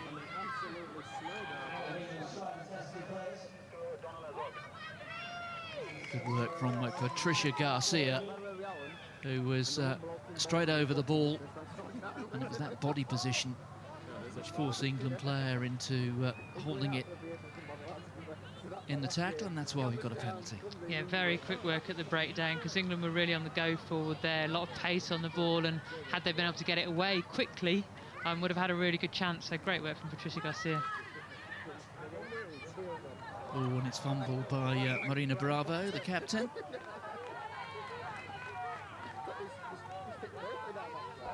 Yeah, this is an excellent attacking position for England. A scrum just on the 22, very, very hard to defend. The defensive team, which side you put your winger, how far back do you cover the kick? It's a lot of space for these 3 people left out of the scrum for Spain to cover. So we're inside the final minute of the first half. 7 points apiece. Spain drew their opening game, 10 points all against Russia. Serves to illustrate just how competitive Pool B is going to be. Remember, at least 2 sides will go through from this pool to the quarterfinals. There's Kay Wilson, and she just had her foot in touch. It's that gamble as a winger. Do I go for it around the outside, or am I going to get bundled into touch? On that occasion, just the wrong decision by about a millimetre.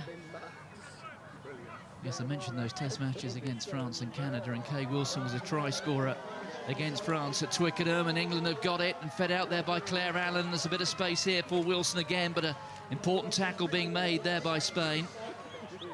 Chance to regroup. Burford there showing all her experience. Back to Allen. Goes in, takes the tackle. Straight in there at the breakdown was Sarah McKenna. Once again, Spain very active at the breakdown, but then the little knock forward. Huge disappointment there for Christina Song-Puche, responsible for that knock-on. It's half-time. It's 7 points apiece, and Pool B is going to be a real cracker.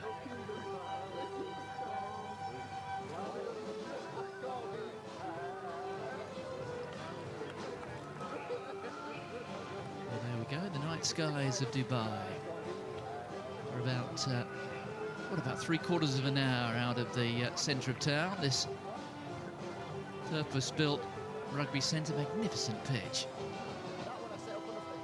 Really, at the start of the day, it was quite flawless, wasn't it? You'd want it for your back lawn.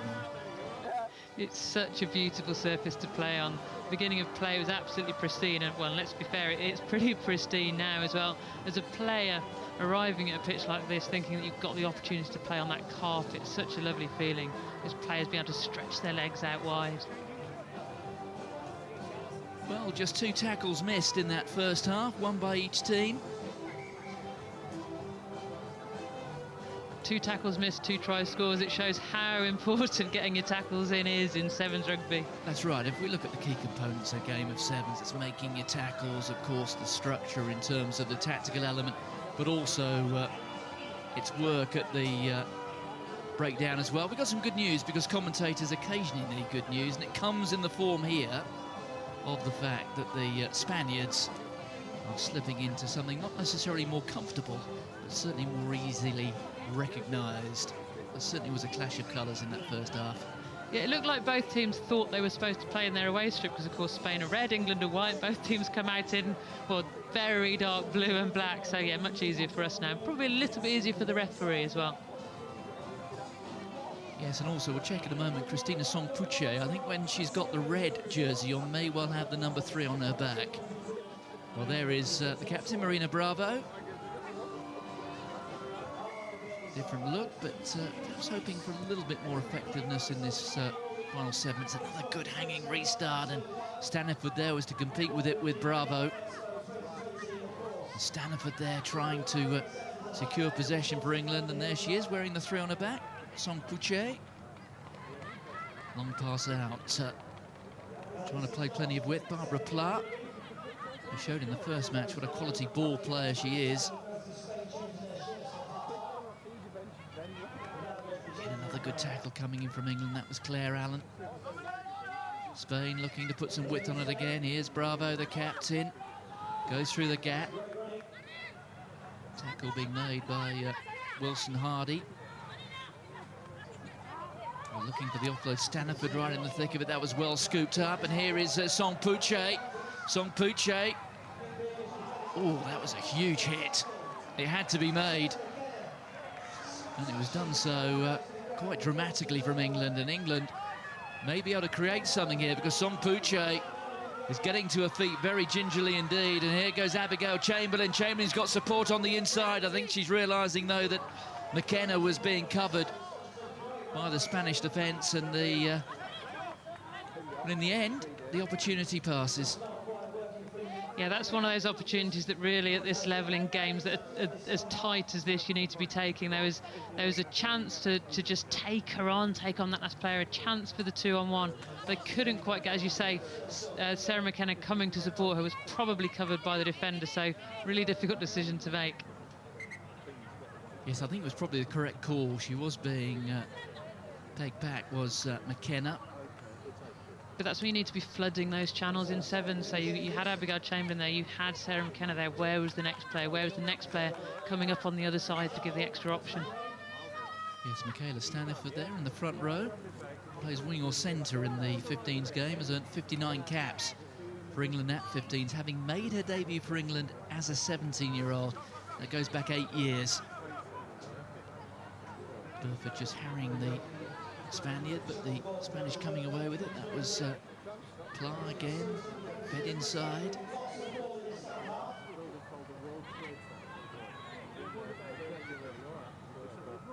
That was Kabani feeding the ball out wide to her teammate. Here's Pla drifting in field, the basketball style pass, and well read by Staniford, and Staniford is pumping her knees and she's away. And in a game which has seen just 2 tries so far, now 3, that could prove to be crucial.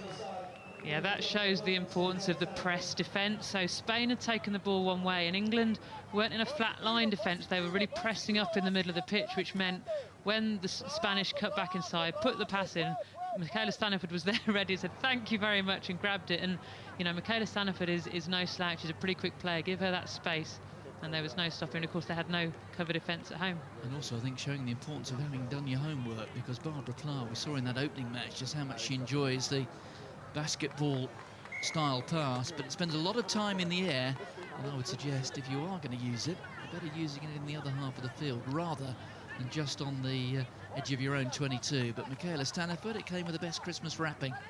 Yeah, and maybe not over the tallest player on the opposition team. So 14 points to 7, the conversion successful.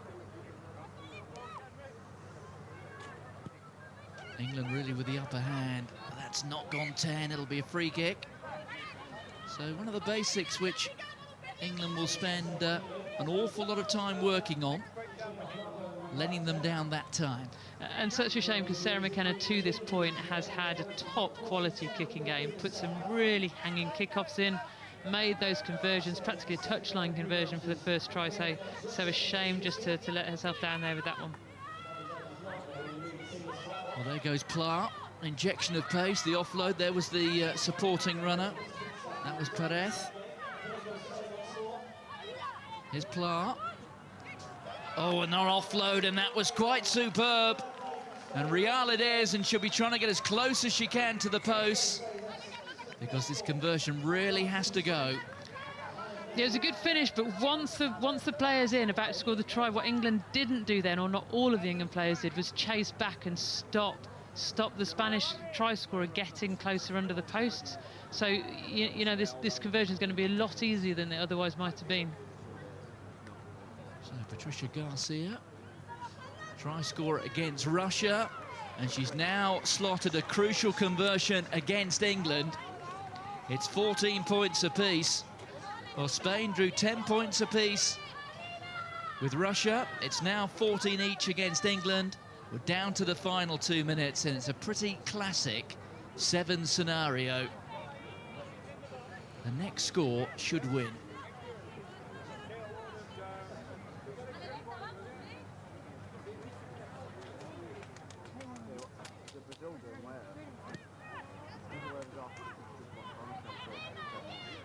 That was knocked forward by Spain, so the referee playing advantage. So England will have the first opportunity here. Oh, and then it's fumbled by Allen. Did she get her fingers to it? The referee says the ball went backwards, brought forward by Brennan. Brennan off the bench, the score of 2 tries against Tunisia. England looking for plenty of width. This is Ellery. Good tackle coming in from Real. Real, one of the Spanish squad members who was at the World Cup in Moscow, where Spain did so well. But England looking to spread it wide, and that's a crucial miss. The eyes were up. I think in her mind's eye, she was halfway to the Spanish try line. And that was an error that Sarah McKenna will rue. Yeah, such a shame there for Sarah McKenna. England have played some really good sevens there, stretched the defence. One way they would just bring it back to run into the huge gap they'd created on the other side of the pitch. And the ball got dropped. Change being made by Spain for these last 40 seconds. On comes Berta Garcia. Scorer of 4 tries in the series last year.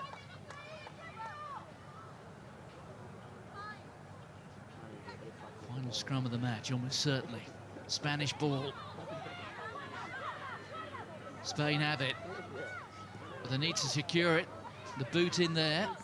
Here is Garcia, who's just come on. Brave tackle from Rachel Burford, who's straight back onto her feet.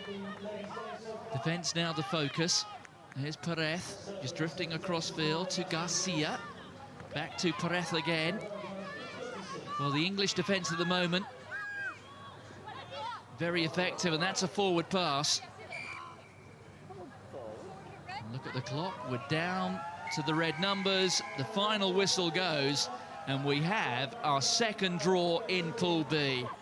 Spain drew with Russia by 10 points apiece, and now here in this second match against England, it's 14 points all. Still all to play for in Pool B.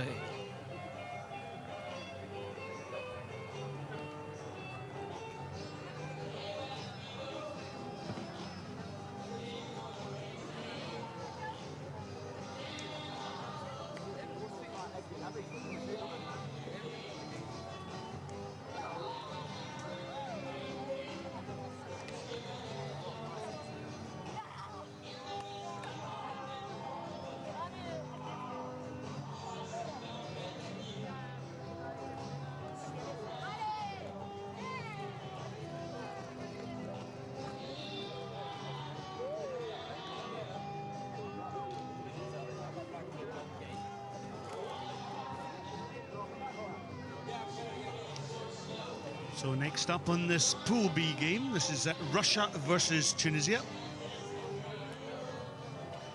And as you can see, Russia's record in the World Series, very, very strong. Of course, Tunisia played 6, won none, lost 6.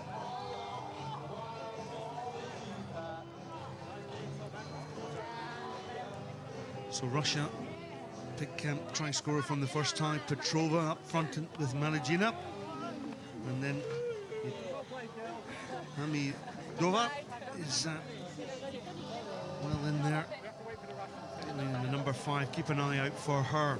Of course, Tunisia, well, their try scorer was actually Ameni Garbi, winning the number 2 jersey.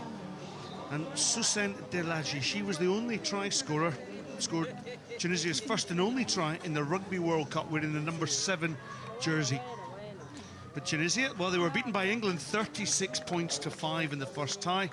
Russia drew their match 10-all against Spain. So everything to play for, but Russia did look sharp in that opening tie. Alongside me, Gavin Cowley, and I suppose for Tunisia being a debutant on the IRB 7 series this season, that really it's all about trying to meet the physicality of the Russians, and they didn't win a particular amount of ball in the second half against England, but made England really work in that opening tie. Yeah, they definitely did, and that is one of the challenges they have, I think, is the physicality, and maybe to a certain extent the speed of the game too. So the African champions, well, you know, they're learning as they go, and they certainly would like to improve. So Anastasia Muharimova kicks off. This is into the hands of Miriam Mekni. So Tunisia showed they can actually work the ball into the wider channels. And Susen Delaji takes the ball down onto the 22. So reset play here from Tunisia, recycling, opting to kick long. Nadetsa Yamuskaya. Great little footballer, this. Finds the space out here to Hamiadova. Hamiadova just showing what a threat she is. Scoring down towards the post, making that conversion a little bit easier. And that first blood, her sister Navrat was playing here last year, scored 19 tries on the circuit. There's the 20th going in there. So 100 points then for Russia's top scorer. And, well, she's right up there with the best. And we saw just why. Some terrific running from her on the left-hand side. Just a little body swerve, and over she went. Yamatskaya with the additional 2 points. Opportunity missed there to extend the lead. So first blood, I should say, for Russia.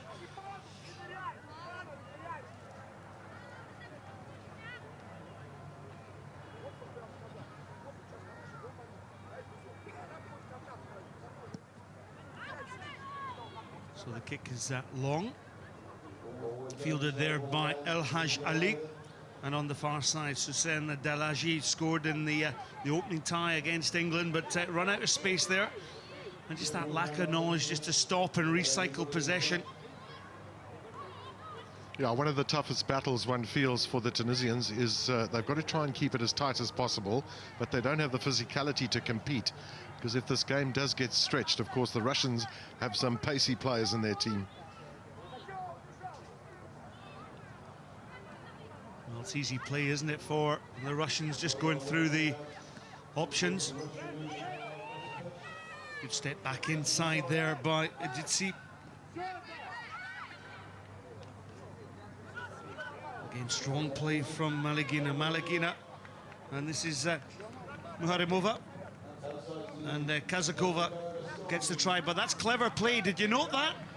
She went down to touch the ball, didn't actually ground the ball, and then went in behind the posts. Makes the conversion easier. And a very good opportunity there for Russia just to extend their lead. Well, there's no problem, of course, with doing that. Just for those of you that will be wondering a little bit about the touchdown, she didn't physically touch it down. She has every right then to get up and get it in a little bit closer to make sure that the kick can go over. And the conversion is good.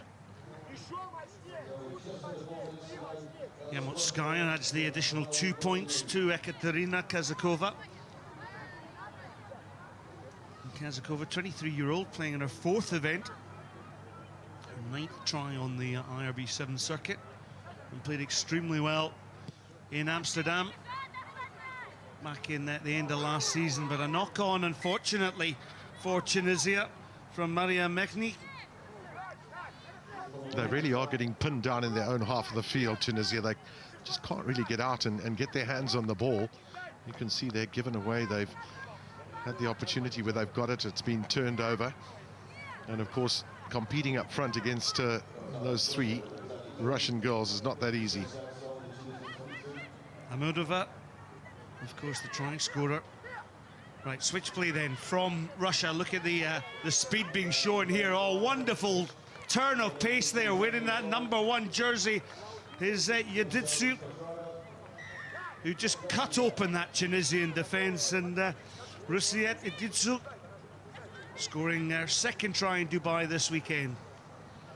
It's just unbelievably good running from this young lady. We saw a little bit earlier as well the pace she's got, but she's got the skills to go with it, and she really good peripheral vision. You could see she just weighed up her options, and she saw there was space on the outside and turned on the gas. Yeah, Yeditsu, she plays in the Moscow region, and the additional 2 points. Nope, the missed kick there, but it's Russia out into a 17-0 lead with still 2 minutes to go in this opening time. So it looks as though Tunisia are really under the cosh here from this powerful Russian outfit. Of course, drew their opening tie against Spain, and Spain being a bit of a thorn in flesh in this particular pool, because they've just held England to a 14-all draw as well. So 2 draws for Spain. Oh, a big tackle that came in there from Russia. Well, we saw a statistic on our screen there with 4 tackles that have been missed by the Tunisians, which will concern them greatly, because, again, the little bit of possession that they've got to make it work better for themselves. Well, Hamidova just got obviously a little stinger there, Gavin, as she went in to make a tackle. She lined up that the opposition number in El Hajjali. But 20 tries, so an important cog, and captaining Russia in Dubai here. There we are, just 3rd in the all-time try-scoring list, behind Portia Woodman, who's sitting at home watching this, and Kyla McAllister, who's been outstanding in her opening 2 ties for New Zealand. Yeah, she's just drawn level with Portia Woodman. You can see there's a lot of competition there in terms of try scorers.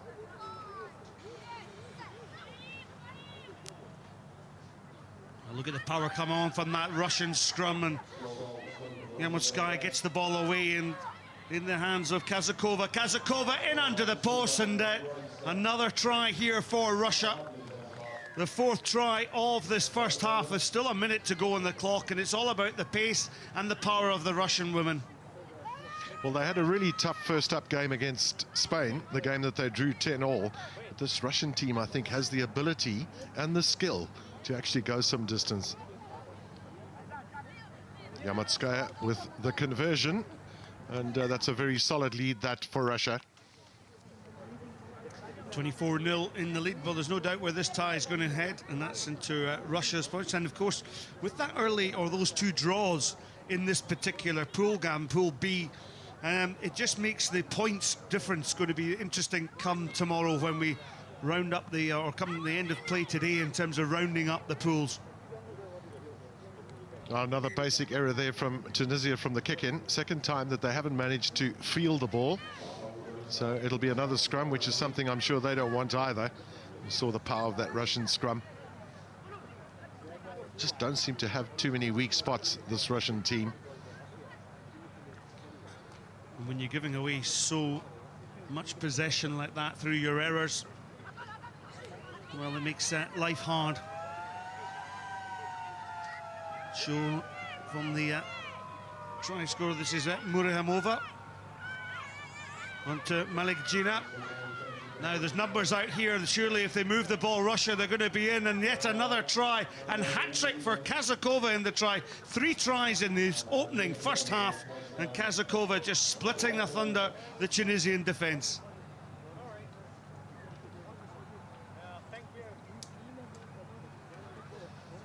Some really strong running there from Russia. They've virtually camped in the Tunisian half for these 7 minutes that we've had. And another conversion up front to get them into the 30s.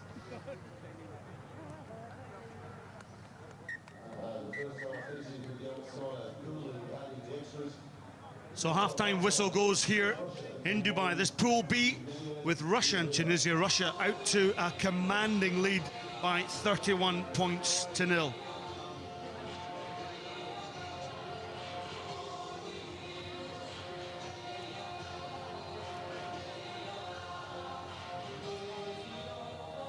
Well, Gavin, tomorrow we'll see the second day of the IRB Sevens World Series, and of course the opening day of the HSBC Sevens World Series, and such anticipation here in Dubai with the men's tournament as well. And it's brilliant that these two tournaments can be mixed together, and that the organisers here have extended to a 3-day festival. And of course, out on the back pitches, we've been out watching the invitational teams compete in all the pitches, and there's still thousands of people out here, and just such a wonderful atmosphere. Well, there's 2,000 alone that'll be competing, yes, player-wise. And, of course, we'll have hordes of spectators, too, that'll be coming in. The weather, no doubt, will be good, as it always is, generally here in Dubai. And there'll be a lot of good competition, some good action out there, just like we're seeing right now with these two teams. Russia up against Tunisia, a little bit of a runaway. In fact, the highest score of the tournament thus far. And they've certainly been worth their weight in gold. They look a very hungry team, do the Russians, and they've got 7 of their players that come from 2 clubs. So they also, there's good unity. They know and understand themselves pretty well. They're physically strong, and they take their opportunities. So in that first half, just scoring some magnificent tries, 3 of them belonging to Kazakova.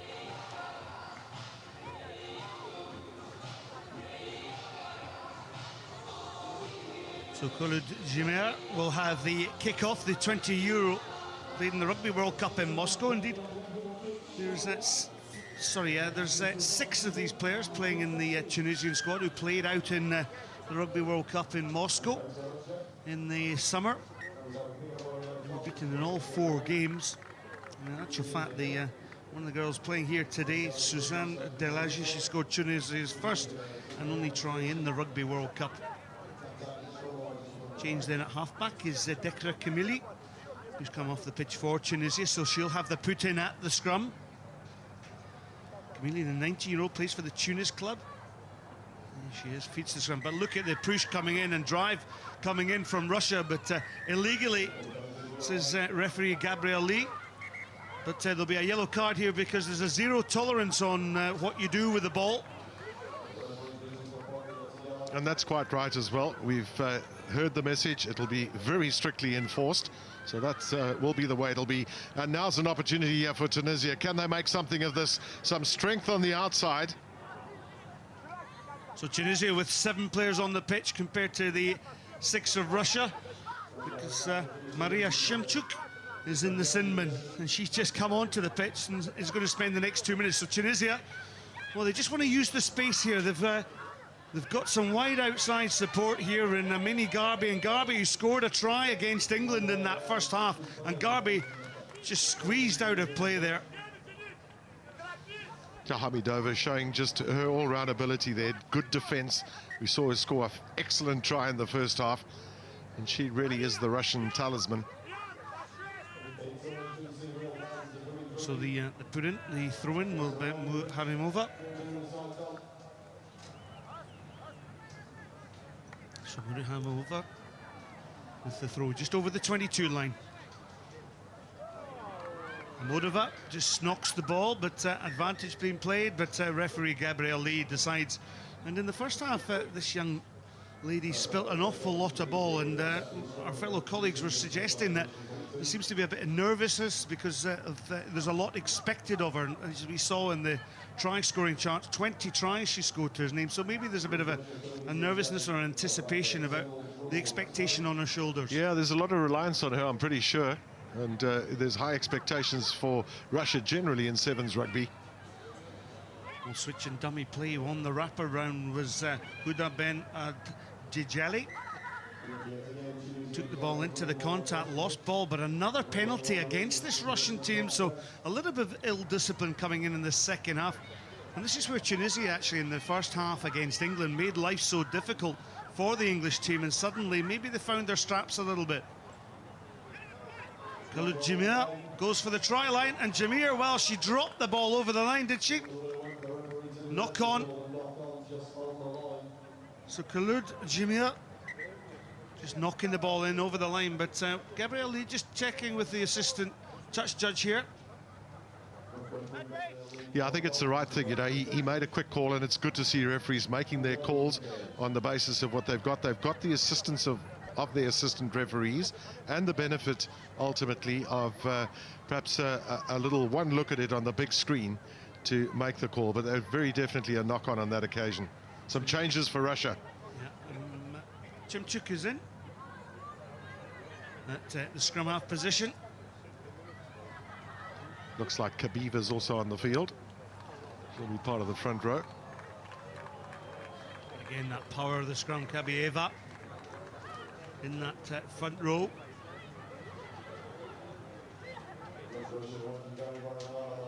And Modova then, she's got real pace, and here's the second try from the Russian captain.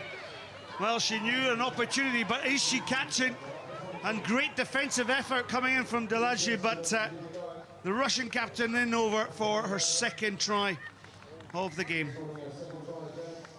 Well, she reached her century in this match in points of tries scored, so up to number 21 in her career. Terrific play there from the Russian, and yeah, high expectations, loads on her shoulders, and have a look, there she is on the all-time try list alongside Kayla McAllister and Portia Woodman.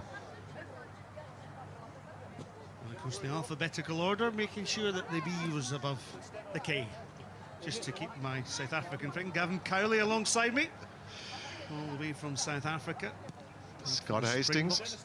Scott Hastings from Scotland for a long time. The most capped Scotland rugby player ever. At 64 caps, I think it was. Or was it 62? Well, 65 actually, 65. Gavin. Who's going to argue over one? But no, we love our sevens. And of course, coming from the country that gave sevens to the world, down in Melrose, Ned Haig, the butcher from Melrose, invented the game all back last century. So another substitution for Russia, as the try scorer Ekaterina Kazakova comes off for a well-earned break. Triple try scorer for Russia. And good efforts. It's going to be a cracker tie. If you're watching this at home, stay and watch the completing games, because England are going to be up against Russia in the final tie of day one of the NRB Women's Sevens World Series here in Dubai. Gabrielle Lee. Well, there's another show of the ball. Notice how Reem El Haj Ali just threw the ball away. Zero tolerance for that. You've got to put the ball straight down. And the reason for that is that sevens is such a fast game that you've got to keep the flow going. And if you throw the ball away, then there's you're going to succumb to a yellow card from the referee. So it's now Tunisia down an extra man. And not only are they down an extra player, but they're also down yet another try. And pure delight here for Russia. Katerina Kabiva with the big smile. Her first try in her World Series career, so very special occasion for her. And up against 6 players, it made it a little bit easier. They still had to execute, though, and they were rather sleight of hand and swift of foot.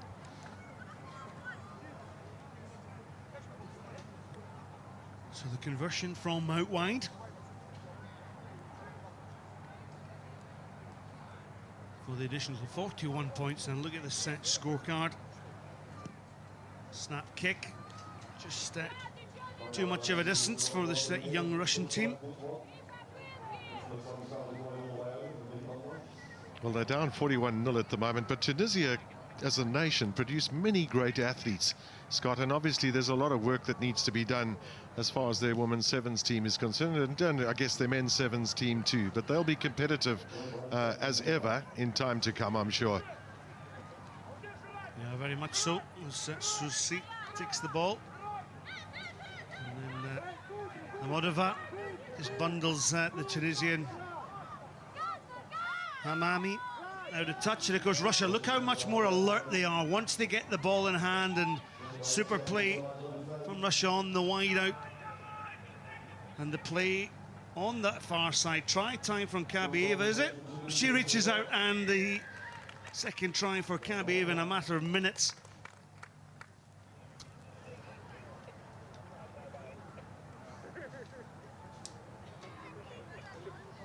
Now the floodgate's somewhat opened now. Of course, fighting as they are with 6 players. Interesting, just, you know, losing a player is just so vital. We saw for a while with Russia how they were struggling a little bit. As soon as they were back to 7, immediately they got the opportunity and scored some more points. Apologies there, Maria Shemchuk got the try. So this will be the final kick of the game, and it's Russia who've absolutely dominated Tunisia. They've extended, and the points may make a bit of a difference. England beat Tunisia 36 points to 5 earlier in this Pool B. So Russia on this occasion outright winners by 46 points to 0. So lots more rugby to come. We're just going to have a small break for half an hour or so. So please join us when Brazil-France will kick off the final action, match 13 through to 18. And as I mentioned earlier on, England-Russia from this particular pool will wrap up proceedings on day 1 here. Don't go away.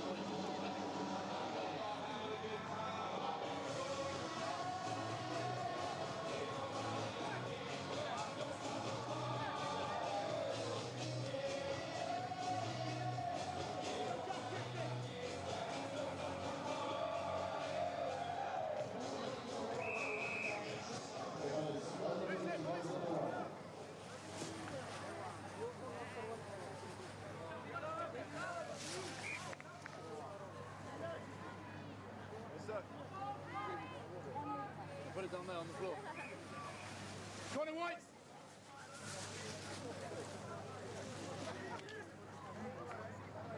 Didn't go fine.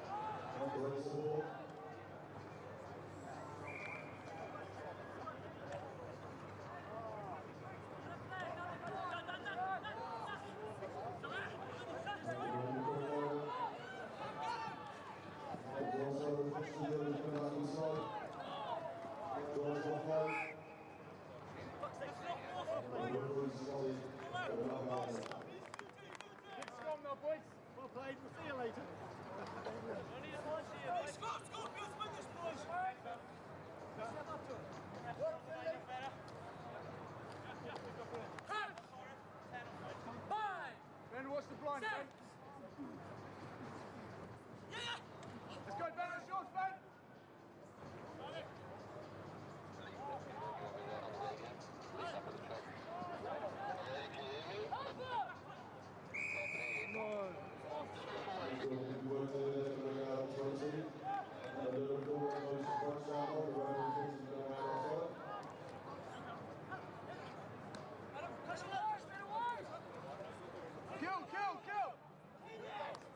Ben, make sure you're always covering, yeah? So sweeping him wide.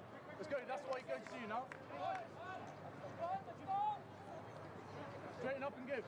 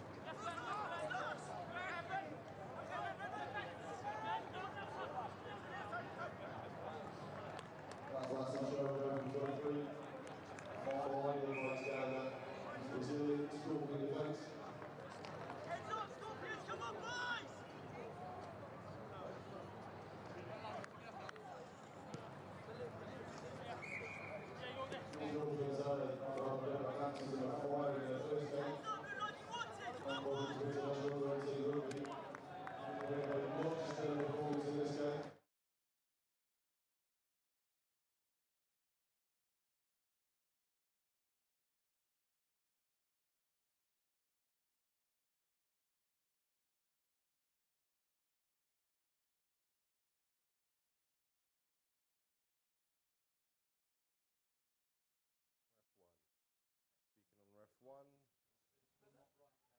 not too far away from my mouth, speaking quite loud, Dynamics on the mic. 1, 2's got minus 15 dBs attenuation. So can you hear me? Can you hear me?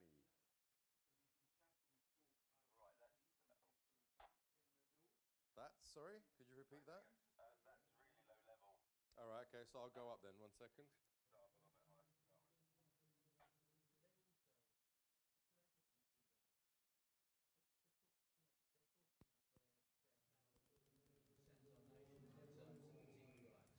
Because the slab riggers get the largest slab of TV money. Because they're the most valuable partner. Okay, Lee, I'm back, gone up 15. Can you hear me? Can you, 1, 2. Upstairs with the refs. Mic 1, referee mic 1, referee mic 1. And that's good, obviously you're talking quite Yeah, quietly, aren't you? yeah. Can you just do a higher level for me? Sure, probably let me just go outside because I've got commentators here. I don't think they want to hear me shout. Not necessarily shout, but you know, just Yeah. Not angry. You don't want to hear me angry? Why would I be angry? All right then, 1, 2, here we go. 1. This is ref mic 1, ref mic 1. This is testing for ref mic 1. So I'm going to go for plus 10 on the ref mics. I'm outside. Is that all right? All right, so I'm going to put all of them on the same, all right? Yeah. We got space. We got space.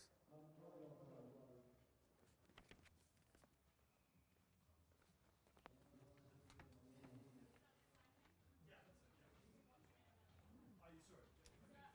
How did you watch it? On the... Oh, did you? Okay, you got the same footage.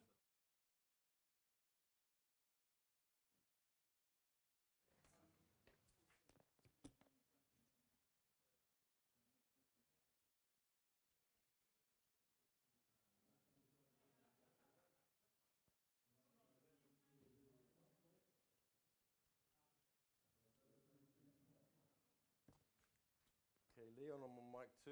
Mic 2, ref 2. Can you hear me? You getting this? Mic 2, ref. Mic 2, ref.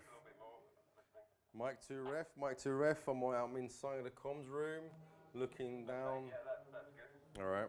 So I go to 3.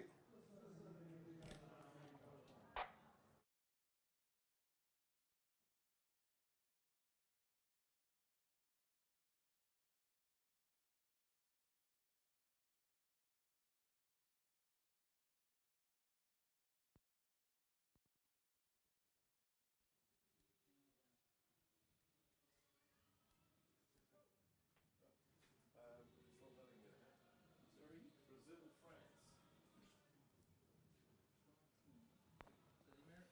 Okay, Lee, I'm on ref 3. Ref 3. Can you hear me on the ref 3? Doing a test for ref 3. Yeah, hopefully it should be the same. Very good. All right then. You might need to do a range check on one of them, maybe just take it downstairs, make sure it's got a bit of RF. Okay. Apart from that, yeah, that's good for me.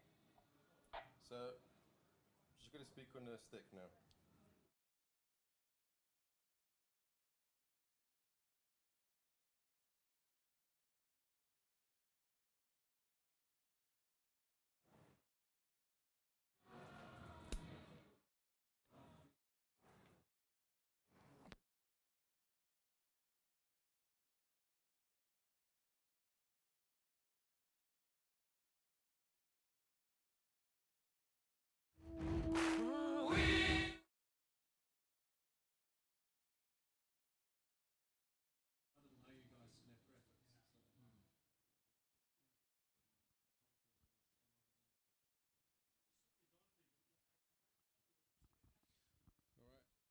Hello, this is a stick mic backup.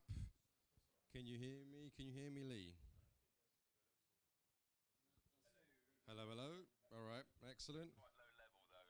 Is it? I've gone down on the same. Okay, let me go up then.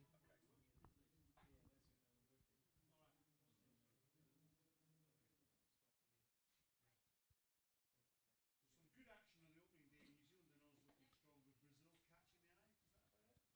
Brazil catching the eye? I would say so, yeah. I would say so. They're taking the 2016. All right, Liam, back. Gone up 10. Can you hear me? About a palm away from my mouth. Speaking, back up. 1, 2, 1, 2, 3. Can you hear me? Can you hear me? Oh. All right, so we'll keep it like that, shall we? All right, excellent. So I'll get Allah to go and have a walk around with the mic. Yeah, you can just give a bit more kind of angry butch level on that stick mic just to make sure it's not on the edge or anything. All right, okay, so I'm speaking a bit stronger, a bit more dynamics. Game's being played. Blacks against the white T-shirts. Rugby 7, second round. Women's 7 today. Is that all right? It hasn't got at the moment, no, but we'll put one on. Yeah. All right, excellent. Okay, I'm going to put a wind. Okay, just test it with that now. All right, with the wind, gang. Hello, 1, 2. This is with the wind. So it's a bit more... Sorry? Peter Piper. Peter Piper. Peter Piper. Peter's Pector Peckled Pippa. Pepper.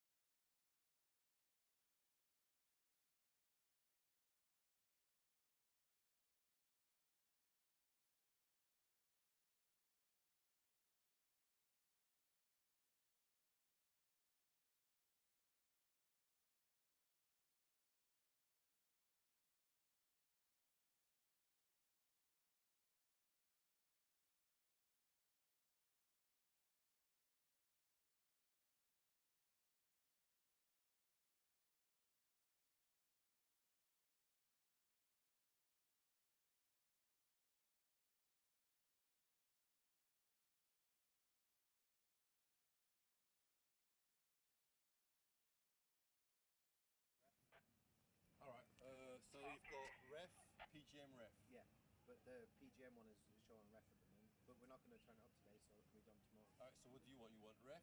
PGM, ref. All right, okay. Oh, you had nothing on PGM? No, it was coming through on ref.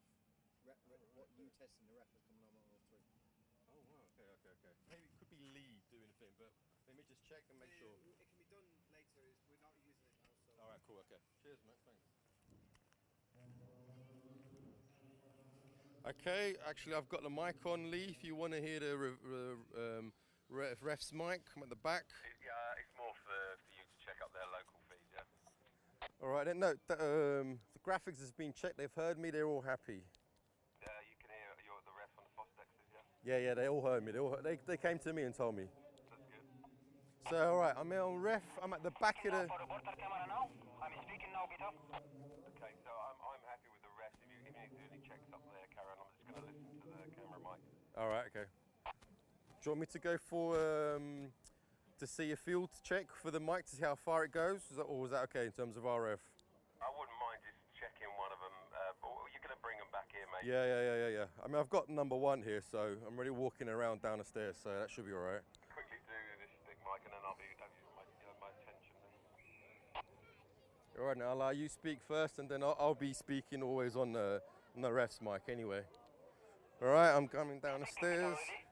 Coming down the stairs,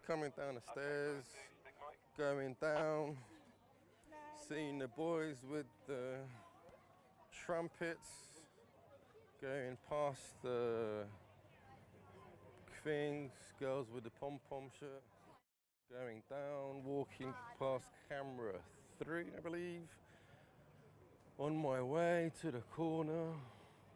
I might actually go to the other side just to make sure everything is good. I've actually got my palm on the... There's a solid catch and a nice bit of footwork from the Scorpions, but... On the TX, so... All's good.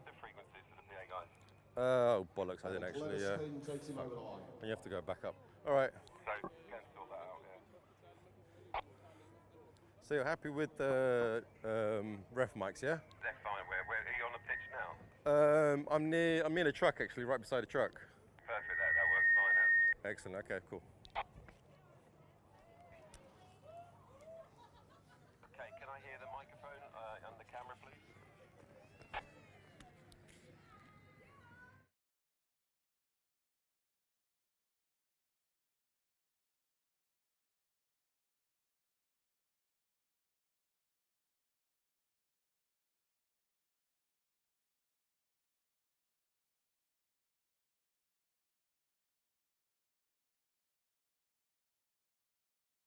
Microphone 1 2 1 2. This is a microphone for camera microphone. 1 2 3 4 5 1 2 1 2. Hey, I'm here in the field. 1 2 3 4 5 HCB field. Amarat 1 2 3 4 5. Hey. 1 2 3. 1 2 3 loud. 1 2 1 2. Hey. Let's take it up with you. Okay. The ref's mic. I've tested it. Okay. When I go to up, you need to make test with this one also, okay? All of them can be switched off for today. Okay. This is finished or not yet?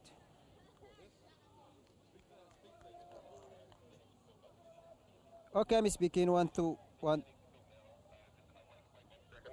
Okay. Wait a minute, 1 second. Okay.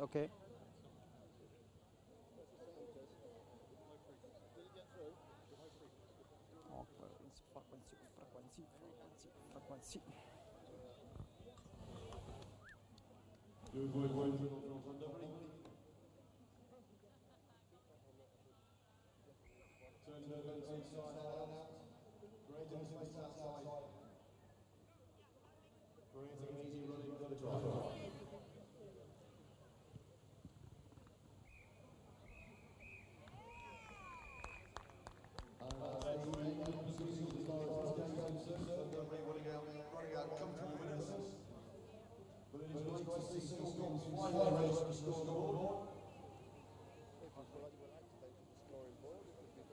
Fly. HDHL fly Marat.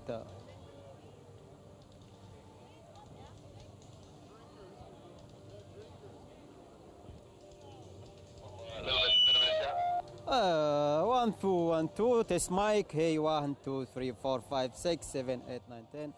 This is a reporter microphone in the field 1 2 1 2 1 2 3 4 5 6 7 8 9 10.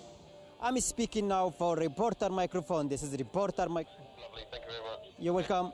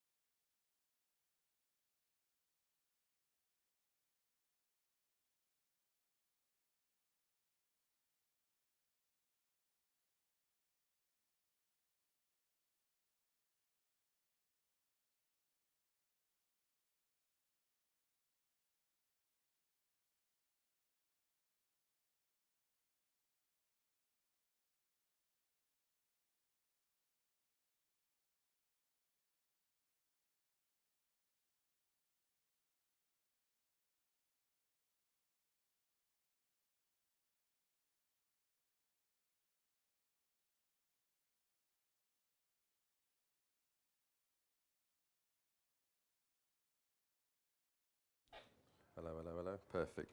Excellent. I've got it on comms. Got it on comms. Thank you. Everything's good. No, they can hear it on their comms. So switch everything off.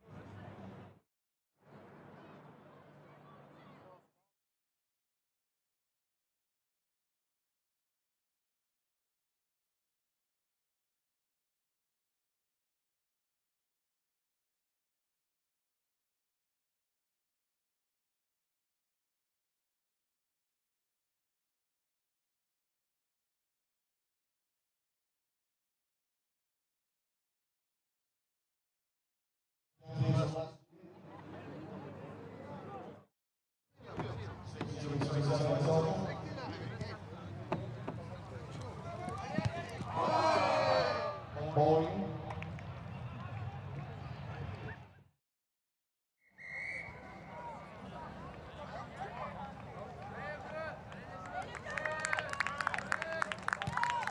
And the referee goes off for decision at half-time.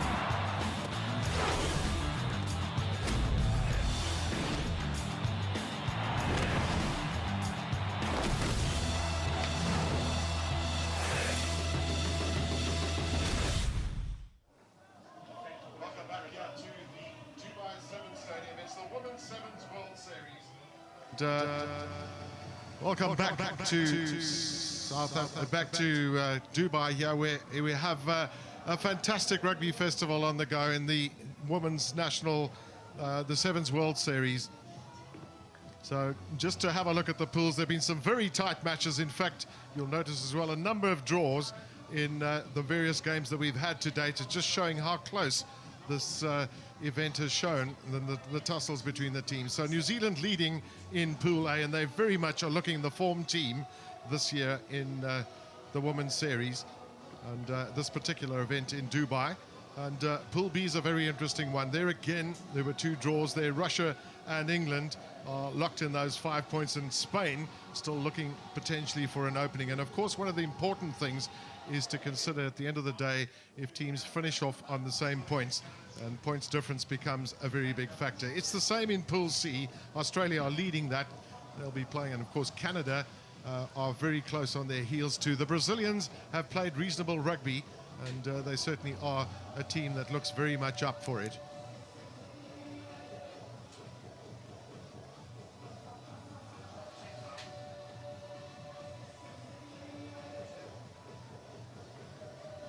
Been a fantastic day. So the next game up is Brazil against France in Pool C, and it's a game that Brazil certainly will be looking to try and show their worth. These teams have only met once before in the World Series, last year in Dubai when Brazil lost 22-0, but that might well be different. France have looked quite ordinary in this tournament to date. They haven't scored a point as of yet, having lost their two matches against Canada and Australia. And those are the combinations. So the Brazilians captained, as usual, by Sada, who certainly looks the part too, and a fantastic player, physical education teacher. And she's got a fair number of good players around her there. Santini, the number 4, she's got a very small girl, but certainly does her bit. And one of the key things for them too will be to look after possession against France, and maybe the opportunities will come. Nevertheless, the French will try and get some points on the board, having lost 26-0 to Canada and then 31-0 to Australia. Alongside me, Gavin Carley is former England international, Sue Day, and well, besides that, you're a chartered accountant too, so we can always rely on you for the numbers, Sue. There's a scoreboard for that, fortunately, because my mental arithmetic's not the best. I've got to agree with you though about the form book. You know, the form book would say that France ought to win this game. Yes, they've only met once, but you know the positions that France have achieved in other tournaments compared to Brazil. But on the strength of today's performance, I've been really, really impressed with Brazil. You know, Sada, Santini, Ishibashi leading from the front, those really experienced players. And we just haven't seen it from France yet. But, you know, you never know with France. Well, I think that really summarises it. You don't really know with him. Elise Jordan from South Africa is our referee, and that's not a good start for the French.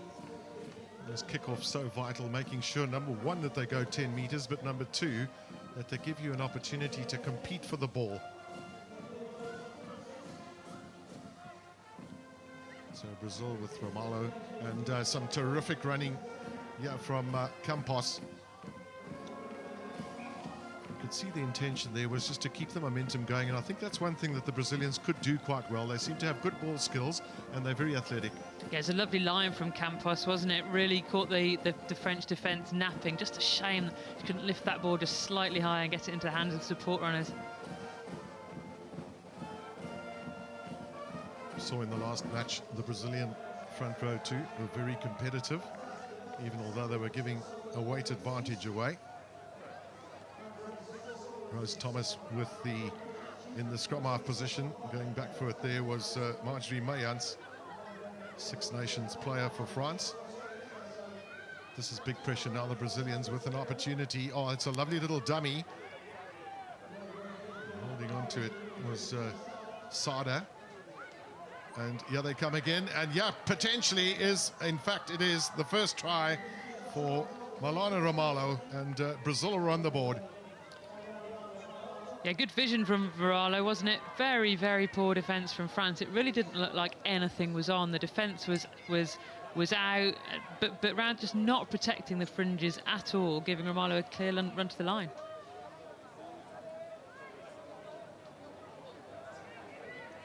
Well, we might see some level of unpredictability from the Brazilians at times too. And as we've seen from the nation of Brazil, they all know how to kick a ball. So the conversion is good, and that's a good start for the girls from South America. Yeah, and just what France didn't want. When you're having a poor tournament, you've got 2 poor games under your belt, you really need to come out the third one firing, and it's quite the opposite, really. Brazil have on the front foot, and France just holding back, not getting the tackles in. Well, basic knock on there too from France, and this is given another opportunity, yeah, for Brazil, and this is going to be another good finish, this. Rachel Cochran going in. So that basic error then from the kick-in, and the Brazilians are really a great start for them in this match.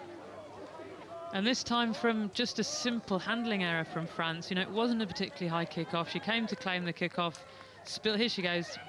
Kicks off, not particularly high, an easy claim, and just goes forward. And that was a lovely ball. Lovely ball, wasn't it, that she got away there.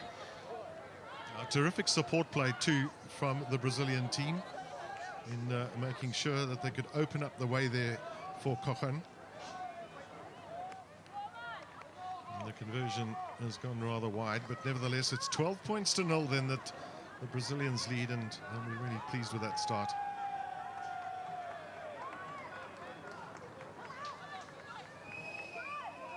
Marlowe with the kickoff. She's a very experienced player, having already played in 4 events. Looking to get the big hanging kick there, and enough pressure at the breakdown point.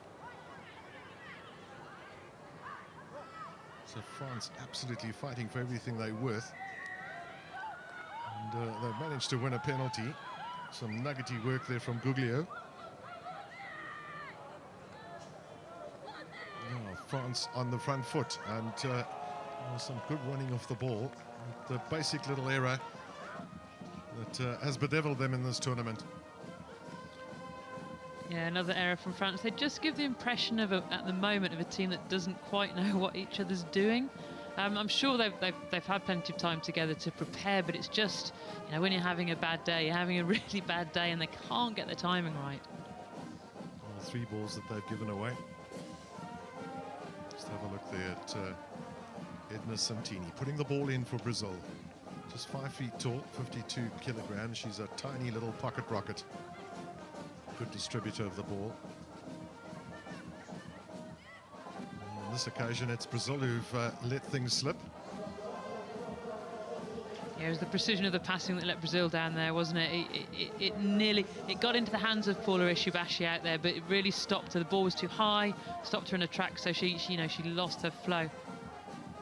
One gets the feeling that they really want to play a high-tempo game, Brazil. Yeah, they're not the biggest side in the world, are they? So they need to make something else work for them. They, with Ishibashi, with Santini, they've got some pretty small players, but they're really jinky and they want to get the ball in space, don't they, and challenge the French defence. Well, how about that scrum from Brazil? Terrific from their front 3. Sada, Campos and Koshnan.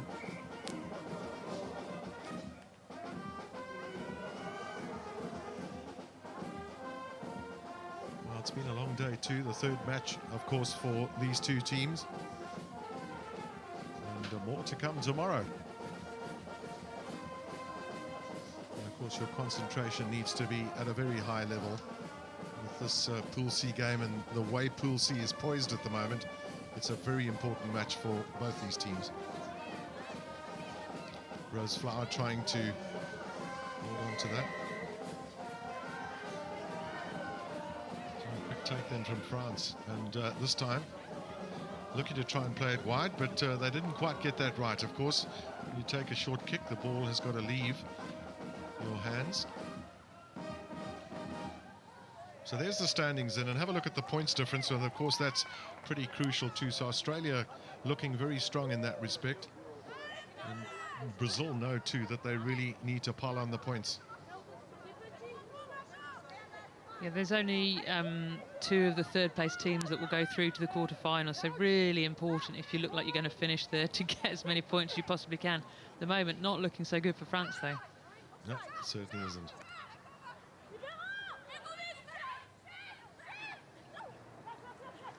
As you said, not the biggest of girls, but they're very tigerish, are the Brazilians. They'll fight for everything. So the penalty for offside is gives an opportunity here for Julian Sala. And she immediately finds herself in some space as the halftime whistle goes in the background. Or the hooter, rather, not the whistle. Then the pass out. And Brazil don't want to give away points here. And there might well be an opportunity here. Some good running from Izar. We've seen that she's got the pace and it takes the opportunity. So France are still very much in this game with that try on halftime. Yeah, a little bit of an experienced show for Brazil there. The last thing you want to do, just as the hooter's going, is to throw a loose pass when the defence is coming up hard like that. Look after the ball and then get rid of it when you get the opportunity. As it is, they've turned the ball over and France have been allowed to score a try. Not just score a try, but get one right under the post there. So ought to be the full 7 points.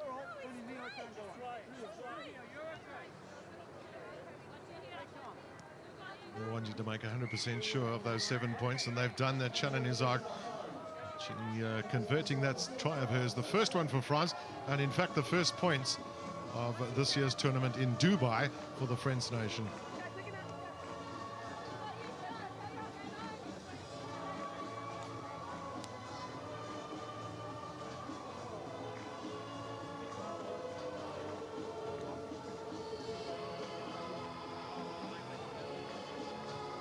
Chris Neal, who's the coach of the Brazilian team, and of course the Brazilian team are enlisting good support as well from New Zealand, with many of these girls living together in Sao Paulo too. So there's a strong unity amongst this Brazilian team, and obviously taking things very seriously in the lead up to the 2016 Rio Olympics, where they of course will be the host. And David Corter, who seems to be quite animated at times, and one can understand why, because he expects a little bit more from his French team. So if we just have a look back at today now, and we're in match 13, and we consider the sort of the highs that we've seen of the tournament, what are the things that have really impressed you?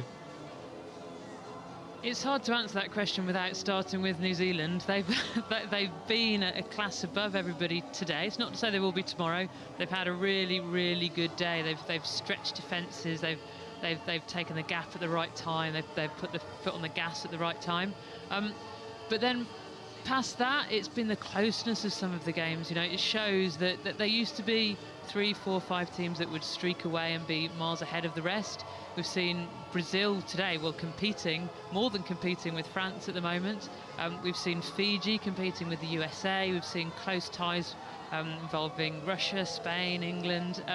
So it's just, you know, it's just really, really exciting to watch, because you can't call the result until the last few seconds of the game, which is the beauty, of course, of sevens.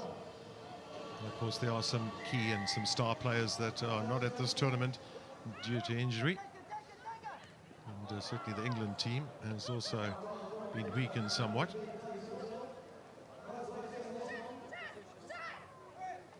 Just hear the chatting and the talking there from the Brazilian team, just always communicating.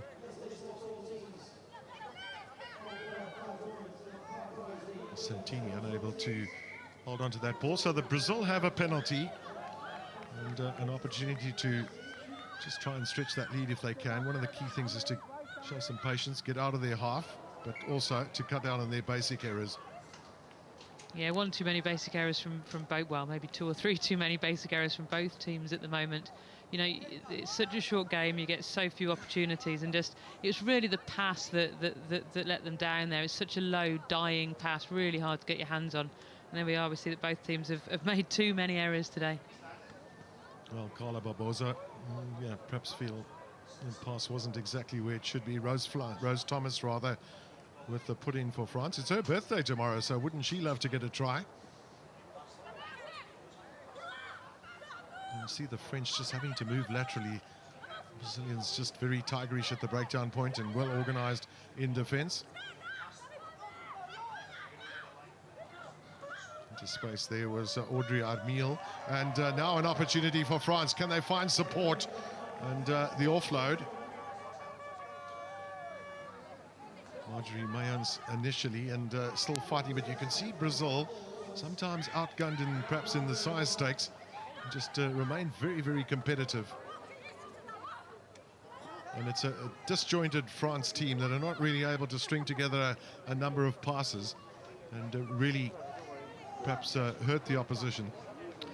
Yeah, offloading can be really effective in sevens. You know, you get behind the defence, you've got a support player coming, offload it, really hard for the defence to work out and understand what's going to happen.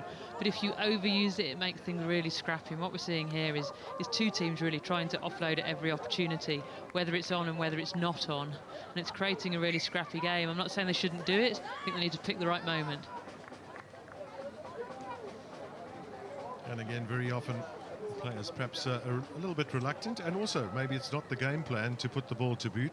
Very often a good effective kick pass or a grubber can actually make a huge difference, particularly if you don't have someone sweeping on a regular basis. So France now, can they play it a little bit wider, perhaps open up things, because they're losing the fight at the breakdown point. Yeah, you see there, France got tackled. They played the ball wide. They played it to their widest player and got tackled in the middle of the pitch. What you need to be doing in seven, that tackle where that ball's sitting now, needs to be another 10, 20 metres further over, because that is stretching the defence much more. And as it is, Brazil didn't have to work very hard to get there, so they really need to be trying, France, to get on the outside of Brazil, not keep cutting back through the middle. Yeah, for that too, you need some continuity in passing, you need some flow. Just a little bit disjointed for the French. Santini now, tigerish young scrum half. This time it's Brazil who made to move a little bit more lateral.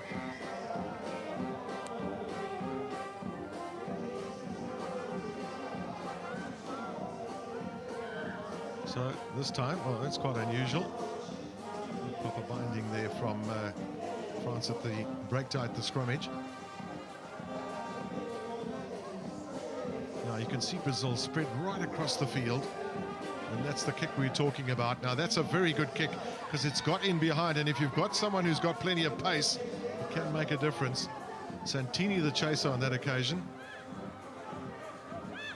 wouldn't be too unkind to say that she's not the quickest in the side, but she's probably the most tigerish. Yeah, and it was 50-50 going for that ball, wasn't it? But the touch judges called that that's France ball. But you're right, you called it. There's a lot of space behind the defence, and it was a very, very well-weighted kick.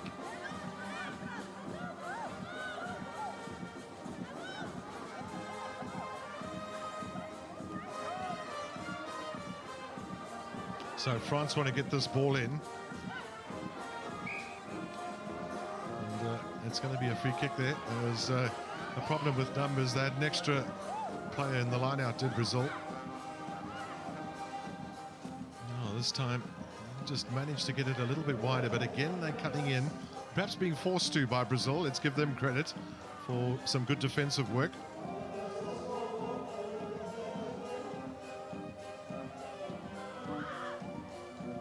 This time the breakdown point is won by France.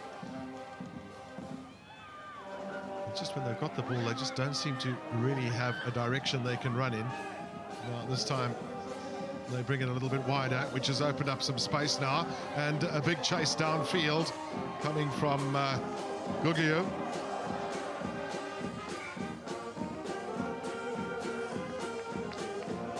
Great cover defence, wasn't it? Great cover defence from Santini. Yeah, she's a real 14-minute player, isn't she? Just flying across there.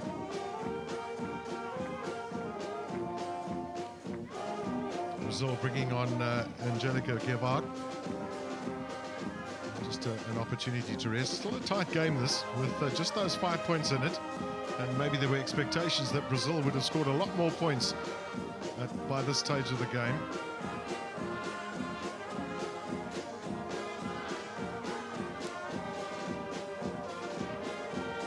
But both teams seem quite happy with getting involved with an arm wrestle. So now, can Brazil find some space? We've seen one or two terrific tries from teams within their own 22. Of course, where you've got the pace, it's ideal. Now, here come France, deciding that route one is the answer for them. Now, they've got numbers here. Surely they've got to make this work in some formula. Oh, nearly an intercept, but there's going to be another penalty here to France. And they've just got to be cool, calm and collected right here. I'm sure that they've got something that they've worked out. A very brave tackle that from Brazil. Another chance for France as they pushed back there in that ruck situation. And another penalty. Well, are we going to see a card at some point in time? Let's just see what Molly Jordan needs to say.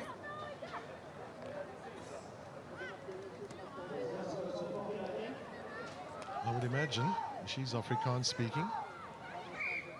Brazilians speak Portuguese. She was probably conversing in English. And that's good defensive work by Brazil. They really got themselves out of jail there, and some nuggety defense from them. Excellent defence from Brazil, wasn't it? It looked for all money like France were going to score. If I were France, I'd be a little bit unhappy that there have been a couple of penalties given away just short of the try line. The game's then slowed down to have a word, but there's no card shown. And so France, from having the opportunity for a quick tap, has suddenly slowed down. Brazil get a chance to organise their defence, and next thing you know, it's cleared up the pitch.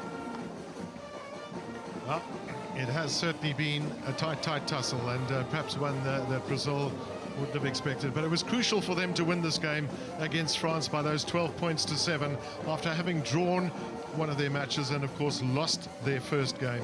So they feel that they are perhaps back in the game, and for France, will their woes continue, their third loss in a row.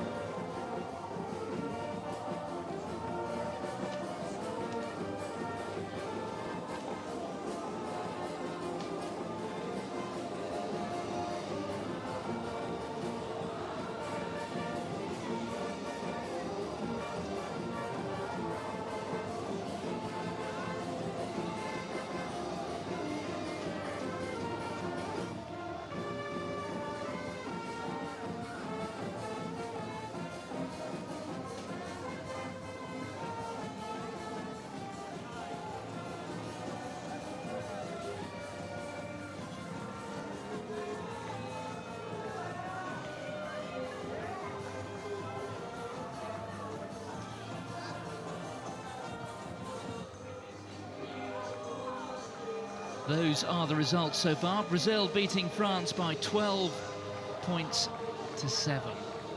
So the victory for Brazil after their draw against Canada.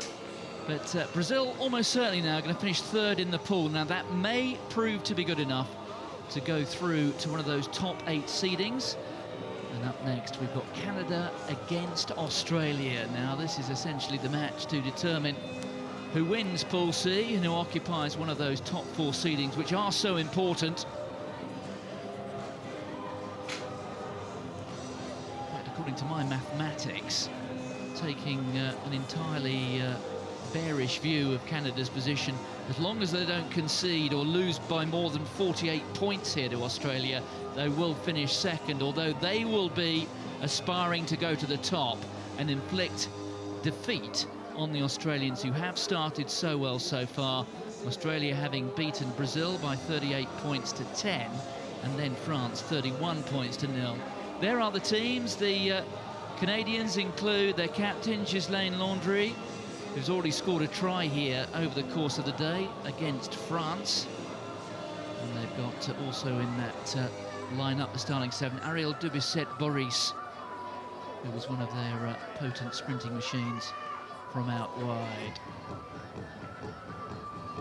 As for the Australians, well, they did so well here last year when they were semi-finalists, conceded just 3 tries in the pool phase.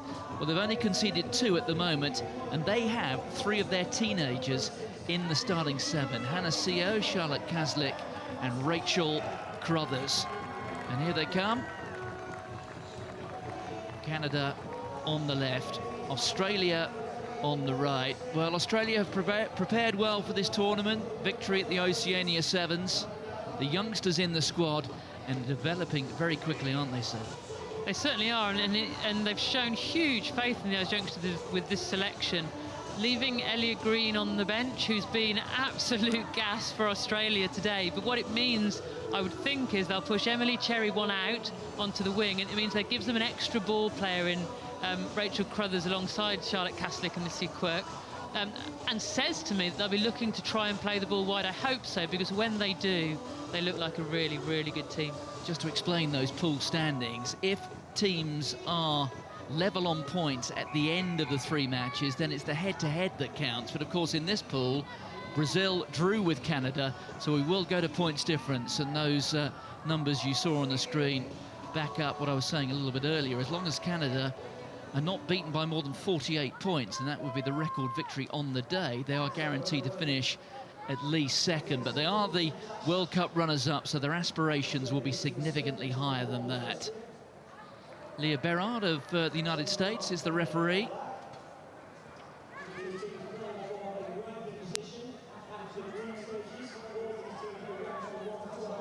And the Australians competing hard for it.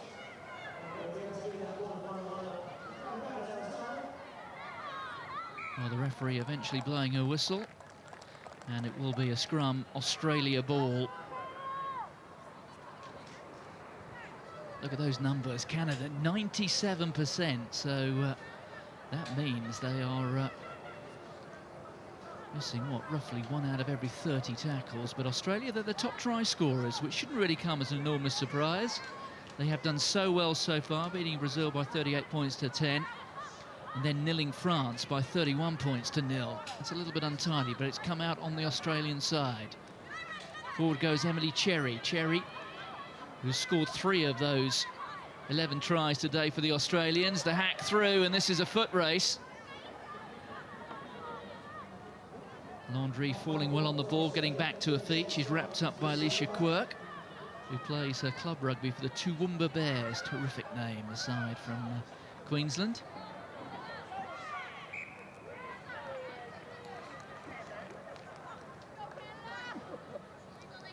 Great tussle between 2 very physical teams there.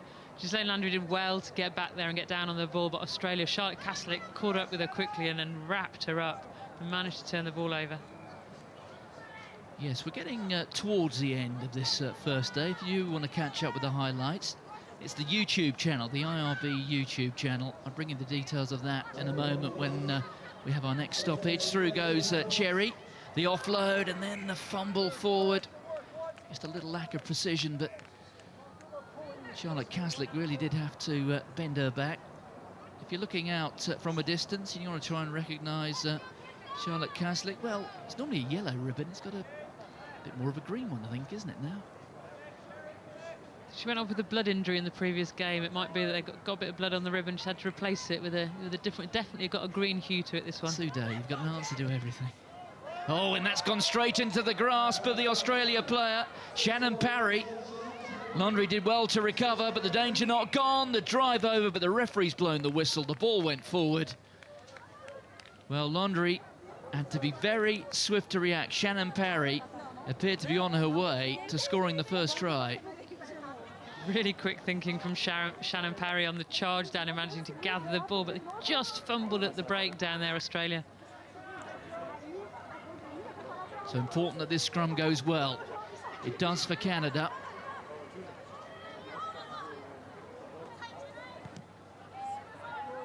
The big hoof from inside the 22.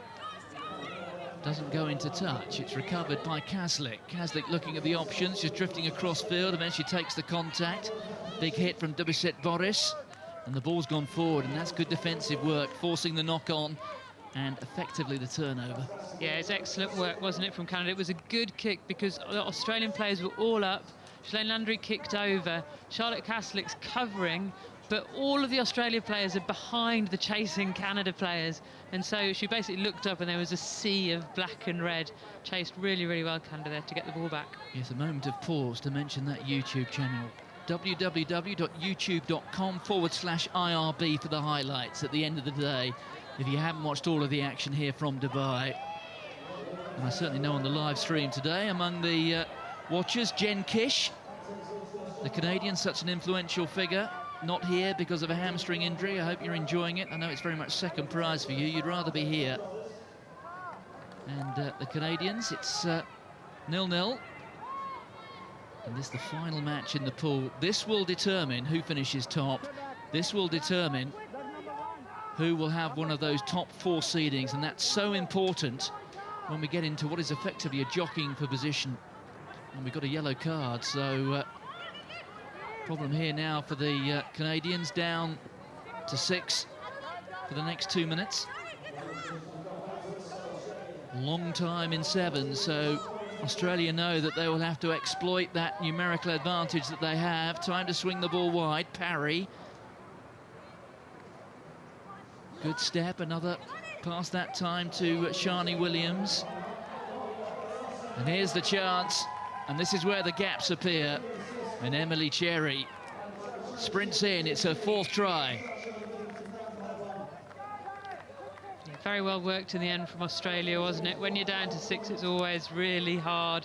You've got to stay as a 6 and try and work back and forth across the pitch. What happened then was Canada had a couple, pushed across, left a little gap in the middle. It was just a little invitation to Australia to attack. Yes, Emily Cherry's not had a bad career in this series. 10 tries last season. 4 already today. Australia leading by 5 points to 0. Still 60 seconds to go on this first period. It promised to be the toughest test that the Australians would face, and so it's proving. But a crucial last minute here for the Canadians. 1 player down.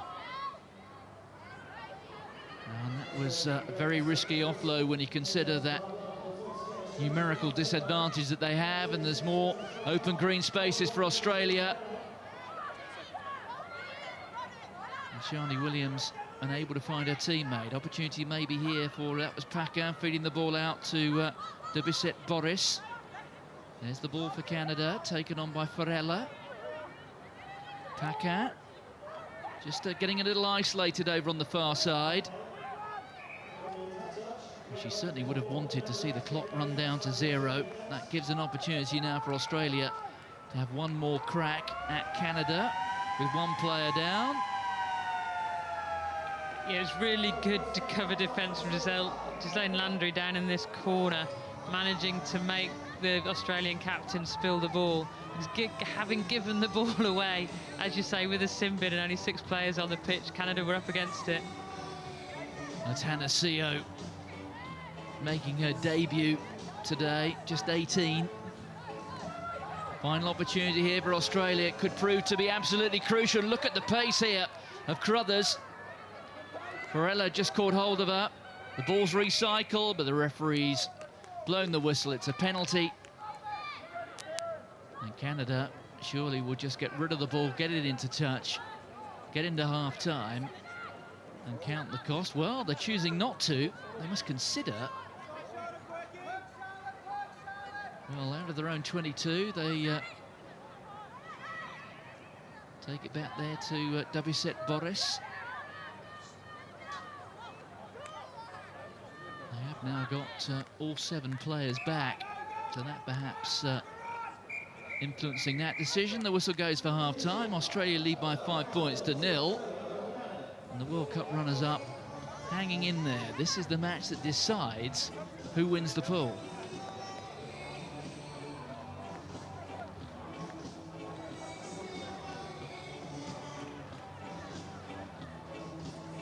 Well, Canada did well here 12 months ago.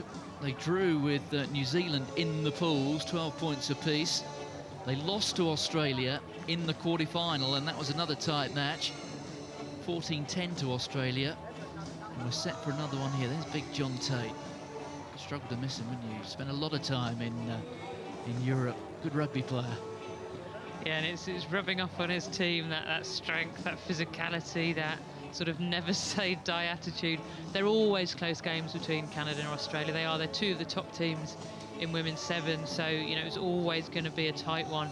It just feels a little bit shapeless, this game at the moment. Neither team has quite got into their stride. Neither team has quite imposed themselves on the game. So it'd be good to see in this next half one of the teams take it by the scruff of the neck and really, you know, really take the game on.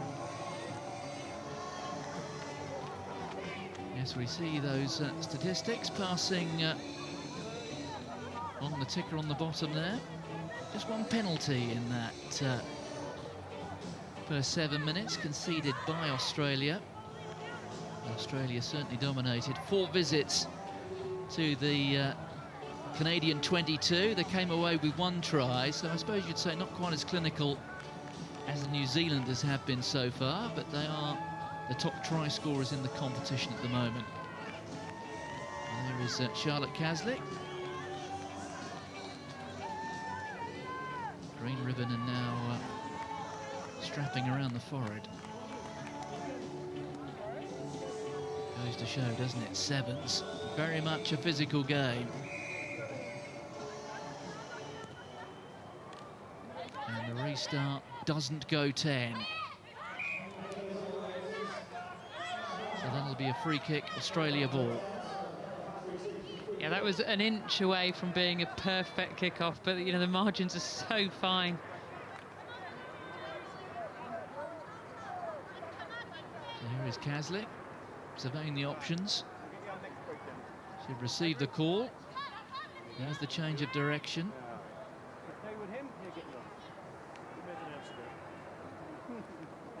That's the halfway line you can see. Good spin there from Rachel Crothers, eventually taken down by WSWS. Caslick again.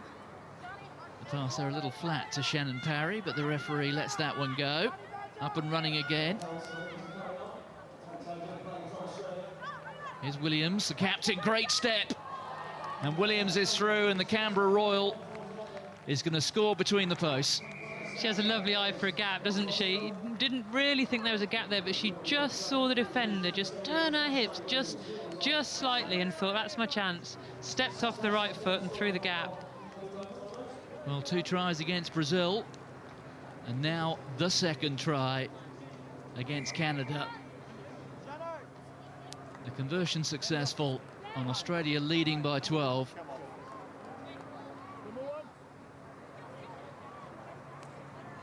Still got more than 5 minutes to go, so it's a cushion, but they're not home and hosed just yet.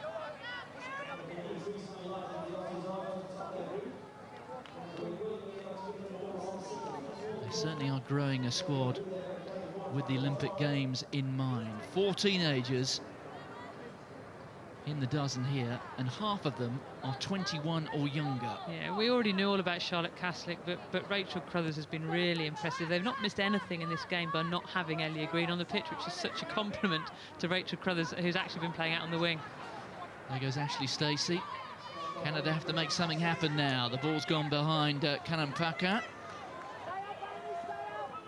Doviset Boris sent back, and it's been won by Australia, but then bundled into touch. So the line out will be Canada's, but whilst possession is so important when you're leading by 12, to have the opposition pinned back inside their own 22 does help as well. Yeah, and we've said it already today, but this is the time when you need somebody to do something a bit special, and Canada are missing those 2 gun players who they normally go to in these situations, Mark Chak and Kish. So, you know, a big ask for Laundry and Russell. Yes, Mandy Marchak out with a shoulder injury, the 3rd highest point scorer in the series last year. As Doviset Boris. Penalty to Canada. Clock runs down, less than 4 minutes. Certainly opportunity to score 2 tries in that period. But they will feel they have to score in this particular phase of play. They need to be patient, take the opportunity when it presents itself. That was Nikki Case, already a try scorer today. Australia coming across well, and Doviset Boris can't gather the switch ball. Yeah, it was the right decision for Doviset Boris to cut in there. The defence were coming across quickly, so the gap was always going to be inside, but she just couldn't hold on to it.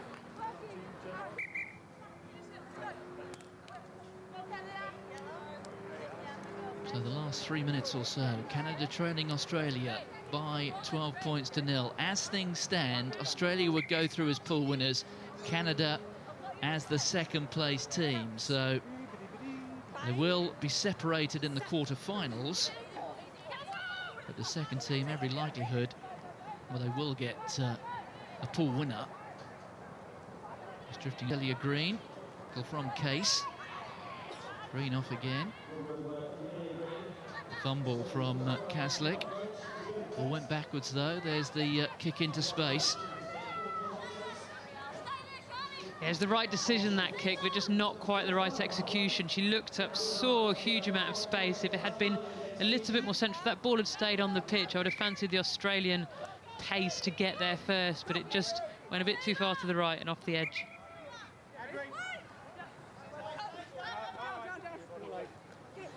Well worked line out ball. And Stacey looking inside. In support was Jess Devane. Out from Kaljujvi. There's Laundry, the captain, just spinning. She's got support outside. The injection of speed again. Just a hint of an Australian hand on her. Fed back by Molesky. There's Laundry again. Looking for the gaps. The ball flies out of her hand. Australia gather it, and that really should be it now for Australia. They will look to retain possession. They know that Canada have to score 2 tries. And the frustration that must be growing within the Canadian squad, forcing that penalty. Yeah, they soaked up a lot of pressure then, Australia. A couple of half breaks from Landry. But Australia just stayed on top of it, managed to cover the breaks, and now they've got the ball back with only a minute to go and 2 scores up. There's Caslick. Out to Ellia Green. Green, great step. Inside as well. Through 2 tackles. Doesn't get through the 3rd. Caslick in there to support. Fed out by Morgan. There's a lot of space out wide here, and trying to cover across is Molesky, but she's not going to get there. And there is the try, and it's Amy Turner. Turner, one of the former New Zealanders, playing in the Australian squad. The first try of the weekend. Yeah, that is a fantastic example of a really good sevens try. They gave the ball to Elia Green. She got within about a millimetre of the touchline on this side, got tackled, looked after the ball. Australia recycled it. A couple of fantastic, pinpoint accurate and speedy passes. The ball's on the other side of the pitch, and there's just no way the Canadian defence can cover all of that space. Really well worked try. Well, the conversion not successful, but 3 more tries in this match for Australia.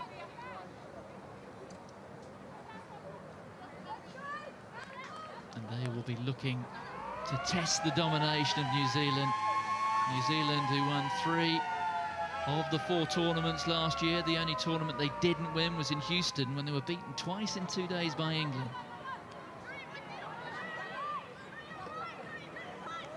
And Devane taking that acrobatically. Canada have done enough to finish 2nd overall in their pool. And the collision, and away comes Elia Green. Good defensive work that time from Ashley Stacey. Williams. Long pass from Crothers. There is Turner again, finding Morgan. Again, good patient play here from the Australians again, just trying to work the gap. Elia Green comes in away from the touchline. The ball's gone forward. And that will be the final whistle, and it's 3 out of 3 to Australia. Good performance. They win all 3 pool matches. They won all 3 matches in the pool at the World Cup as well in Moscow. Only to lose their best form in the knockout phase. They'll be looking to go on from here tomorrow.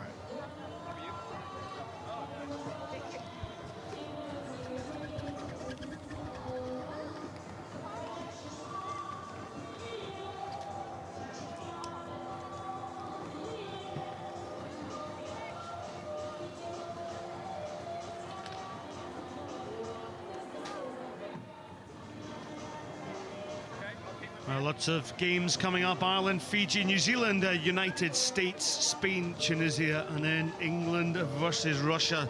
Still opportunities to qualify through to the Cup competition. And some exciting action here in Dubai for the IRB Women's Sevens World Series.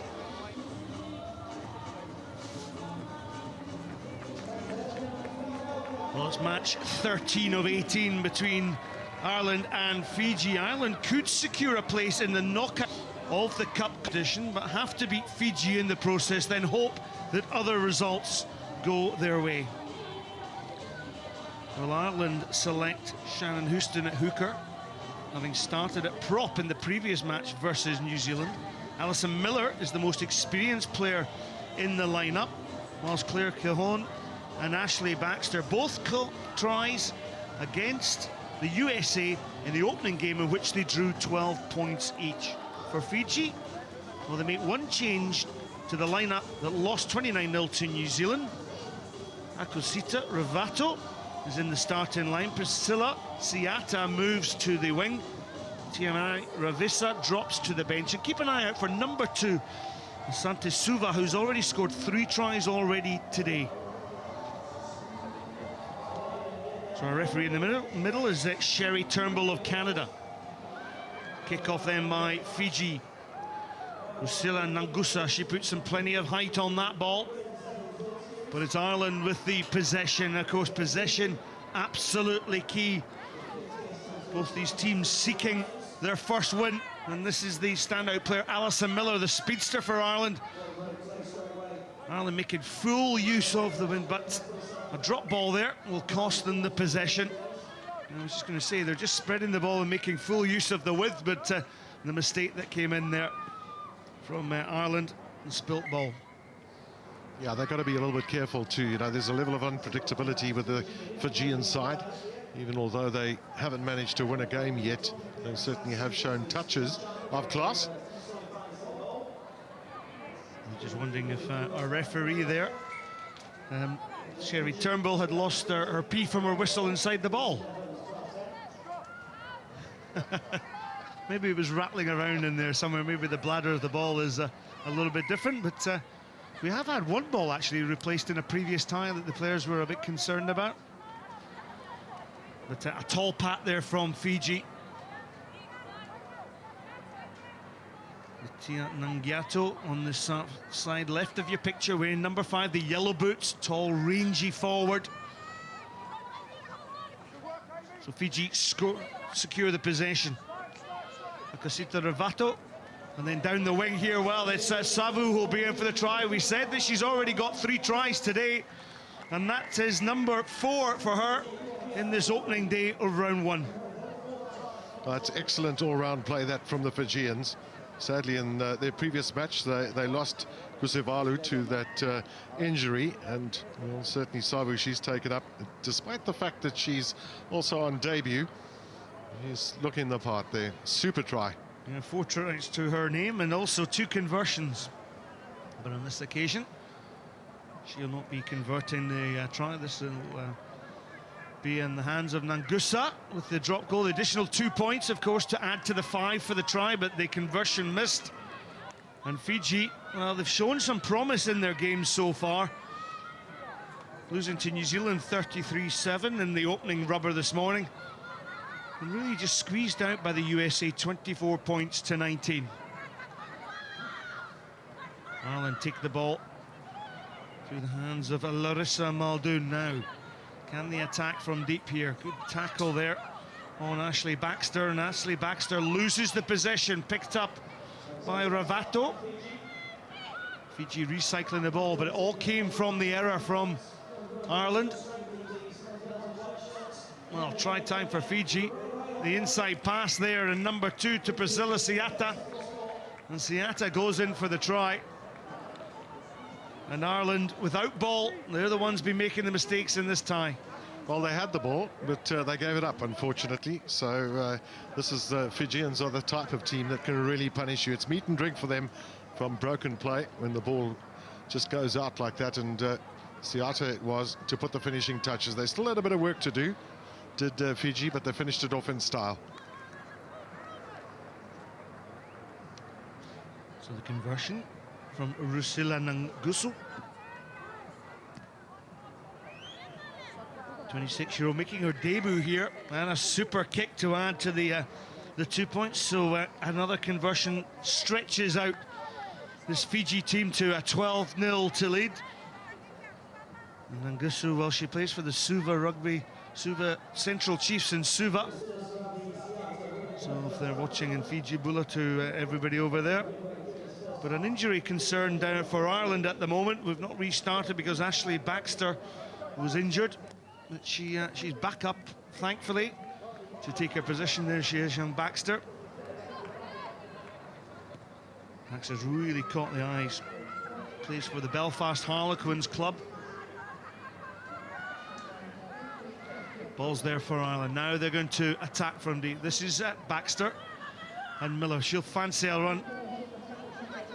In fact, it's not Miller. It is Alison Miller. My apologies. Too many blonde hairs out there, Gavin. And a couple of sprinters too in the Irish side. Well, Fiji quick off the tap and restart, aren't they? Hands through Rangita. But the spill ball on the 22. Now Ireland, have they got a chance? No, Fiji have retained that possession. It's like a bagatelle ball there, bouncing around. Yeah, they just seem to have some difficulty, don't they, Ireland, firstly on getting their hands on the ball, and then secondly trying to provide some sort of structure to their game. You see the ball's given away there, both sides essentially, not really controlling the ball. Well, Alison Miller is just going over to the right of this scrum as Amy Davis there for Ireland feeds the scrum, but Fiji get the push on, and Fiji are broken. Fiji are going to score a 3rd try, and it's an individual effort there. Wearing the number 8 shirt for Fiji, Anna Maria Rongita. So Rongita scores her 1st try in her career on the World Series, and wasn't sharpness right around that scrum. Beautiful little body swerve too. Great pace off the mark. Those first 10 meters. Just and over she went. So again, it's been a really good first half this for Fiji. Just piling on the points. 3 tries, 2 conversions, pushes the lead out to 19 points to 0 in Fiji's favour. They won the bowl final in the Rugby World Cup, Sevens beating the experienced Netherlands in the final by 12 points to 10. So this is going to give them real confidence. They may not qualify for the knockout stages, but suddenly showing some of their Fijian magic and flair. Switch play here. Wonderful scissors cut by Priscilla Siata, and Siata in for her 2nd try, and Fiji running away with this tie, and it's only the first half. Oh, that was a perfect execution of what we've been talking about this afternoon. In fact, looking for was the ideal switch, and where the ball has just popped up, and the angle run by the try scorer was perfect. Siata then, and the conversion good from Savu. So it's a very, very commanding, this lead. Yeah, it's interesting, Gavin, as we go through this particular day one, that Fiji ended up with a bit of a challenging tie against New Zealand, losing that 33-7. They certainly improved against the USA, and it just seems to have all clicked into gear in this match against Ireland.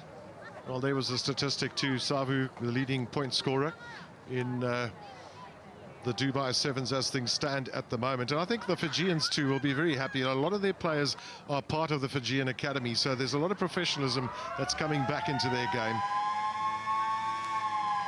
Switch play then by Amy Davis. Amy Davis, well, was that a deliberate knock-on?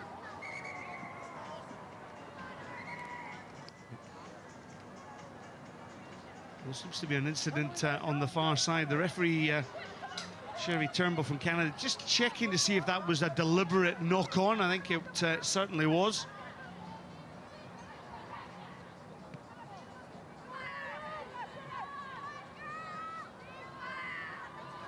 Tambu is in trouble.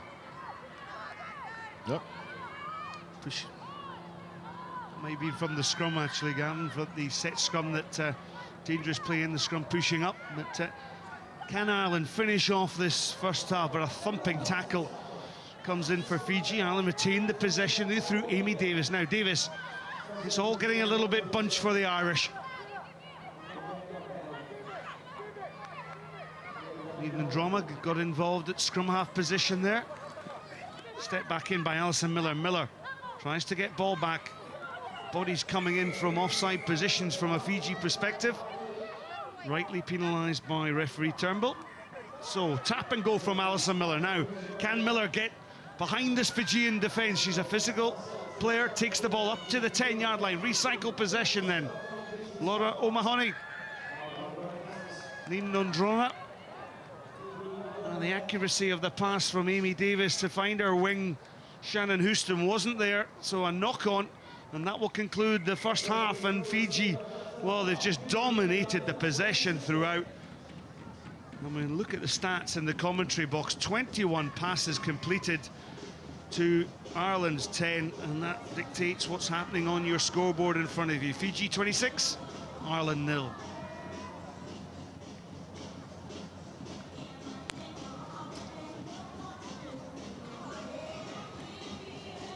Alongside me, Scott Hastings, is Gavin Crowley from South Africa, South African Rugby International.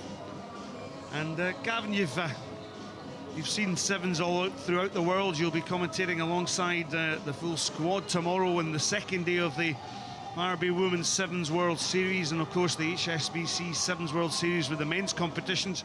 You would have loved to have played here, would you not? No question about it. I mean, of course, we did play sevens in my day too, but it was a little different to the way I played here. And there's great athletes. I think some of the women might have beaten us. But from what we've seen here, some terrific play. And really some good unity. And again, inspired, Scott, naturally, you know, we keep talking about it, but Rio 2016 is just such a big plum for so many people, and an opportunity not just for individuals, but for countries too, to maybe get medals. So the build-up to that has brought a lot of professionalism to the game, and also a lot of opportunity for individuals. And I think chatting away with Sue Day and a number of colleagues here within the media, even over the last few months, if you look back to the culmination of last year's tournament when New Zealand beat Canada in the final in Amsterdam, we saw a progression through to Moscow in the Rugby World Cup, but there seems to be a real determination to improve the skill levels of the game within the women's game, and certainly some of the quality of rugby we've seen today has been superb.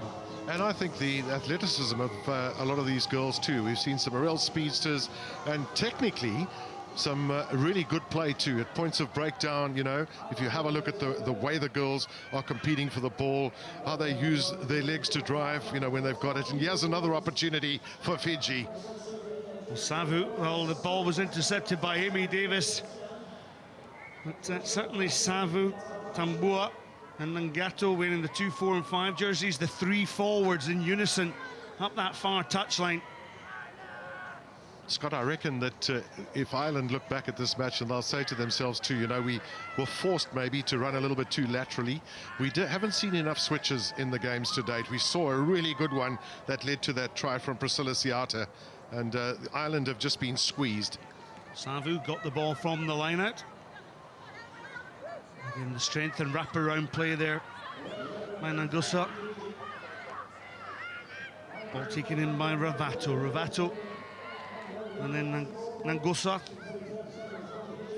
Then Ravato. Oh, there's a big space there. Is it taken then by Tambua? Tambua in for the try. And as the gap opened up, Sitere Drova Tambua scores her first try in her career in a Fijian jersey. Well, that was really awful defence, that from Ireland. They just spread themselves, they lost their structure and opened up space right in the middle. So Fiji now with the conversion too, and a very, very commanding lead. Fiji then extend their lead to 33 points to 0, and well, Ireland, you felt, well, they had a chance, but it's purely gone because possession has been dominated by the Fijians.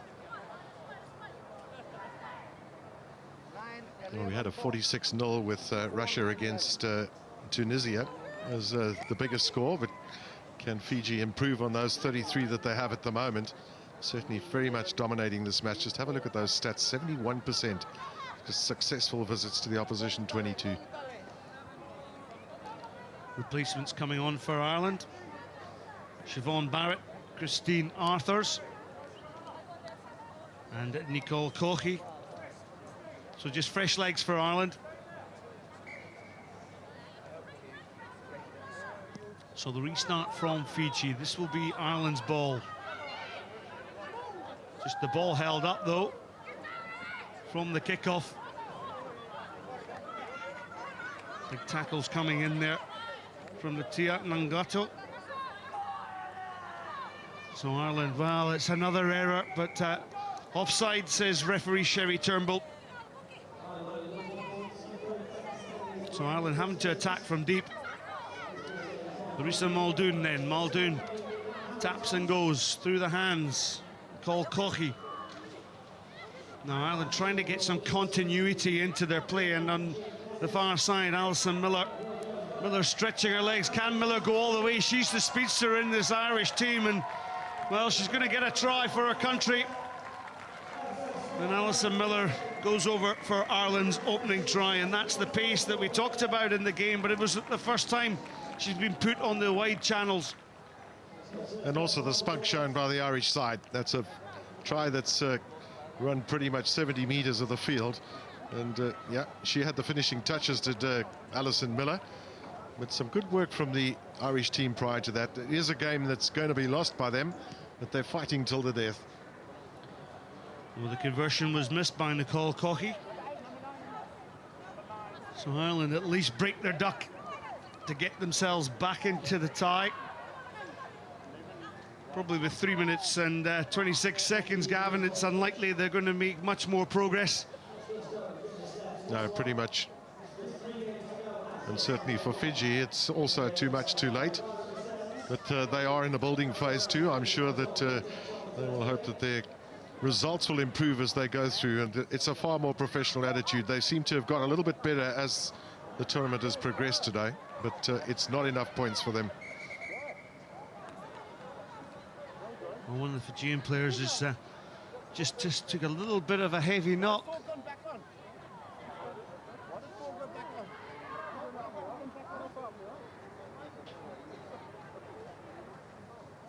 Seems to be a little bit of confusion to pitch side with who's on and who isn't on the field. And I'm counting 7 players on the field, so there's nothing wrong with that, but somewhere something seems to have gone wrong. I think taking the player as she was collecting the ball. So dangerous play against Ireland.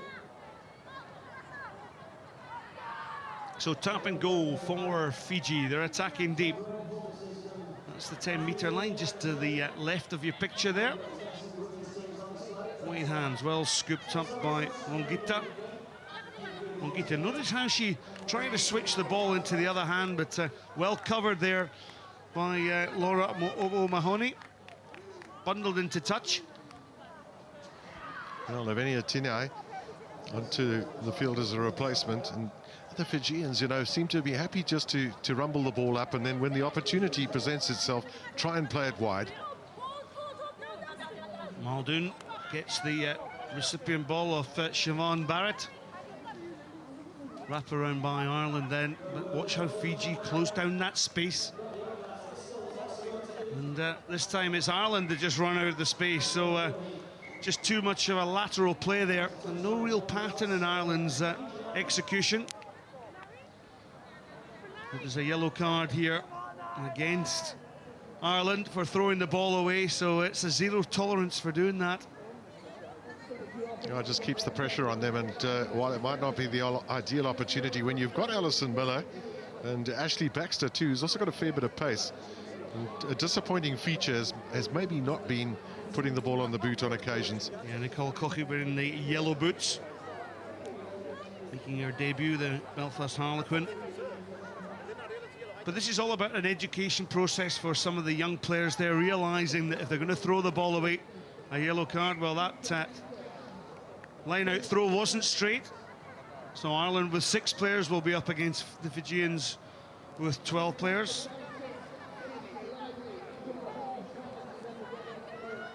Well, they're opting to have a rethrow. Normally you would re-scrum, but of course Ireland looking, maybe thinking they're going to be out scrum. So on this occasion, they went for the line-out through, and then the inevitable mistake. Yeah, it's the one area of their game where they've got a good jumper. They looked pretty secure, but given away possession. Yeah, Larissa Muldoon there. And Muldoon, well, she's actually down in Bristol, studying down there, studying a master's down there, and played in the Rugby World Cup in Moscow, so a little bit of experience from the student. Knock on from Fiji, but advantage being played. Well, not picked up by referee Turnbull, thought that was a knock on. Now pace coming in here from Tinai. Long striding forward Nangato. Well tackled there from Ireland's Anne Caplice. Anna Caplice there with the tackle. And another injury for Fiji. Alison Miller's been in the wars today with all her tackling. Yeah, and all her running too. She really has looked very useful when that opportunity has presented itself. Sherry Turnbull just going and have a look to one of the Fijians who's down at the moment. I can't quite identify her.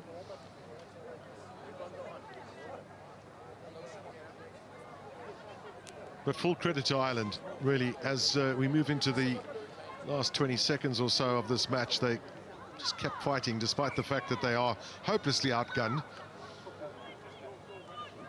Lavinia Tinai then takes her place. And the way she's going to get the ball. If Fiji can just open up, they've got extra player over on the wing. Tinai eventually gets the ball, so from being injured, she's over in the corner there, despite the attentions of Alison Miller. There's Tinai, restored to the action and looking a little bit dazed. Well, they'll class that as a team try. Ball moved right through the hands. They won the line out against the throw and then just kept it going across field. Just sometimes you wonder why the players don't just use the people outside there, but they like to just take a few players out maybe and open up greater opportunity for a player out wide. Tinai, 2 tries for her and coming on as a replacement.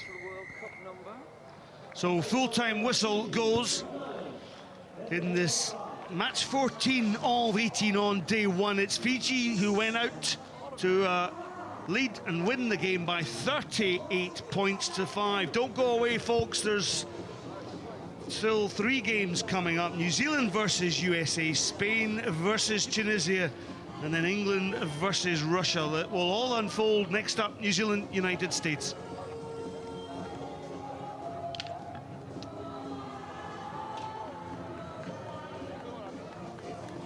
Well, as you can see, these teams have met once before. New Zealand, 10 tries so far in their 2 matches. Victories against Fiji and Ireland. They beat Fiji by 33 points to 7 and then beat Ireland by 29 points to 0. And there you can see the lineup.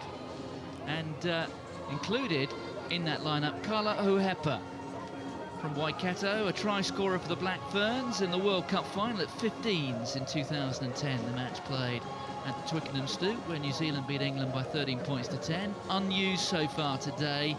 Kayla McAllister there, 5 tries already in 2 matches, an outstanding performer. And also Hani Hiremia,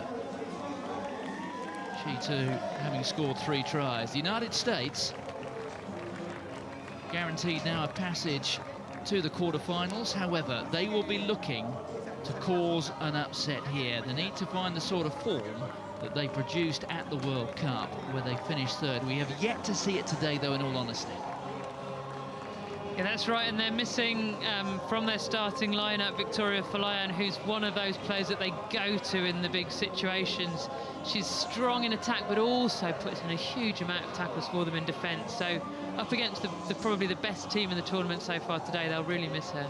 Yes, and Falayan has received a 2-match suspension, an incident which happened in that most recent game. So she will not only miss this match, but also the quarter-final tomorrow. So that's a significant setback for the Americans. The Americans playing from left to right. It is the Black of New Zealand, who thus far today have been a class apart. The first touch, though, perhaps best forgotten. Free kick to the Americans. There is Kala Hohepa. Certainly one of the most familiar names at this tournament. America will feel they've just got to give it a good go toe-to-toe with the New Zealanders. Driven forward there by Gillian Potter, who picked up a couple of tries in the match, the win against Fiji. There goes Potter again. Every player wearing blue has to run at 10/10 in terms of work rate here. A little shove there from Hani Hiremia.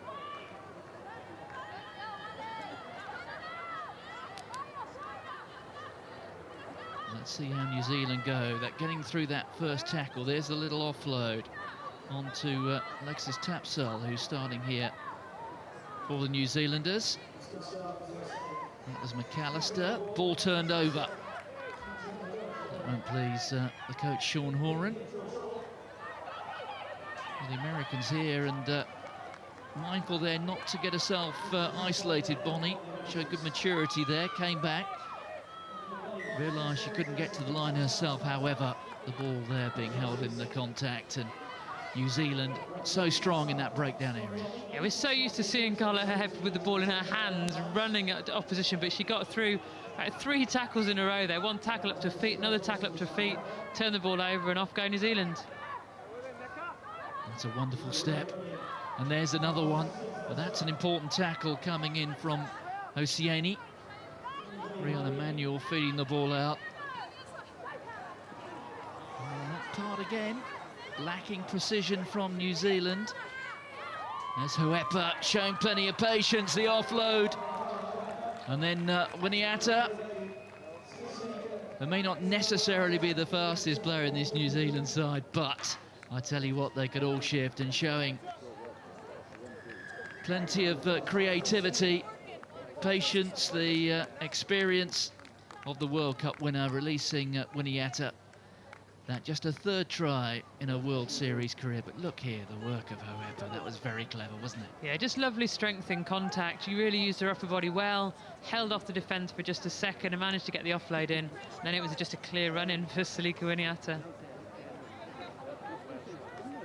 So Winietta attempts to convert her own try, which she does. And after 3 minutes, New Zealand have a 7-point lead. Their 11th try at the tournament so far. In those statistics at the moment, they are trailing Australia. And if a player wearing a black jersey needs a bit of inspiration, I suspect that sort of message on the locker tonight might get them out of bed early tomorrow.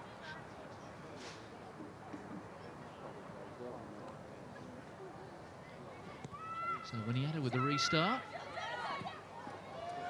Well, that's the second one of those from Winietta. The Americans taking the option though of the quick throw-in. They could have gone all the way back for the free kick. That's Bonnie taking it into the contact back from Villeneuve. Infield there from Gillian Potter, looks for the offload. Ball's gone forward though. They know that they have to be more precise than that. Yeah, it makes you wonder about the decision for the quick throw-in, doesn't it? It's such a good attacking position. Off a poor restart, when the ball gets turned over to the opposition, you've got such a good opportunity. You've got the whole width of the pitch to play with, and the defence are on the back foot, so yeah, questionable decision there from the US to take the quick throw-in. Yes, impetuous is the word that leaps to mind. You can see, look, some stats there.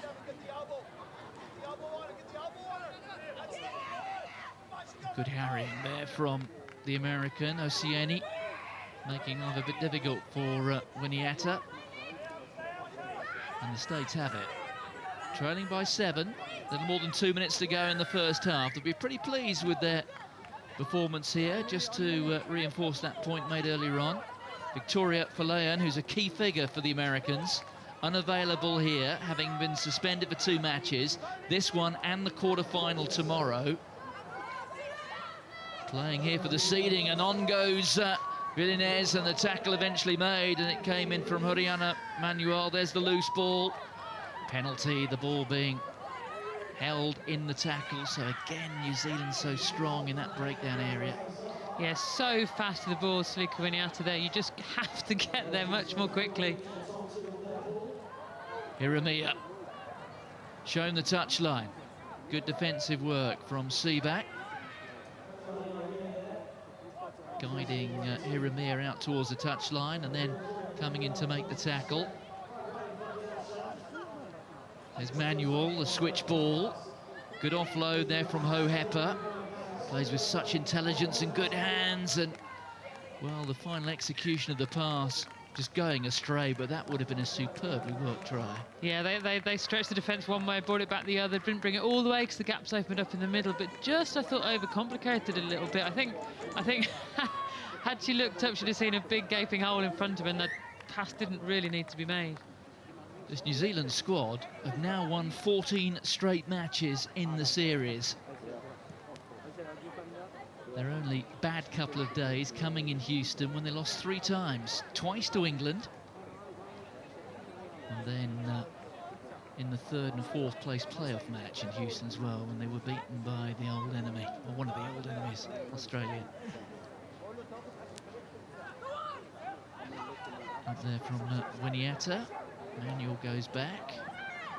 Here goes McAllister, that familiar skip which we've seen so many times from Big Brother.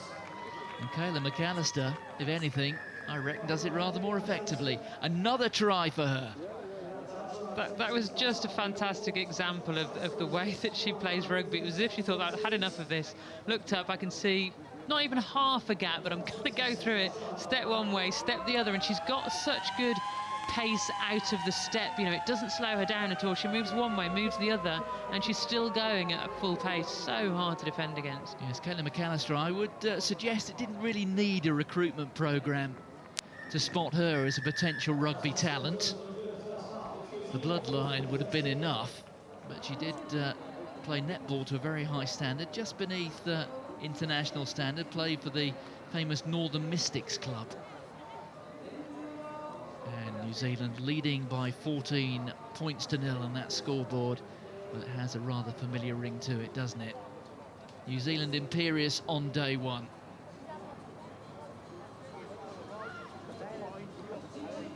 here's a chance to look through one or two of the numbers accumulated through that first 7 minutes.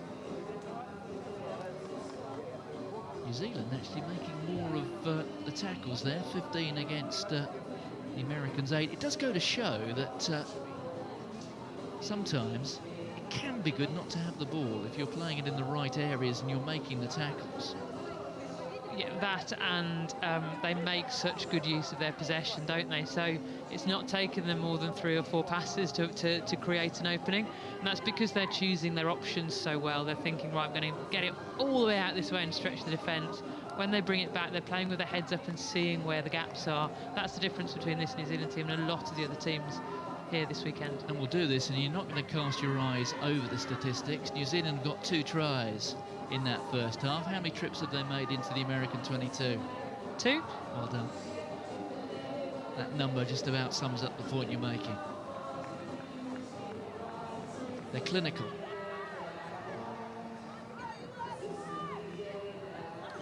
So Amelia Villaness will restart the match.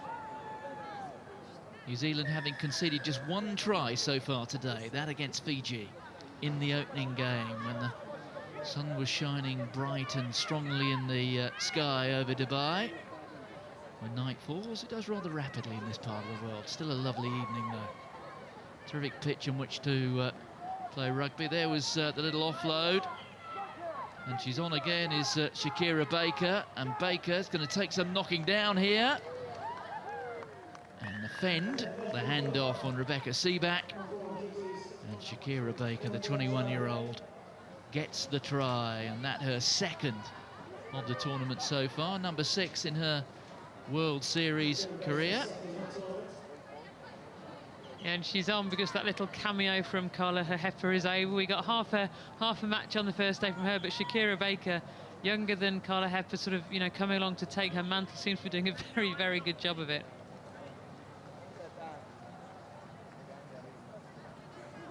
What a cameo it was, though. 7 minutes, did nothing in the first 2 matches, came on and created so much and plays with so much time. There is the try scorer. Shakira Baker comes from a talented family. All in the same bloodline. They've got national standard hockey players, rugby, softball, swimming. It would be easier to tell you which sports the Baker family do not participate in. Here is Winiata from Manawatu. He's a member of that Moscow squad, which won the World Cup, eventually gathered by Kelly Griffin. The Americans who reached the final, their home final in Houston, when they were beaten by England. Good tournament that for England. They beat New Zealand twice in 2 days. Doesn't often happen that often. New Zealand beaten just 3 times in the history of this series. All of them happened in Houston. 2 to England, 1 to Australia in the playoff match for 3rd place. The Americans anxious to get some points on the board here. A little bit of space, but McAllister there showing the speed which you know she has, but also the defensive nous to come across and cut off the American player. Of course, raw pace is always useful in defence. Tapsell being upended. And now more space for Shakira Baker. Time for the offload to Oriana Manuel. Doing well to stay on her feet until the support came. And it's arrived in the form of Shakira Baker. And Baker will canter to the line. Well, she hasn't got the pace to get her over the line. She's certainly got the handoff to do it. Gotta give a mention to Gillian Potter there. So the US are 24-0 behind in this game. They know they're not going to win it, and she's been on for every minute of every game so far today, and she is the one still chasing back and making sure that Shakira Baker can't score that try under the post. She is not giving up, Gillian Potter. She's going all the way and taking her down. That's the heart. That's the sort of leadership that she brings to the US team. Really leads by example.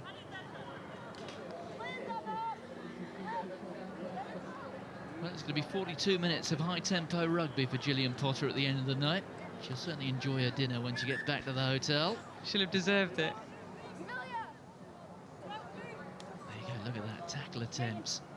The Americans have missed 7. 5 more than New Zealand, but that's what comes when you're playing against a quality side. They force the pressure.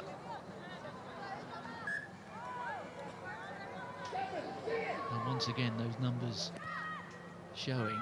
Those ones there, 5 errors by the United States, but it's the clinical nature of the New Zealanders. They get into possession, they get into the 22, and invariably they score. It's a demonstration from the women in black. That time they're penalised.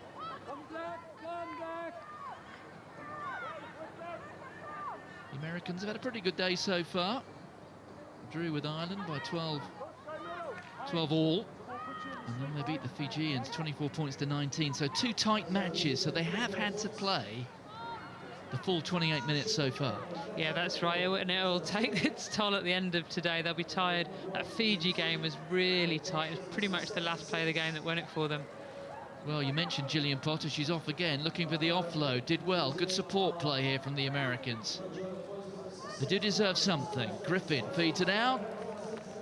But then those are the basics which you simply have to execute properly. Otherwise, the ball is turned over, and that time a knock-on from Liz Sowers.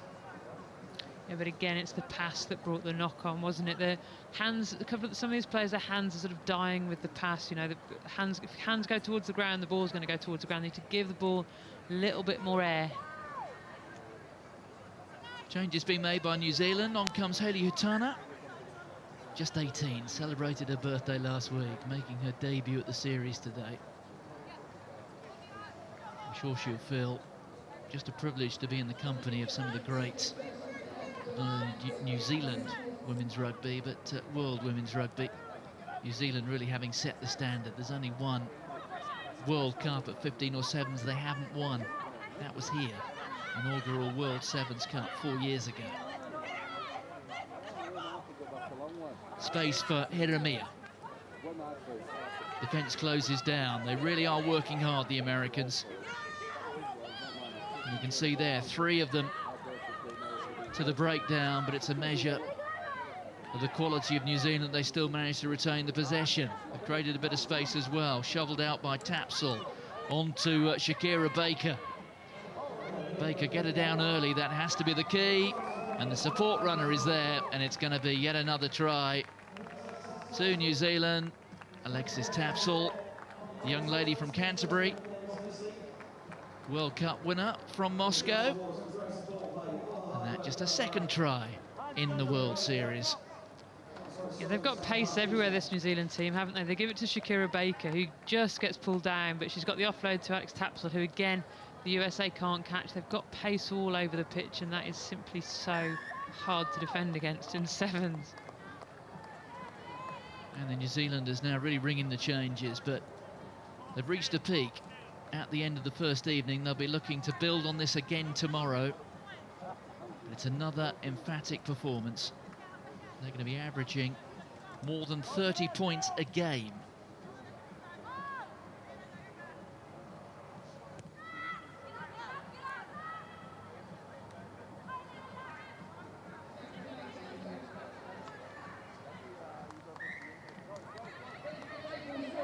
Miskisi there, just going out of touch, and there is the hooter.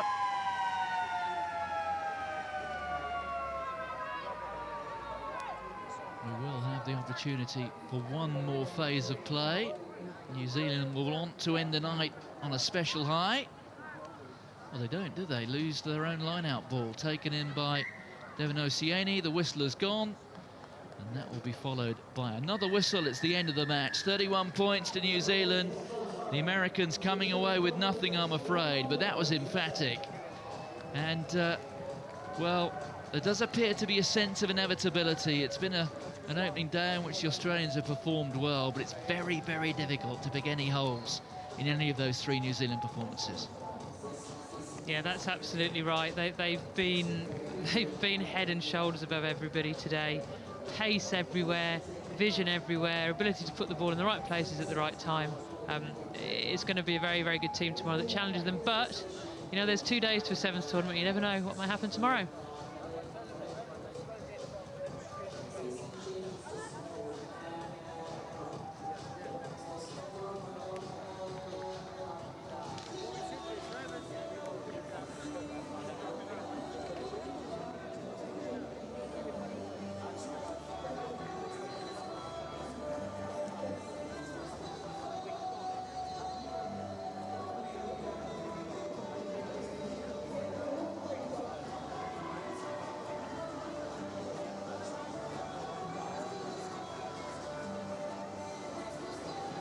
So the summary of results then thus far in the first day then of the IRB Women's Sevens World Series here in Dubai.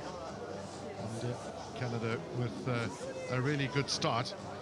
And it has been New Zealand, the team that's just finished off, literally finished off the United States of America, who have been the form team thus far today. But there's been some intense tussles, a fair number of draws as well, which one would find most unusual, but I think it shows the level of competitiveness of the various teams. And certainly in the next game up, which is Spain against Tunisia, we have a situation where Spain have drawn the 2 matches that they've played. New Zealand, a very comfortable victory by 31 points to 0 against the United States, and the Fijians prior to that also a good victory, but a little bit not enough to see them through, unfortunately.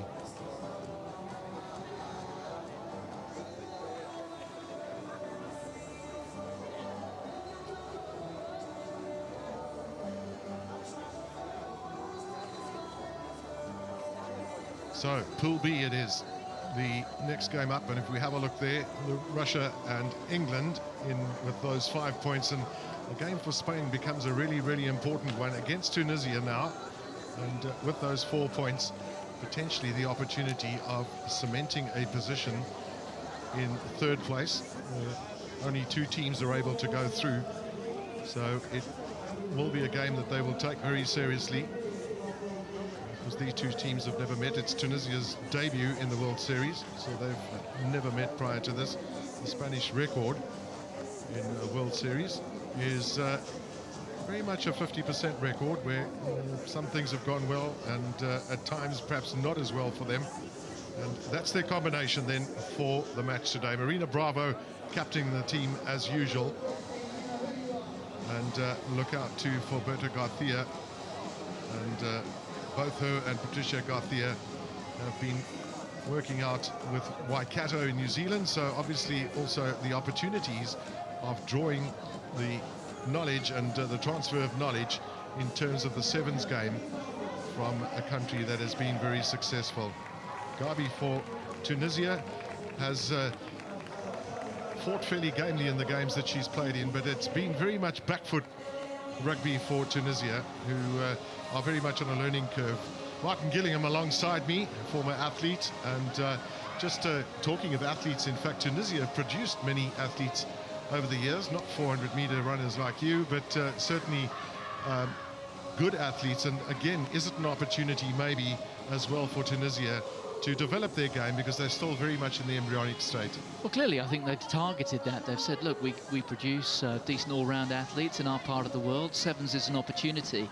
And it certainly is for those nations who are not traditional top-tier rugby nations. We've seen it here from other countries, you know, the likes of Russia, clearly. And they'll be playing in the last game. Spain, another, the opposition here. Perhaps Tunisia coming from a little bit further back than the likes of the Spaniards. But it's good to see the Tunisians here. They've suffered a bit, as you might expect, but they will get better. And clearly a talent identification programme, which is ongoing on the way to Rio and beyond, is all part of that process. Wasn't that a nice touch there by Amy Previtt, the referee, to go and fetch the ball, to give it to the Tunisians to kick off? So kind of her. Matteo there for Spain to start with. They would have done their homework prior to this match, and they know how important it is for them to get as many points as they can, without also realizing the fact that every game is a new game. But they'll certainly back their abilities. 2 draws for them in this pool. One against Russia and one against England at 10-all and 14-all respectively. The Tunisians having lost against England 36-5 and against Russia by 46 points to 0. The biggest score of the tournament. Yes, Marina Bravo, we saw there, the Spanish captain, who's such an influential figure, but she might be a little bit concerned when she looks at her fumble count for today. There's another, that one coming from Ben Abdel Jalil, the teenager from Tunisia. There she is, Marina Bravo. Centre in 15s. Well, of course, when the day progresses too, so you perhaps lose concentration as you get a little bit more tired, so a couple of knock-ons. But certainly players will need to try and avoid. But tomorrow's another day, and it's another day for some of the teams to show their opportunities. Yes, it's a very interesting pool, this one, Gavin, because certainly the contest to finish in the top two is fierce. The top three in this pool will almost certainly be going through, but you don't want to be one of those best third-place sides. You know, first up tomorrow, you're going to get Australia or you're going to get New Zealand. It's a fair incentive to come out here and do something. Well, here it goes then. The first touch for Mateo, and over she goes. So Spain have started this match with a vengeance, really looking to make 100% sure that they have a good finish. And to a certain extent, of course, some of the games are a little bit out of their hands. We've got a big game up next too. But Spain have certainly shown that they have the qualities to do well in this tournament. That's all they can do here is come here and win and try and win big. And they've yet to actually win a match today. 2 draws. I mean, that doesn't happen terribly often, does it? I know New Zealand had 2 draws in the pool phase at this competition 12 months ago, but 10 each against Russia, 10 each against England. They'll try and get a big win here, then settle back and watch the match between England and Russia, which will have a huge bearing on the outcome of this pool. It absolutely will, yeah. Well, they'll also be comforted by their 3rd position last year here in Dubai. It's a venue that they enjoy coming to. And they lost to South Africa in the semis. And despite the fact that Maria Ribeiro is not here too, they've certainly shown that they have the quality to perform well. So Tunisia then with Mariam Mekni on the ball right now. Tunisia, I think perhaps one of the tough things for them in this matches, or these matches that they've played, is they haven't had enough possession, and then they've also made some basic errors. There's some good running there by Sassoon Delagi. I just wonder, I think she might well have pulled a hamstring. She's actually off the field at the moment. She went running down the touchline. I just saw her clutching her left leg. But yeah, they come again, Spain. Well, 7 against 6, and a gap the size of a barn door opened up. So Spain will get another try, courtesy of Maria Casado. Yes, the gap that opened was as wide as is created by losing one of your 7, because that's where Tunisia were effectively for the last 30 seconds or so, and Spain were brutal and unforgiving. They exploited the additional gaps and get the try. So Spain doing all that they can do here, seemingly on their way to an impressive victory. So the kick from Patria Garcia secures the additional points, and at 14-0 then Spain, I think, will be very happy with their start in this first half.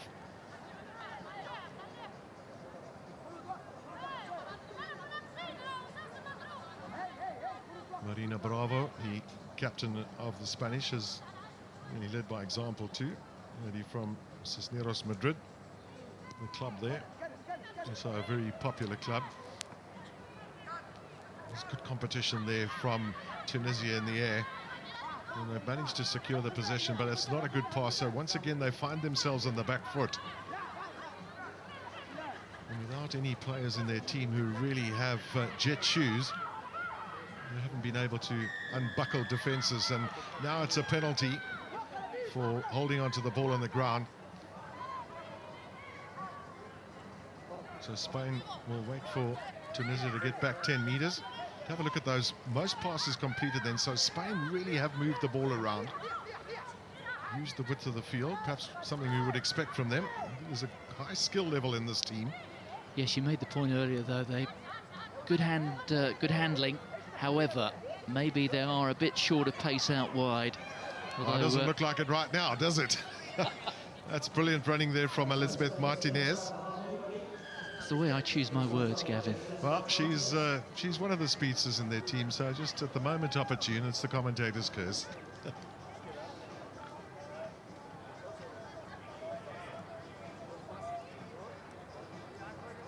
Yes, as you mentioned, they are without that key figure, Maria Ribera, but important to make the point that 9 of the 12 who went to the World Cup in Moscow are here, and continuity in selection so important. Patricia Guthia not able to get that over. She's actually kicked really well in her career, and you know, kicking has become an important element of sevens. So lots of passes from Spain.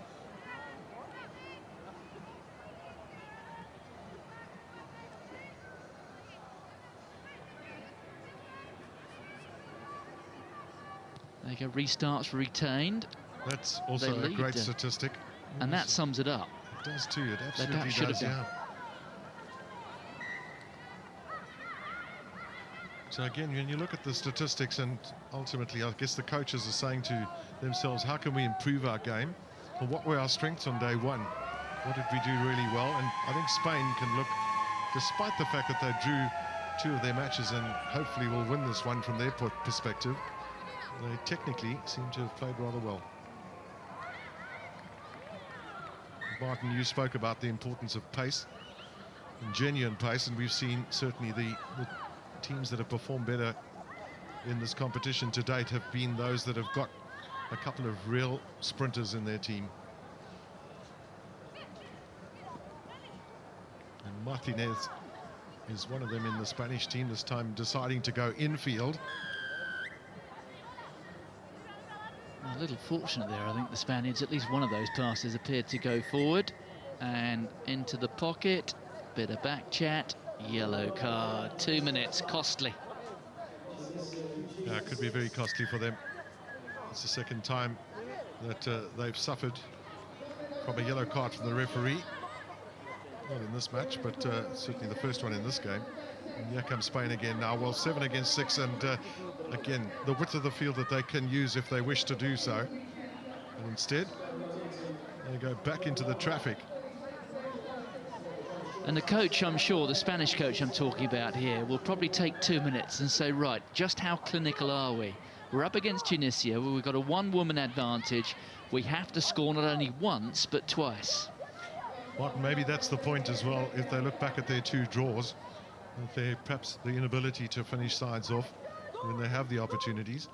But on this occasion, they've been into the 22 on 3 occasions, and they've scored with each of them. But the opposition perhaps has been a little different to that they've had previously, and it is half-time then, with a very comfortable lead this for Spain. Those 3 tries of theirs, and they're 19-0 against Tunisia.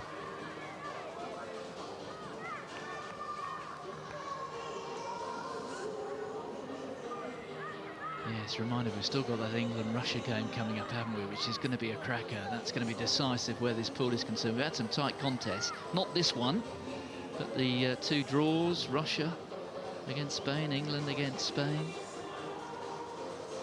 Big wins for both England and Russia over Tunisia, but very little separates the 3 leading sides in this pool, Spain, Russia and England. Just have a look at the tackle statistics too that are telling you, that Spain are a little bit more clinical in terms of their defence as opposed to Tunisia. But errors made, and Spain have made mistakes, and they've conceded penalties, which is something they don't want to do. I guess, I mean, that's a classic case though, isn't it, where maybe the statistics lie a little bit. Spain are going to commit more errors when they have such an overwhelming proportion of the possession. But the statistics really just showing their successful visits, obviously 100 against 0. Tackles made, well, you'd almost expect more tackles to be made there by Tunisia, wouldn't you? I think one of the key things with statistics too is to really look at the opposition and how much pressure you're under, because obviously the greater the pressure, the more likely it is to make mistakes, and Spain haven't really had that pressure in this particular game. So the coaches, Jaffa Gazar and Tommy Menendez, respectively, of Tunisia and Spain, have had their last words to their team. No doubt we'll see some replacements on in the second half.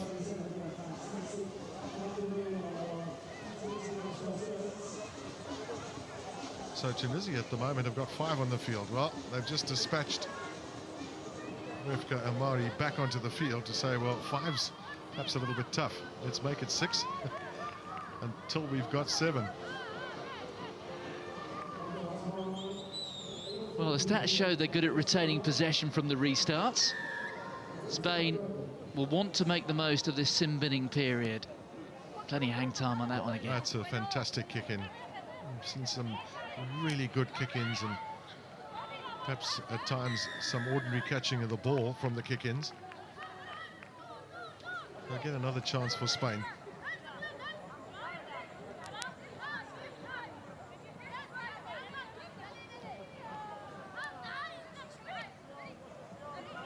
This time a little switch there for Spain. Now they've found the extra number, yeah, and a gap opens up. Here's a real chance for them, and the finishing touches will go to the captain, Marina Bravo.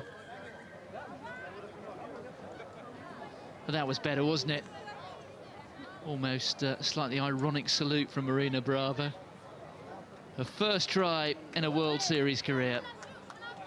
Oh, she's got a little message on her right wrist, and she's very proud of getting that try. I'm sure there's been a level of frustration a little bit for the Spanish today with those 2 draws, and no problem with the conversion from Patricia Garcia, and the changes are made then. Spain, I can see they brought on Marta Cabani.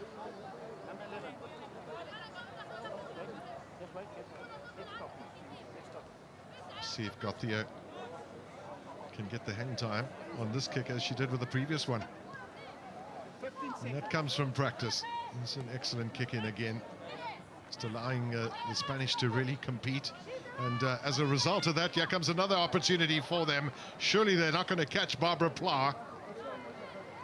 And she's a winger in the 15s game. And someone was saying to me, she's someone you should really keep an eye on in Dubai.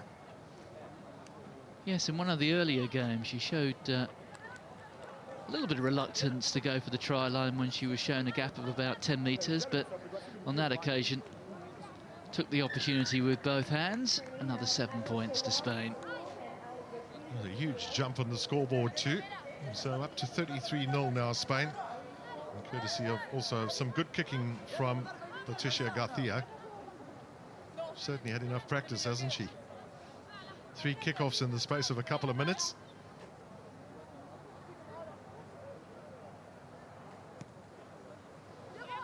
And 3 pretty much on the button too. Once again, Spain are able to really attack the ball with those good kick-ins and then find the extra space, and they've done it once again. Here comes another try, and it'll be a second one for Barbara Pla in a very short space of time. So the Spanish really are making merry, aren't they? Yeah, it's been a long day, hasn't it, for Tunisia? And you have to feel a degree of sympathy. They lost all 4 of their matches at the World Cup. They conceded 36 points to New Zealand in Moscow, 43 to Canada, 26 to the Netherlands, 40 to France. And it's been a similar story today. 36 points against England, 46 against Russia. And it's going to be a similar tally against the Spaniards. Just look at that wonderful finishing from the Spanish. Having said that, Martin, you know, the fact that they were in Moscow, the fact that they're here is a learning opportunity for them.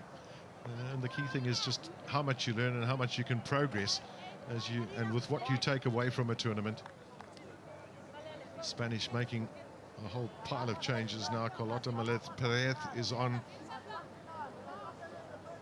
So is Ana Rial. They're just making sure the full squad gets an opportunity of a run today, or an extended run, should I say. Oh, that's another perfect kick in. They're landing on a sixpence, aren't they? She's a very good kicker. A very accurate kicker. Well, that's a knock-on from Tunisia, so referee playing advantage, and wisely so, because of the domination of Spain in this game. And, well, That time the pass just floating into touch.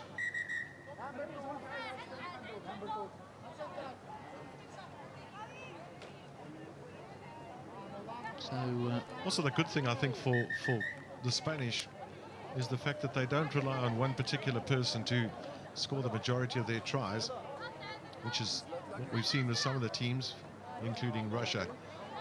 And Elizabeth Martinez, who's got one of the tries here, she scored 7 during the course of last year's series, and the tries pretty much spread.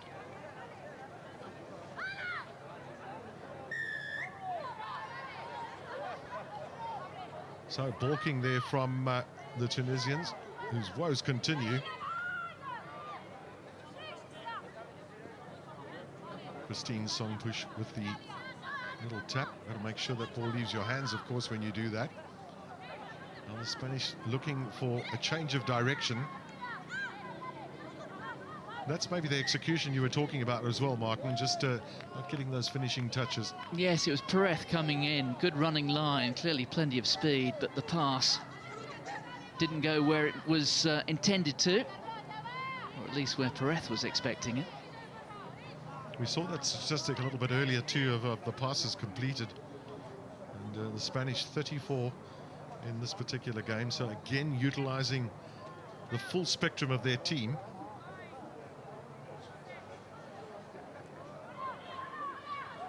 Tunisia, well, just hopelessly pinned in their own 22 at the moment. It's been the story of their day to a large extent, and they've given away a penalty for holding the ball on the ground.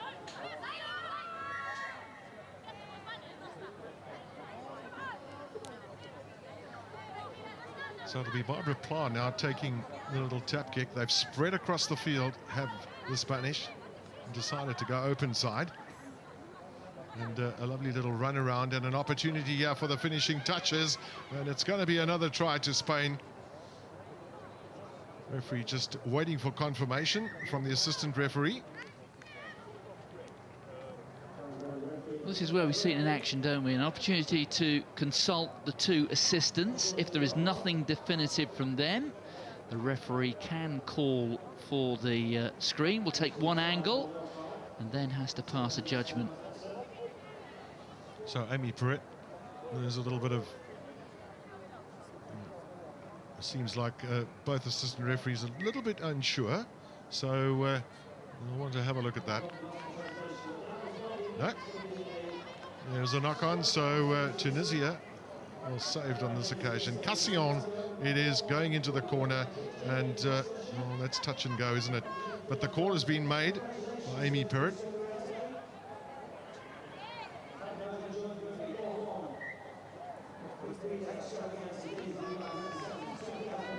Yes, am I siding with the referee on that one? I think she got that one right. I think she lost control of that ball. Yeah, very often 50-50 situations, but it shows once again the importance of your assistant referees and the roles that they can play in the game of rugby, and certainly at all levels. So put in there from Marta Gabani.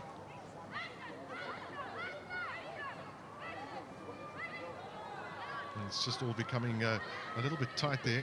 Can they stretch it now, the Spanish? There's certainly a lot of communication on their team too, which is a good thing. And really just making sure that everybody understands, well, yeah, it's going to be another try. This will be a hat-trick then for Barbara Pla.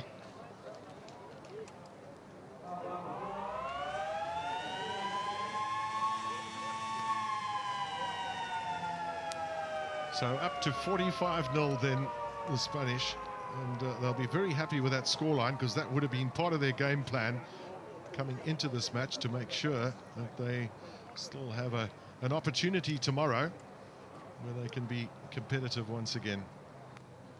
Patricia Garcia with the long conversion, and it ends up just marginally short, but there'll be smiles on the Spanish faces as they come off this field, courtesy of a good finish for them after the 2 draws that they had, and their victory here against Tunisia by 45 points to 0. Well, there's no doubt that the Spaniards will be happy with that. They've done their end of the bargain. They must now sit back and look at the outcome of this match. And what a way to get the first day in Dubai finished with, because it is going to be an outstanding match. Thank you, Martin. And yes, it's a recognised lineup for England, and Chamberlain, Staniford and Wilson Hardy. They're tasked as the ball-winning forwards, and real experience in Claire Allen and Rachel Burford winning the 1 and 3 jerseys for England. Natasha Brennan, a double try scorer against Tunisia, just drops onto the bench, while young Kay Wilson has caught the eye today. Well, Russia, they have a real opportunity here to take on this strong England team. Hamidova in the number 5 jersey for Russia. She has gone on to score 21 tries for her country. And young Yamotskaya winning the number 9 jersey. Keep an eye out for her at scrum half. And hat-trick scorer Ekaterina Kazakova. Well, England and Russia play out the final tie on day 1 in this IRB Women's Sevens World Sea to see who wins this particular pool. And at the moment, Spain top the pool on 7 points. England and Russia are on 5 points. And with 3 points for a win, it's all to play for. And here's the teams. England wearing their white jerseys, and Russia in red. And alongside me, we'll give you the balanced view from an England perspective, is Sue Day, former England captain. And Sue, a real sort of balanced play here in terms of coming up against a very experienced Russian team and a new-look England team there. Yeah, so if you're asking for the England perspective, they'll be looking at this Russian team and thinking it's got firepower all over the park. As you say, Hamidova, Petrova, Yamatskaya, you know, a lot of firepower. And this is, as you say, a relatively, not necessarily young England team, but an inexperienced one that's been thrown together in the last few days, and they need to keep their wits about them and keep the structure in defence to really hold such a strong Russian team with such firepower at bay. World Cup quarter-final place in hanging here for either team. Sarah McKenna then will kick off for England. Taking back Hamidova. This is the try scorer, 3 tries against Tunisia. Kazakova. Switch play then. Yamotskaya, this little buzz bomb of a scrum half. She's an excellent playmaker, makes this team tick. And Kazakova just going against the grain. This is Muriamova. Hamidova just pops the kick in and tracking down, gets to the ball first now, recycles possession. This is good play by Russia, up to the halfway line. Well, there was a dummy switch play there, but Kazakova sort of almost wasn't going to let go of the ball, and then did let go of the ball, but it was forward. Yeah, she was begging one of the Russian players to cut back on a different angle, because England was so short in defence. They were streaming across the pitch. She was trying to draw them across, someone to cut the angle, but nobody did, and in the end she ended up passing to nobody.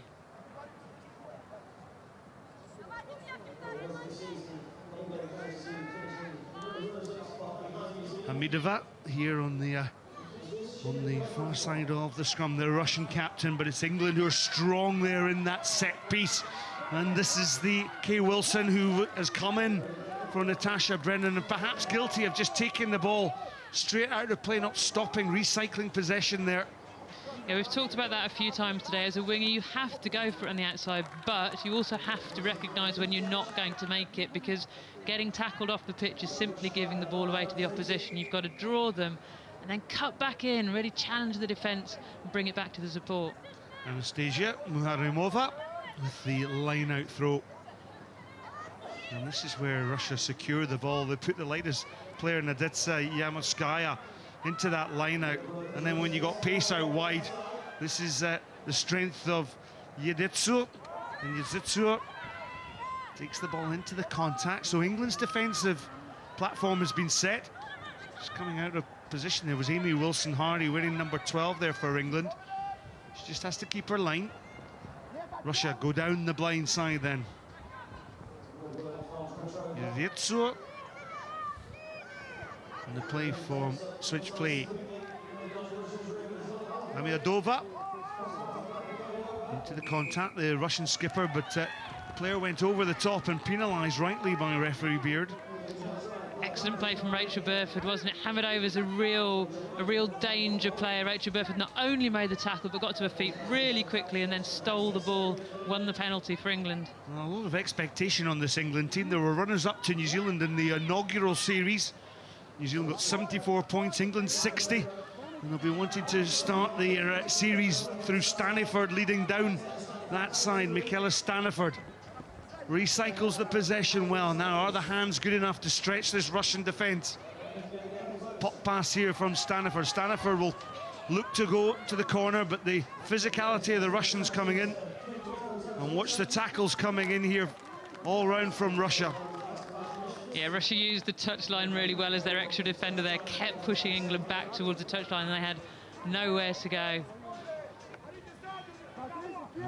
Amodova is at the back of that line-out for Russia, and she is an imposing player.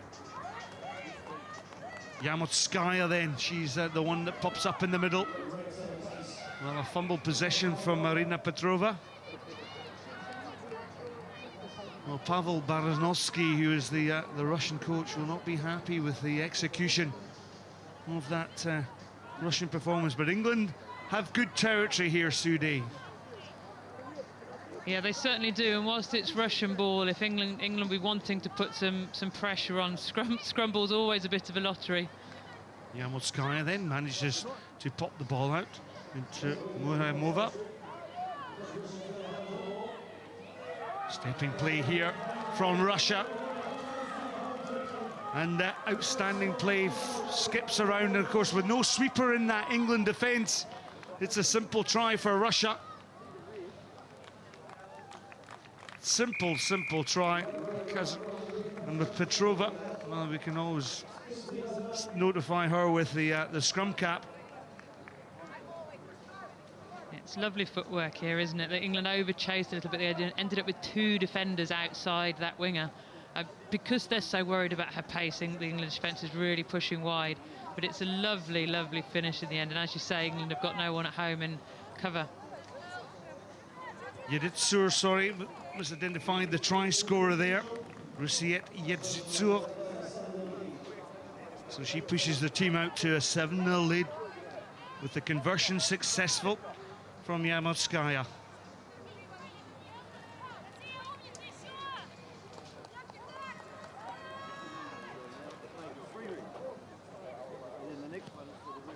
So kick-off restart is long by Muryamova.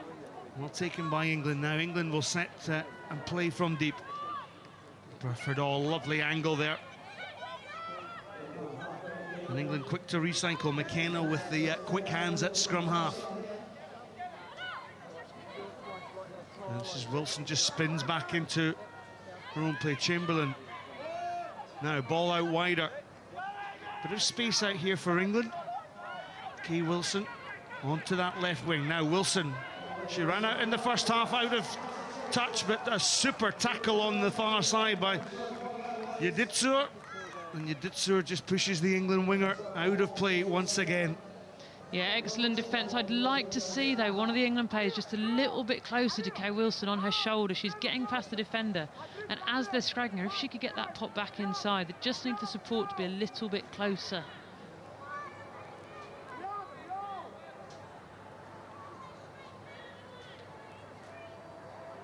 Last play of this tie, but England having to put Russia under pressure. Watch the clock coming down to the last 10 seconds. Amidova into the contact she goes. Yamotskaya, the scrum half. But spilled ball there, good defensive play. And all the experience here from England now. Can England unlock this Russian defence? Kay Wilson just slightly getting isolated. But Michaela Staniford goes into clear ball. The show and goal by Rachel Burford. Burford, well, it didn't reach the hands of Claire Allen. And Russia have now got possession. And Baranovsky, well, he's shouting the coach for Russia to tell Yamotskaya to kick the ball out. There she is. Listen to her coach's words. Wasn't going to attack from deep. So Russia will be pleased with their performance and snuffing out England in this first half. Russia 7, England 0, all to play for. Who's going to top this group in this final game of day one of here the IRB Women's Sevens World Series from Dubai? We hope you're enjoying the action. Well, Sudi, what are England going to have to do to get back into this game? They've just got to really have a go, haven't they? Really challenge Russia. They've got to move the ball into the open spaces. At the moment, they're dying with the ball in the open spaces. So we've seen Kay Wilson a couple of times take the ball wide and die with it. They're stretching the defence well, but what they have to do once they've stretched it there is to recycle it quickly and move it back the other way. Either that means you get space on the outside, or it means you stretch the defence so much you get gaps through the middle, but they have to stop dying with the ball in those wide open spaces. Well, Novsky is the coach of this team. He used to coach the Russian team, one of the most animatic coaches you can ever see. Now, they opened up their account today with a draw with Spain by 10 points each, and then they beat Tunisia by 46 points to 0. So all to play for in this tie.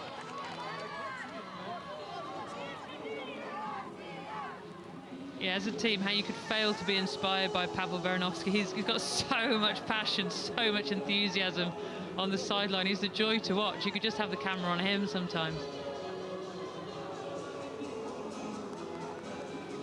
Well, Russia were 6th in the IRB series last season. They are actually the current European champions. And an awful lot expected of this team. So the restart from Russia, there's the captain, Michaela Staniford. Hope she wasn't waving at the television cameras. I think she was just waving to say, yep, we're ready to play ball. England then 7-0 down to Russia. Can they get themselves back in this tie and square the pool? But they're looking for a win because they want to top the pool. Kay Wilson doesn't quite find the recipient. Oh, a loose pass there from Claire Allen. And suddenly, look how quickly Russia are to get onto the ball. Yamotskaya hands off the attention of Amy Wilson-Hardy. Just slows the ball down. So England guilty of not getting out of the way. Russia once again sharp. Yuditsu. Tackle came in from England there, and having to work really hard in the defensive chores, but the dummy was taken there by Kay Wilson, and her opposite number, Muriamova, goes in for the try. Watch the smile. She was happy with that one, wasn't she? Because she threw the dummy and the door opened. Russia just being a little bit more clinical than England at the moment, aren't they? They're doing everything at just a slightly higher pace, competing that little bit harder in the contact and just managing to get the ball in the right places. Lovely dummy there to get over the line. Completely sold Kay Wilson. So Anastasia Muriamova has the opportunity for the conversion. 2 points could be crucial. Get this, England need 2 converted tries to tie, miss. And if England got 2 converted tries, they could win the tie. So, well, that's like one of my golf shots, I'm afraid. Not quite that bad. You haven't seen me play golf, Sue. Some great courses out here in Dubai.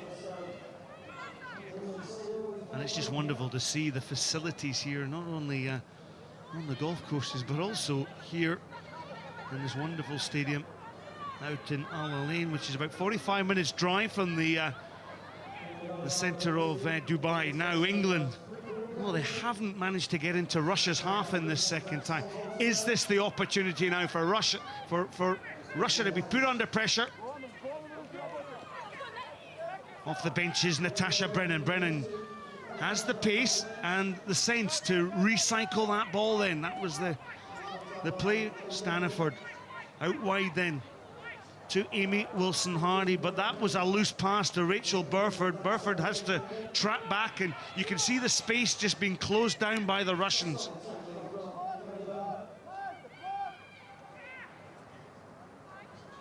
Amy Wilson-Hardy had to get up and recycle that possession. Staniford, the captain of England, Oh, it's, well, is there a little bit of grease on this ball? Natasha Brennan. Now Brennan, she has got pace. Can she split the Russian defence? Yes, she can, but she's going to be tracked down by Hamidova, who makes a wonderful tackle.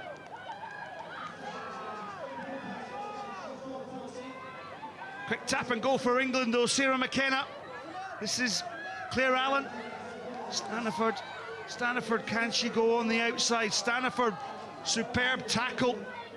Muriamova just got her. There's the try line. That's a try.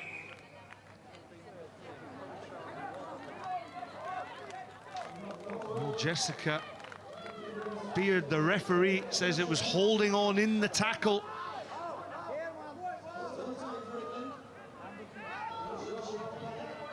Well, Sue, it was a super tackle by Russia to deny England the try. Yeah, it was an excellent tackle. Arguably, the Russian player's not releasing the tackle player. Difficult one to call. I mean, it's really tight. Rachel Burford did very, very well to get there and get the ball down, but, you know, good defence from Russia. All came, though, that bit of pressure from a fantastic break by Natasha Brennan, who's just come on the pitch for England. Well, Michaela Staniford, she's a real leader of this particular team. 26 years of age and living the dream by captaining her country.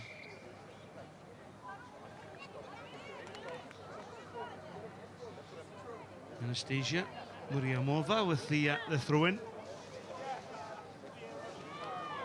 Well, England disrupted ball there. Loose ball. Rachel Burford trying to go through in it. Well, England have got one more opportunity, I think, to just see if they can get themselves a try. They need to pick the pace up, England, now. There's only a couple of minutes left. They need a couple of scores, so they want to get this scrum set as quickly as possible and get it moving. Well, that tells a story in itself, with England having so much possession, but it's also the tackle count. That Russia have completed 16 tackles in this tie. Burford feeds the scrum. But no, it was adjudged to have gone in, and again Russia just putting England under so much pressure in that scrum. Nadetsa Yamoskaya. I'm surprised that Russia maybe just didn't go for touch here.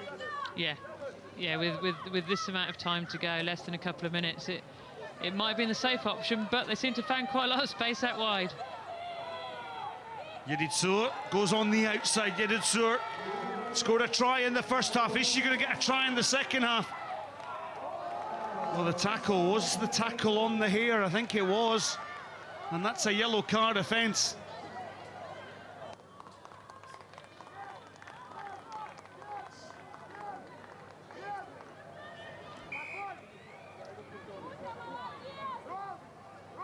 Yeah, it was great work from Claire Allen chasing back. I don't think she was intentionally, she was just grabbing for something on her way past, wasn't she? But that's, of course, not allowed, and so she has to go to the bin for that. Well, yeah, Matskaya with the tap and go. Muriamova, and the switch play here from Russia.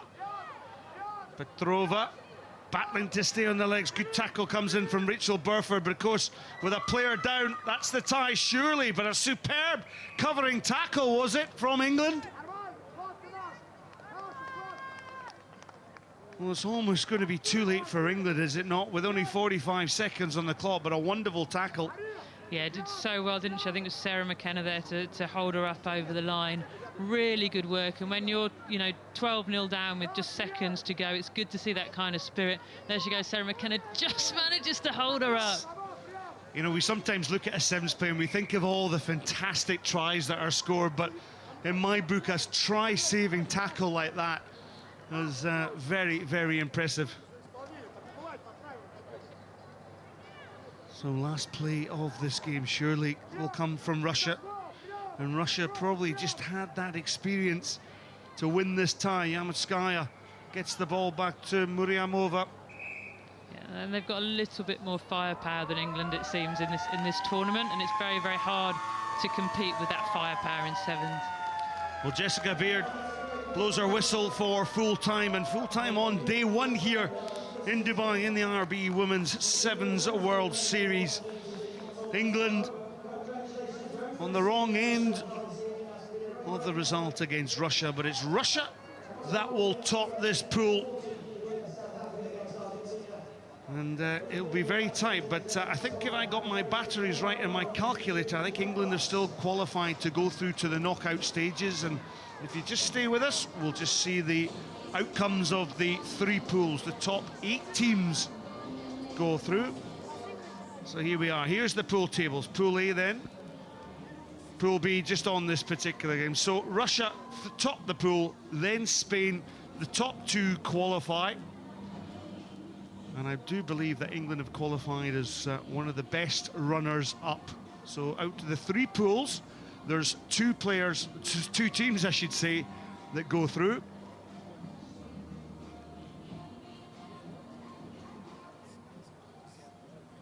Well, we've had a fantastic day here at the Women's Sevens World Series fixtures here on Thursday, day 1 here in the Dubai Sevens. I hope you've enjoyed it on the live feed on the IRB website. We've certainly been royally entertained, and of course the highlights, just in case you want to watch some more highlights on this particular competition, www.youtube.com/IRB. Please join us tomorrow on behalf of all the commentators. We look forward to entertaining you further. Good night.